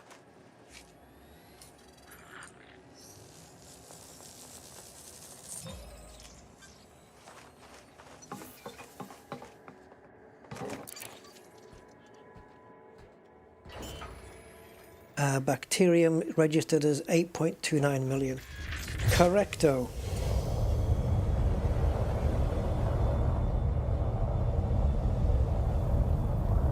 Maybe I fucked up last time because last time I deleted the John Beamer JSON file while ED Market Connector was still running, and perhaps that's the problem. Maybe it didn't delete properly.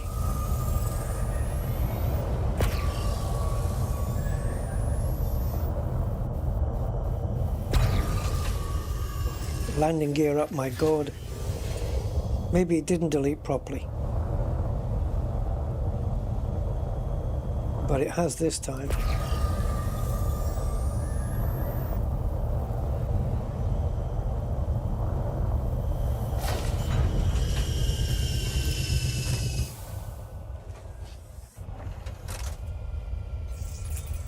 If they're programmed to you, mind you, they can also make their own decisions these days, can't they? Especially something like Claude. Once you start getting smarter than Claude now, it's going to get really...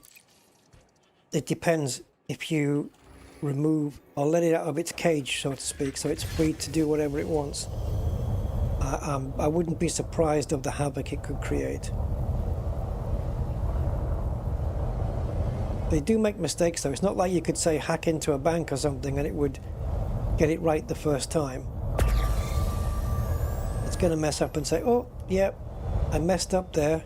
I got you detected by the feds. Let me try and fix that script.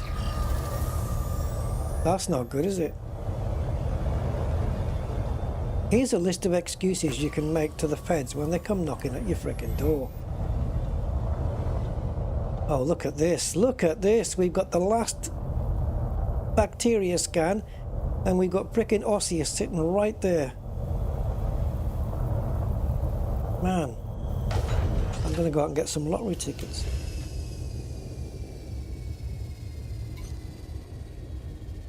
Yeah, yeah.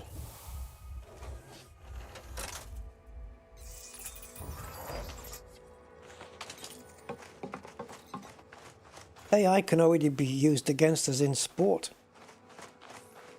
You know, you can commit a foul or something, the referee doesn't see it, but they replace the referee with AI, and AI says, no, you're guilty. You go, yes, snitching little AI, son of a... Yeah. I got snitched on by the AI. It spotted that I played a foul. Because AI is getting used in sports now, isn't it, for refereeing and stuff? Like, they'll probably end up using it in like snooker and stuff. It's constantly monitoring and it can detect all sorts of... It's getting very clever now. I can't believe we just picked up a freaking thingy there. But that's the teaser, isn't it?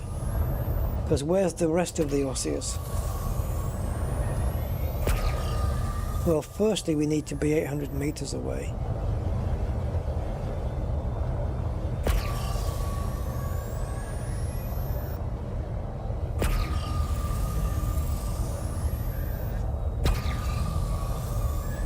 But if we do get this as well, we will have 200...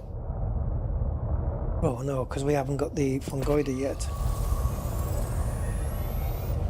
Right, so we need to concentrate on these little rocky patches here, because that's where the Osseous is going to be.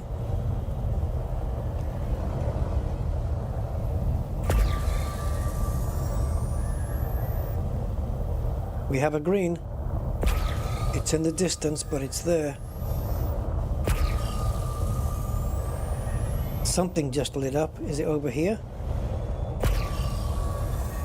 Where are you?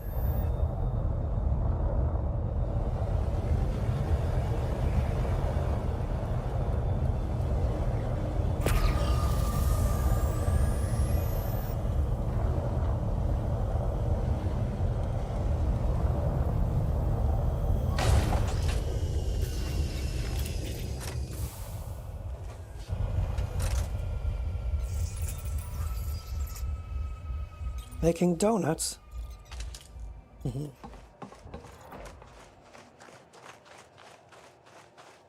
Oh no. Yeah, you can ask it that. Nasty dude, yeah, you can ask it. Yeah, you can say, what other ideas what other cool stuff can you display on the screen for me? And it'll just give you, well, I can do this, I can do that, I can do the other. Oh yeah, absolutely you can do that with this. God.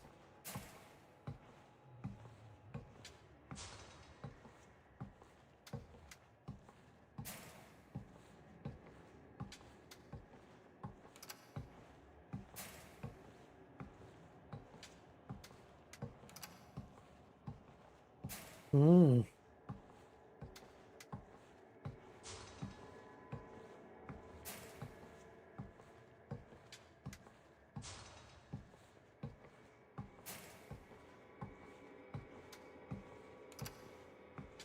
Gotta do it.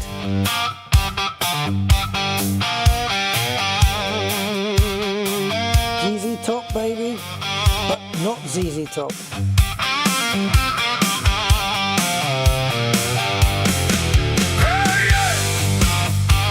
This is the black screen song, guys.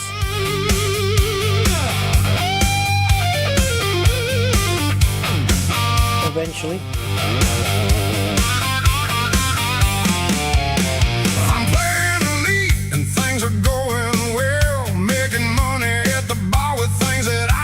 Then I get in my ship and land on a planet, and as soon as I try to disembark, I just yell, damn it!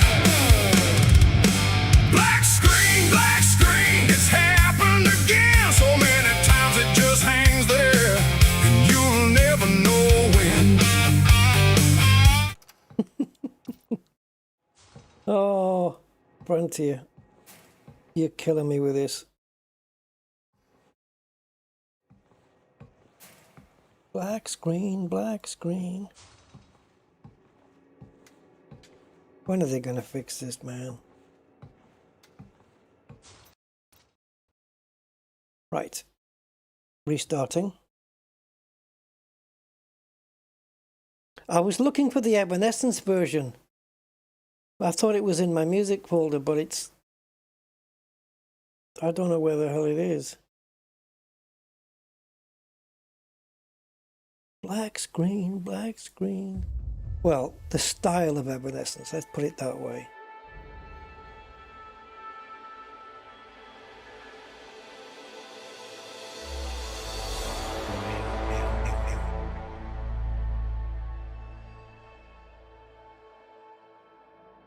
Not a problem though.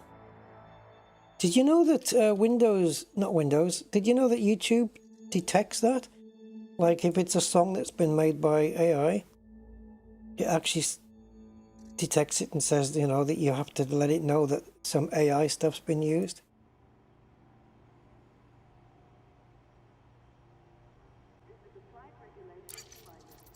For you guys that are not on my Discord, I don't even know if you even checked this out.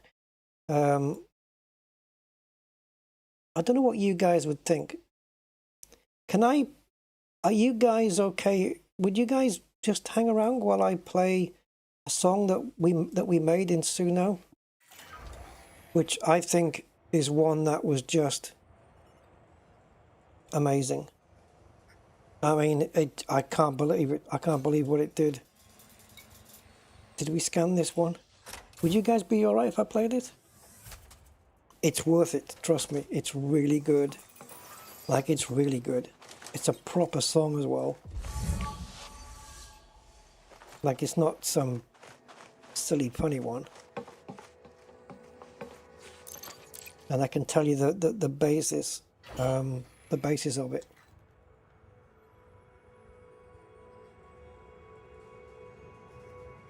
I can play it as I scan for this next fungoida. So there's an artist out there. I didn't hear of her too much, but I got it mentioned to me, called Mafra.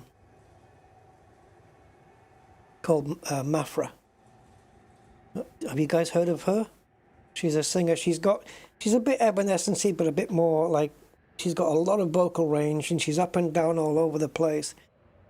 So we got, I don't know if it was ChatGPT or Copilot to write the lyrics just to make something up.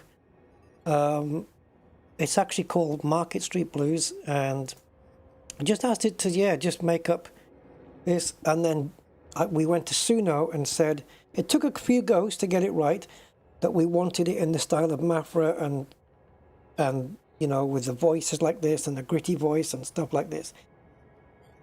And what it came back with, guys, was when the music kicks in, when the voice kicks in, wow.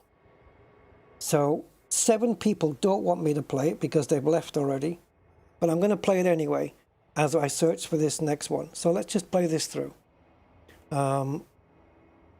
I think it's about 4 minutes. You guys can hold on for 4 minutes? If not, go make a cup of tea or something. Yeah, so here it is, Market Street Blues. It's been published on Suno, so if you go to Suno, you'll find it on there. Here it is.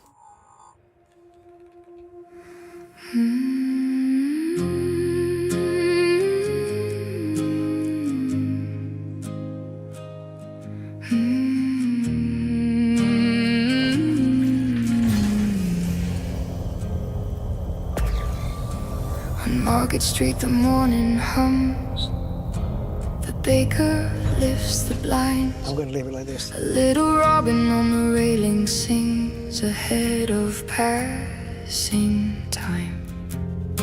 The florist sets her colors out like paintings in a row, and every face that wanders by is someone that I know. And I walk through town, the sunlight on my shoes, every corner holds a story, every laugh a little clue. Oh, the world feels kind in these familiar views here in Market Street. I never lose the blues.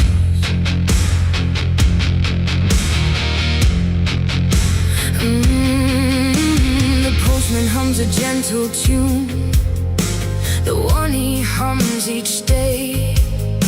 He says it keeps the letters light and chases clouds away. The old cafe is waking up. The kettle starts to sing, and someone's pouring memories into every cup they bring. And I walk through town, the sunlight on my shoes.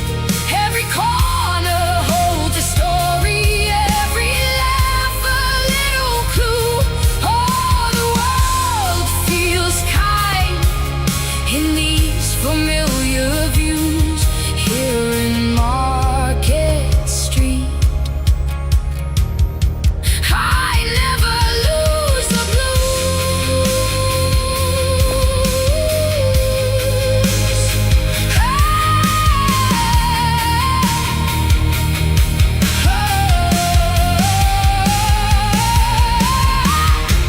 And if I roam too far, the world can feel too wide, but Market Street will call me home with open arms and pride.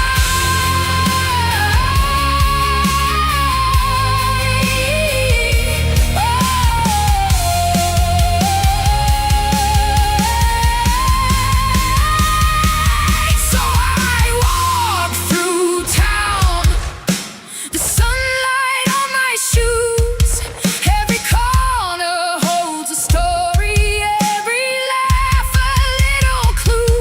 Oh, the world feels kind in these familiar views here in Market Street. I never lose the blues.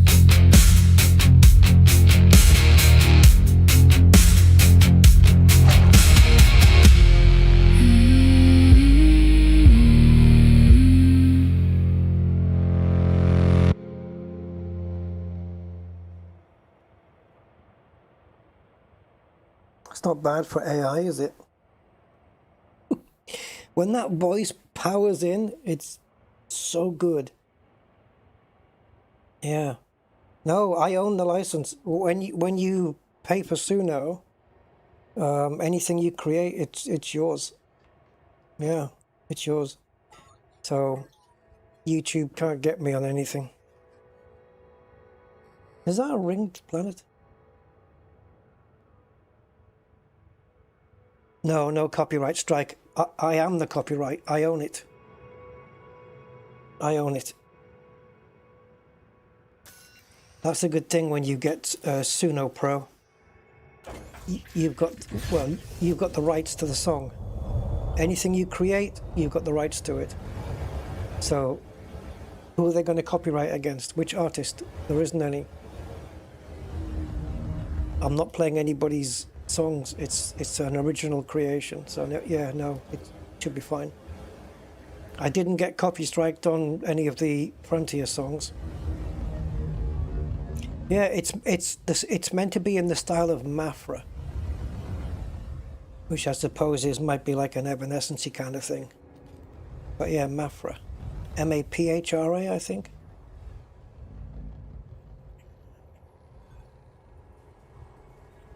No, I mean, because if I was to sing and sound like a singer, you know, I don't get done because I sound like a singer. It doesn't look like that. No, it's fine.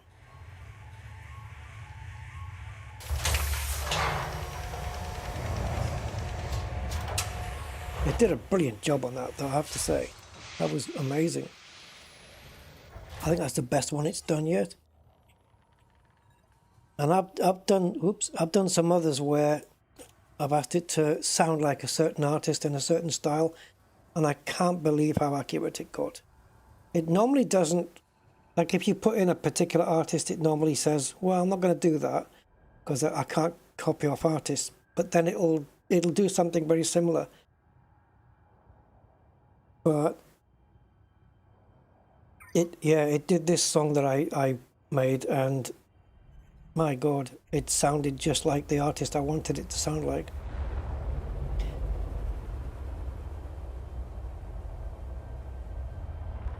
Right, we're going up for Fungoida when we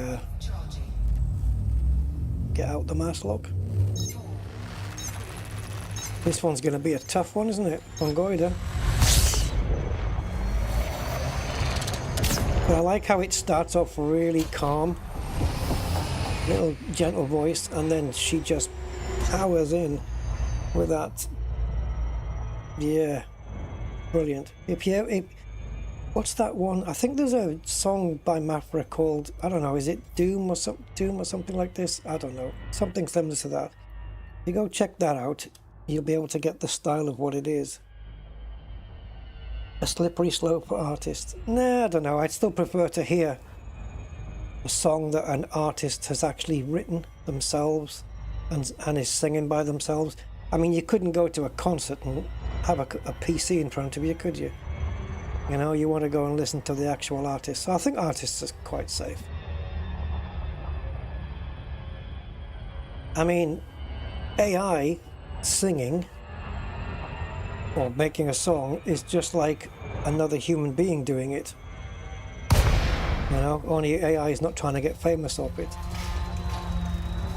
But what's the difference between, like, if I was a good singer, what's the difference between AI doing it and me coming up and doing it? It's no difference.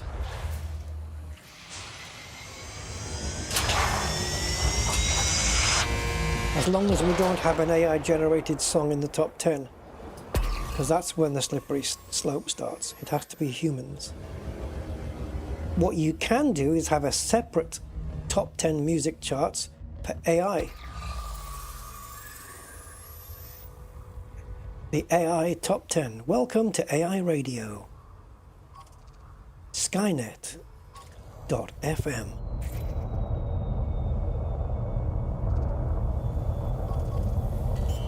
Today's number one AI song for the second week running is Don't Touch My Transistors.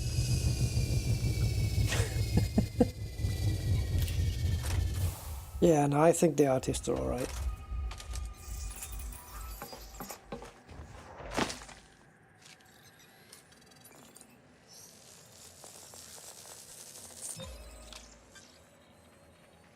Although you don't have to pay AI to appear on your show. But then again, it can't chat to you either.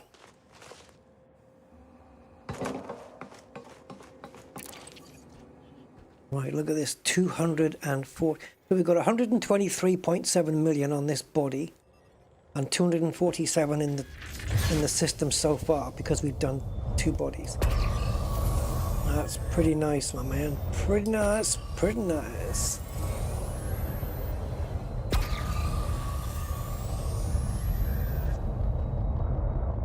Oh yeah, I'll have to put one of my entries in.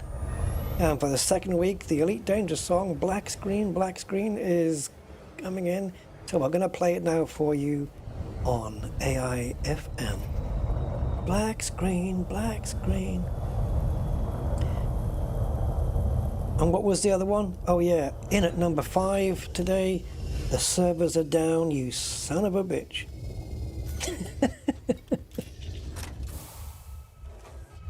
Is this not the June game? It's actually not. No, I haven't mislabeled it. It's actually Elite Dangerous. I didn't even know there was a June game, but no. Not June, not July. If you own the created song, you can sell it. I don't see why not. I mean, the rights are yours. I mean, it was made with Suno, but you know, AI did the lyrics, which I told it to do.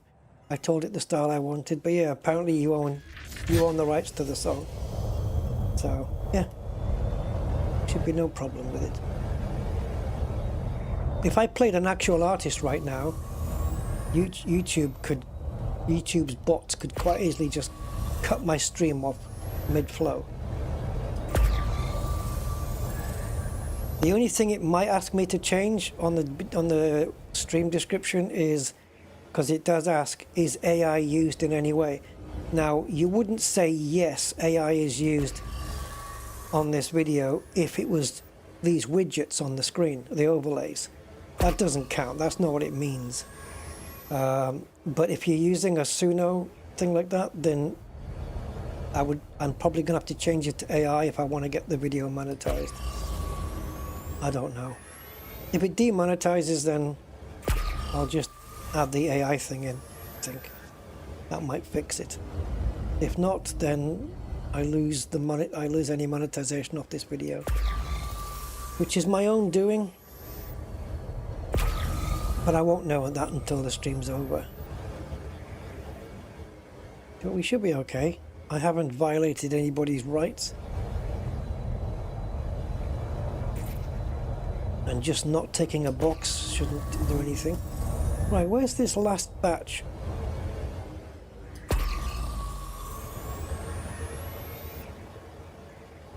But we should go back over here.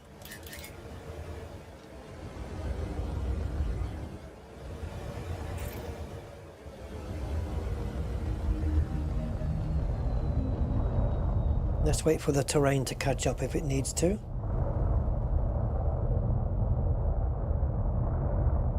It seems like the terrain's been okay with us today. I haven't noticed as much popping as usual.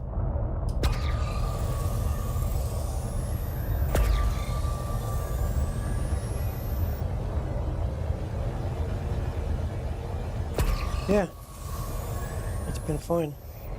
Here we are, final scan on this planet. Now this thing slams down.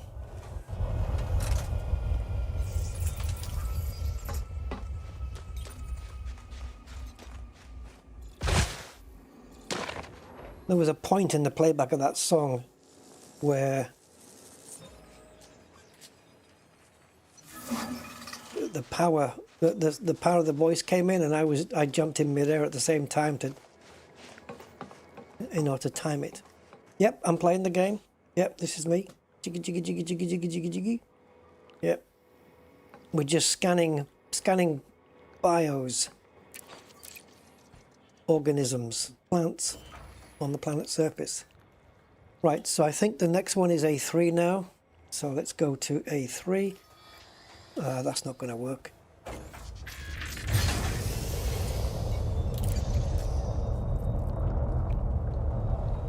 Do do do do do do do do do. Right, 50% through this system.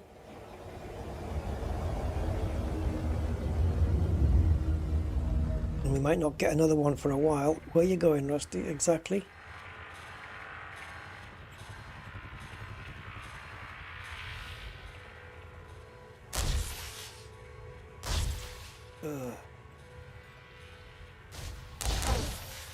Why?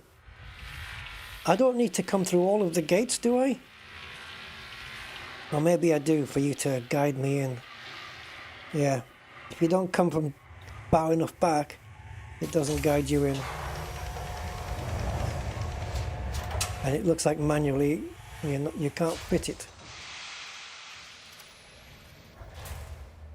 Okay. Planet numero AB3.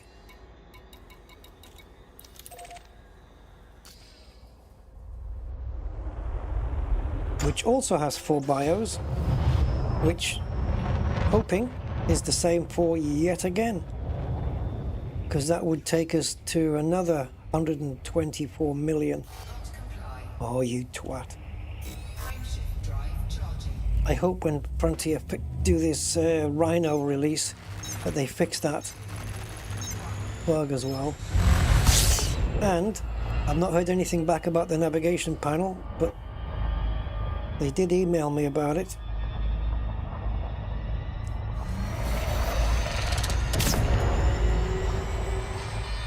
It'd be nice if they gave me an update. Yep, okay, we're working on it.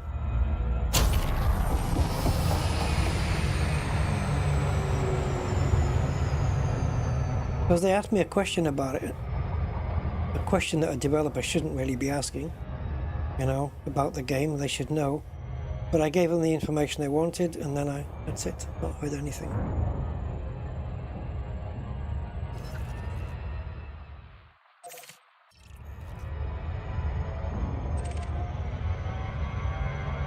But plotting a route loses the planet you were going for.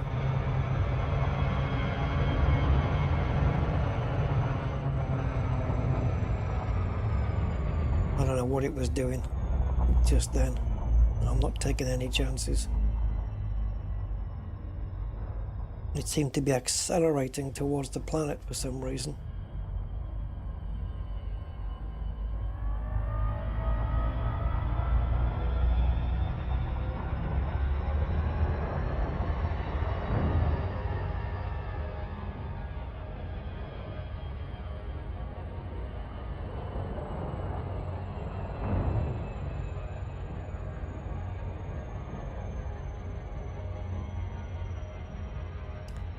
Yeah, and after this one, it's planet C5 after this,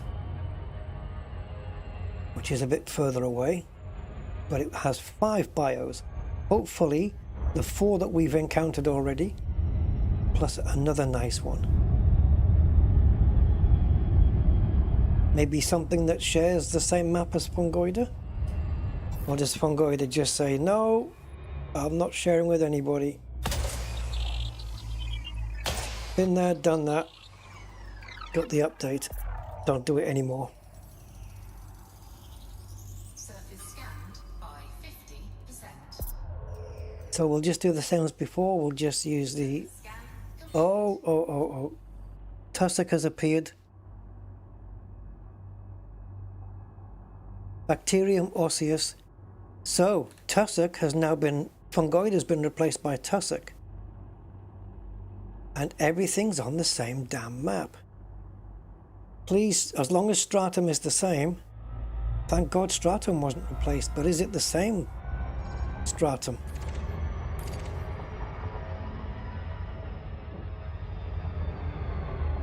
So, does that mean on the planet that has 5, it's going to be Tussock and Fungoida, along with the others? That would make sense, kind of, wouldn't it? Oh, what the hell is this kind of speed, man? Slow the hell down. It's not a race.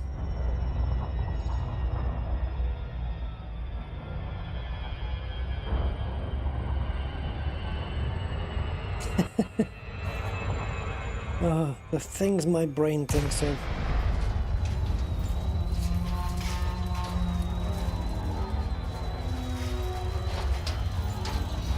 Sorry.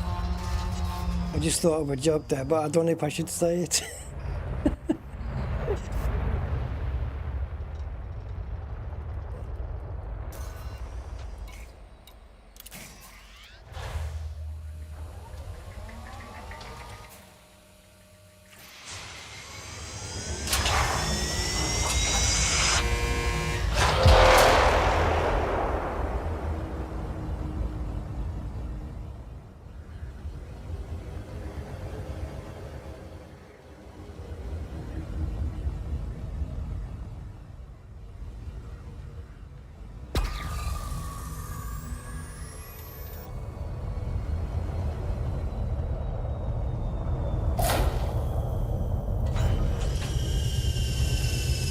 I had to stop it somehow.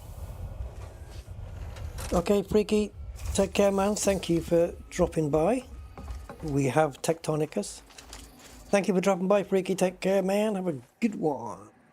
Yeah, have a good one. Right, so this also should get reported as first. And the footfall should now say 3.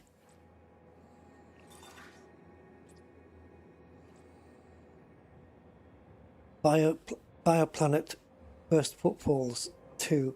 That should now say 3.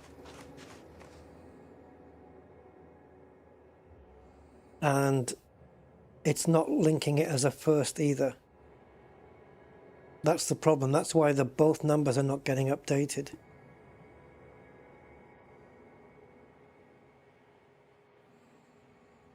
No.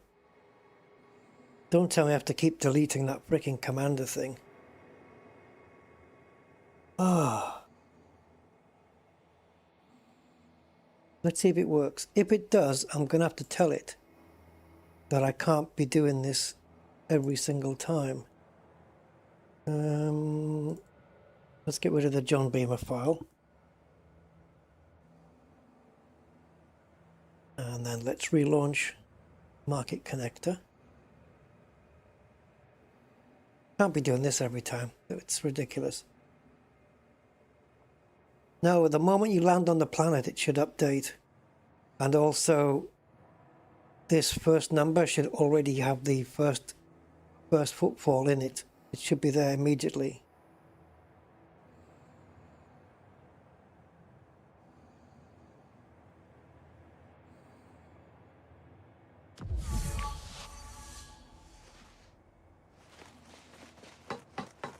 It might not update again until we do the next scan.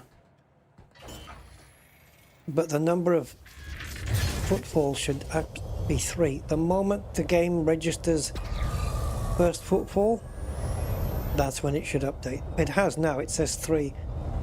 So I'm going to have to tell Claude when I get Claude's usage back to, you know, I'm having to keep deleting the data file to make the exobiology box correct.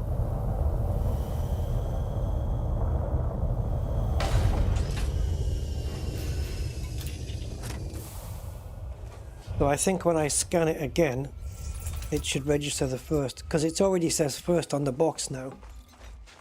So it should correct it to 95 million now.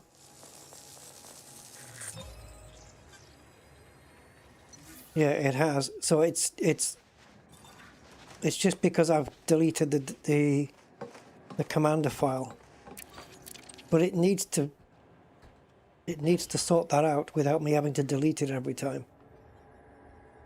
I'm sure that's a little thing we can work out.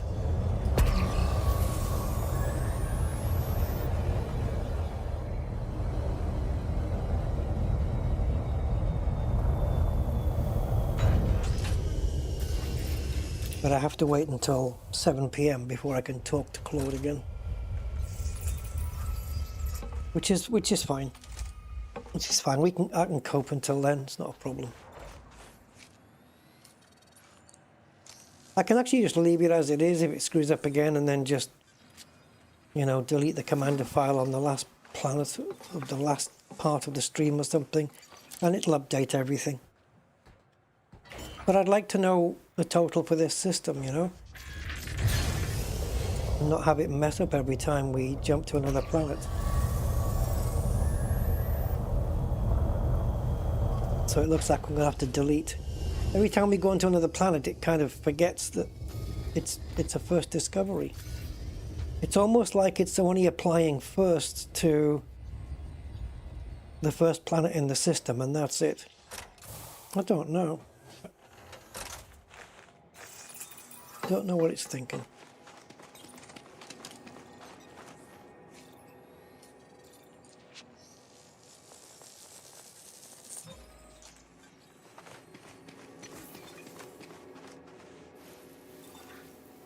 So how much do you reckon we'll have, money-wise, by the end of this planet?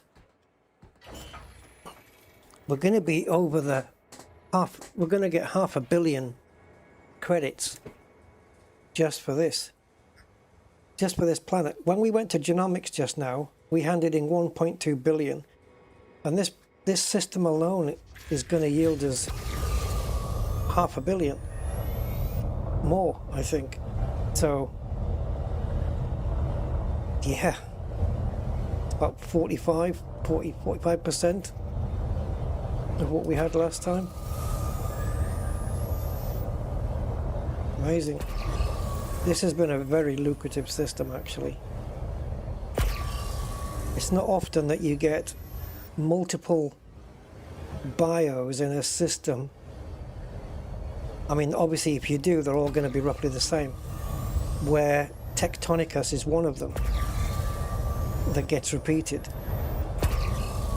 But I think I'll just do this system and then I'll call it a day. I've done plenty of elite. My brain's telling me you've had enough.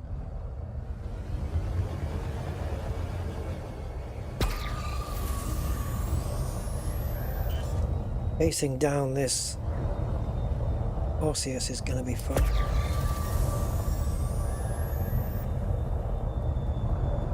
Is that rendered in? Because if it hasn't, then Orseus hasn't rendered in either. There we go. So what do I do now? Go back and scan again just in case? See, they weren't there before. Hey, oh.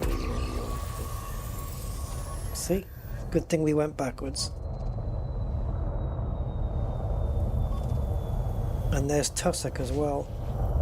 Unfortunately, we're not on our last scan, so we can't do nothing about it.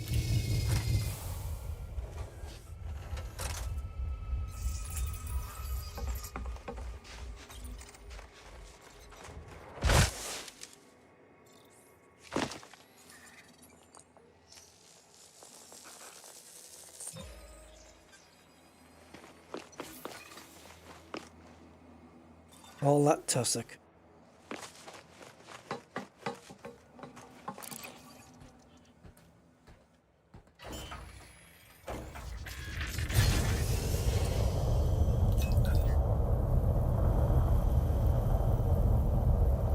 Right, first we need to clear. This is why you don't leave the landing gear down on the frickin' Nomad. Jesus. Right, first we need to clear 800 meters.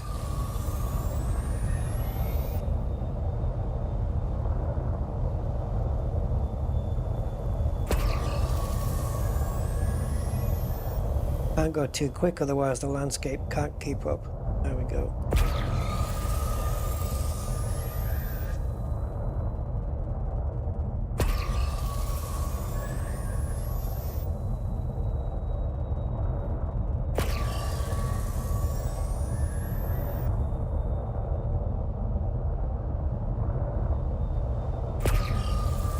I think we've suddenly got an influx of more players now. 3 PM. UK time means morning US time.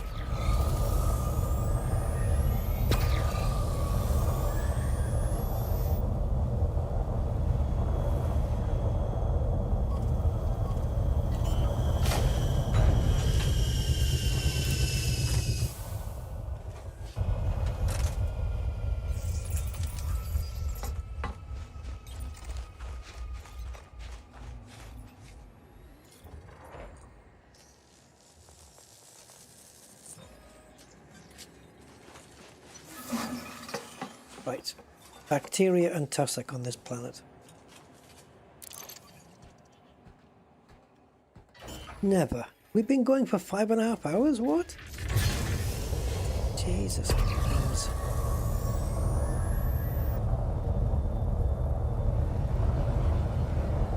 I didn't realize we'd been going for that long.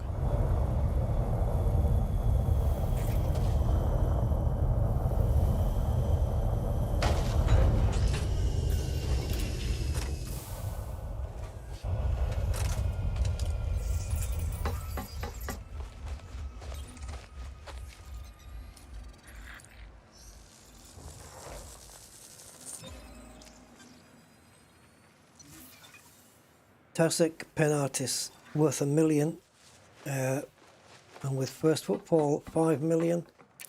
Yeah, that was worth it. Okay, Commander Pado, thank you for being here, man. Have a good weekend.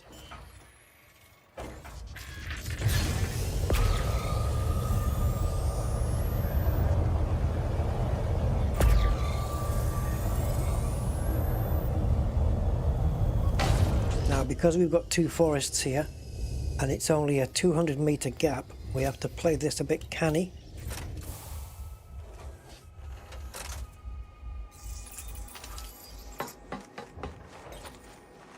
We need to get the one that's furthest back, and that would be you. Nope. No Nomad's blown up.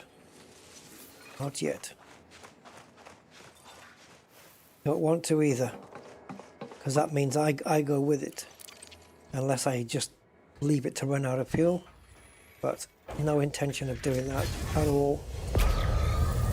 Now, Oh, do we have one on the tail end here? Look at this. There you go. That's how you play the game.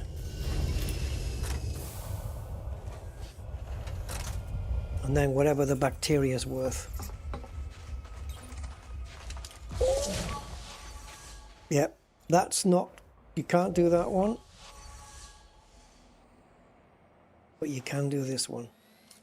This one would just say insufficient genetic diversity.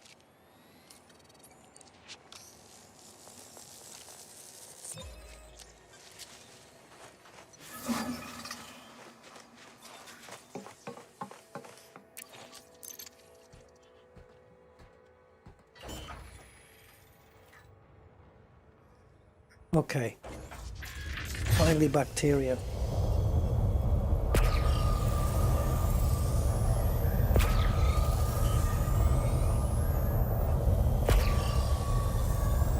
How hard can bacteria be to find?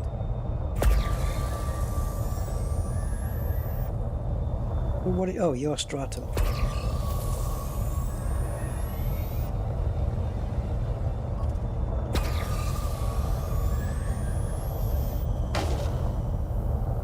Is that different?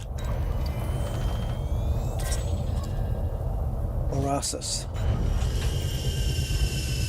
I believe that's 1.69 million. So whatever that is multiplied by 5. 7 point something, is it? Let's find out.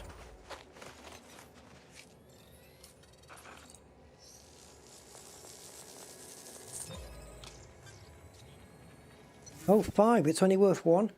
Oh well. 125 million on this body alone. Most of that is Tectonicus pulling the weight there.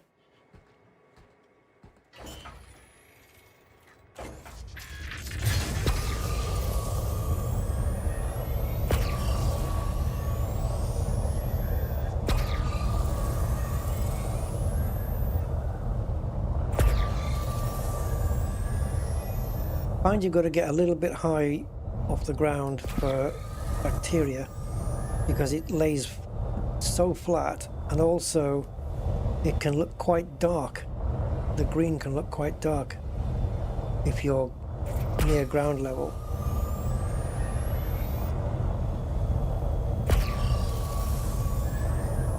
You can't do that, man. You can't tell me green, so there must be one line beyond it then. Yeah, there it is.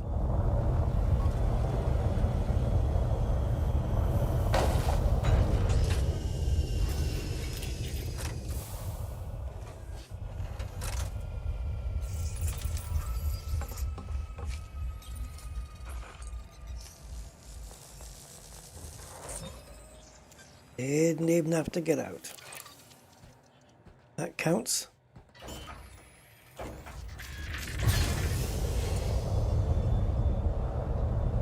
Right, one more, and then this planet's done.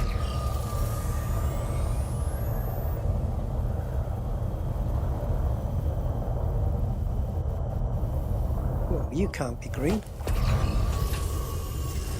No, you were lit up because it's in front of you.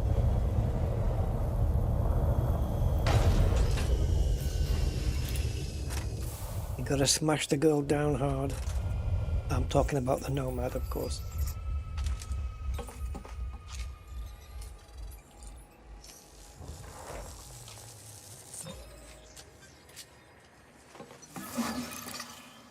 Oh, that was bad. That was bad, Rusty. Do that again.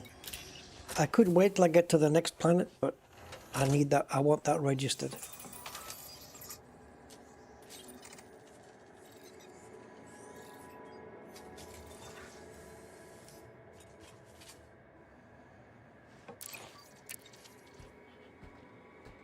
Right, we may have to reset the commanded information again. So now we're heading to C5, but not in this thing. So navigation panel is next to useless.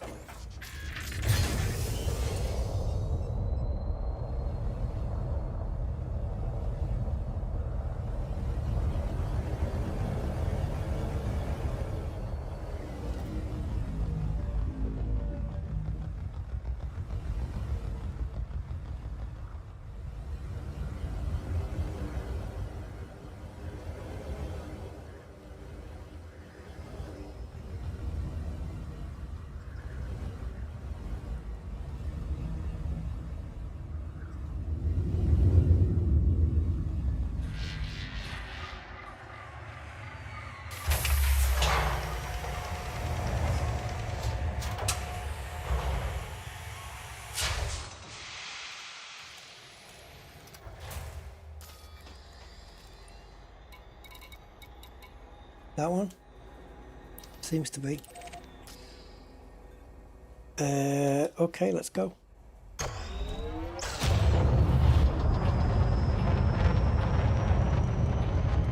I don't know what I'm going to do here, whether I'm just going to get the footfall and scan later, but I would like to know the total amount of this system.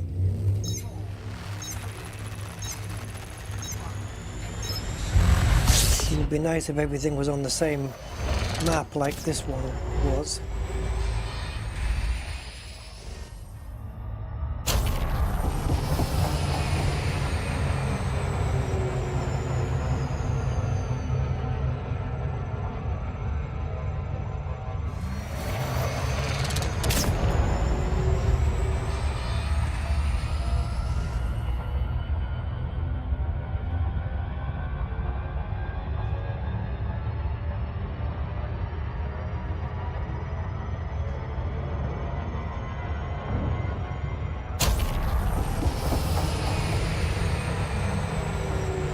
Seems like it was way too early.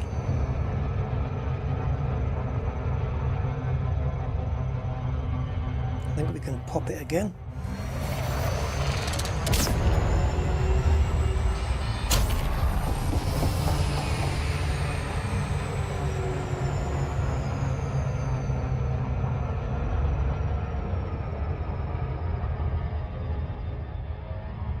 Okay. Apparently this one got 5 on it. Hopefully everything that we've seen 5 different plants so far, so hopefully it'll be those 5 and nothing to deviate from it, and that way we will absolutely maximize what we could have got from this system.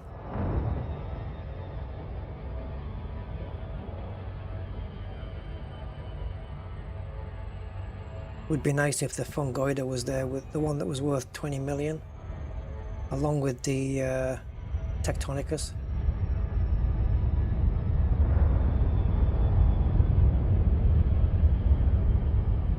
Is this really where we are? Is this landable? Yeah, it is indeed. Looks kind of cool. Wow, nice. Okay. Quite a varied surface, squiggly bit there.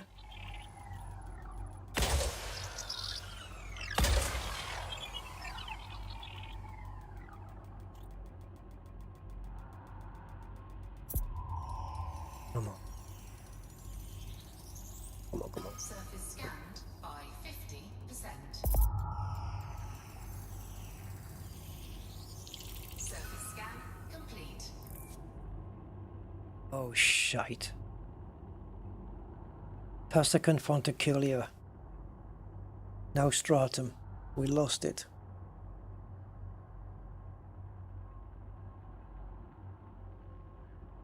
So this is going to be around, what, 40 million instead of 120? 130? Maybe about 40 million, guys. I can tell you that for now. Which means the carried value will be 410 million-ish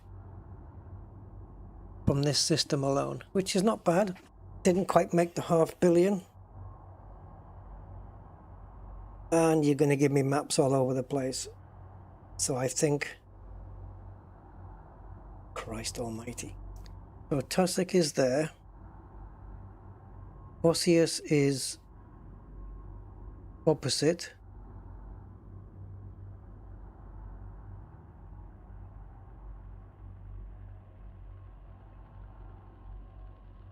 Oh my God. You can make me come up and down for each one. Not today, you're not. Not today, you are not. And is there no Fonticulia on the... or bacteria? Bacteria, Fonticulia sharing? Yeah. Anything on the day side?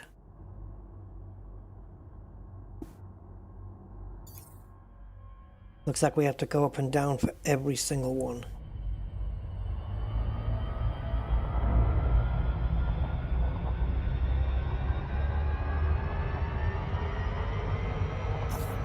So I'm just, okay, I was just going to ask if this is tidally locked, is it just growing on the dark side or something?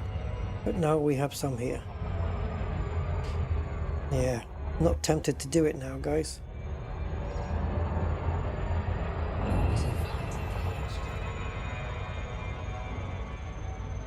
Not as lucrative.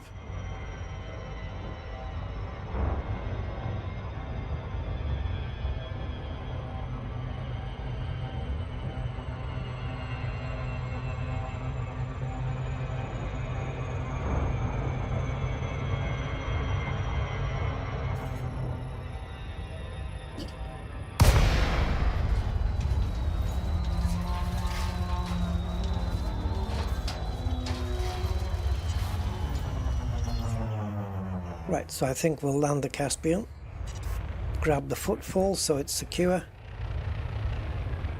and that'll be it. I should probably park near some plants though if I can. Yep, plenty around.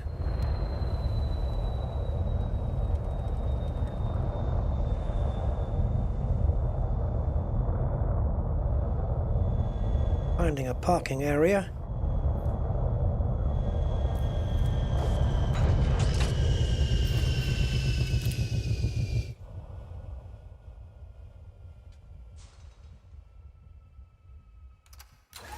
I could walk over there and get the first scan, but I'm not going to. I want to start this fresh. 176.1. Yeah, in the shade. What is it when I come out of the shade?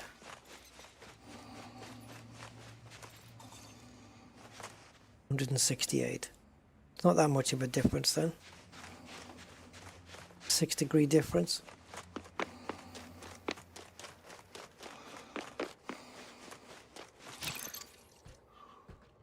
All right. Well, there we go.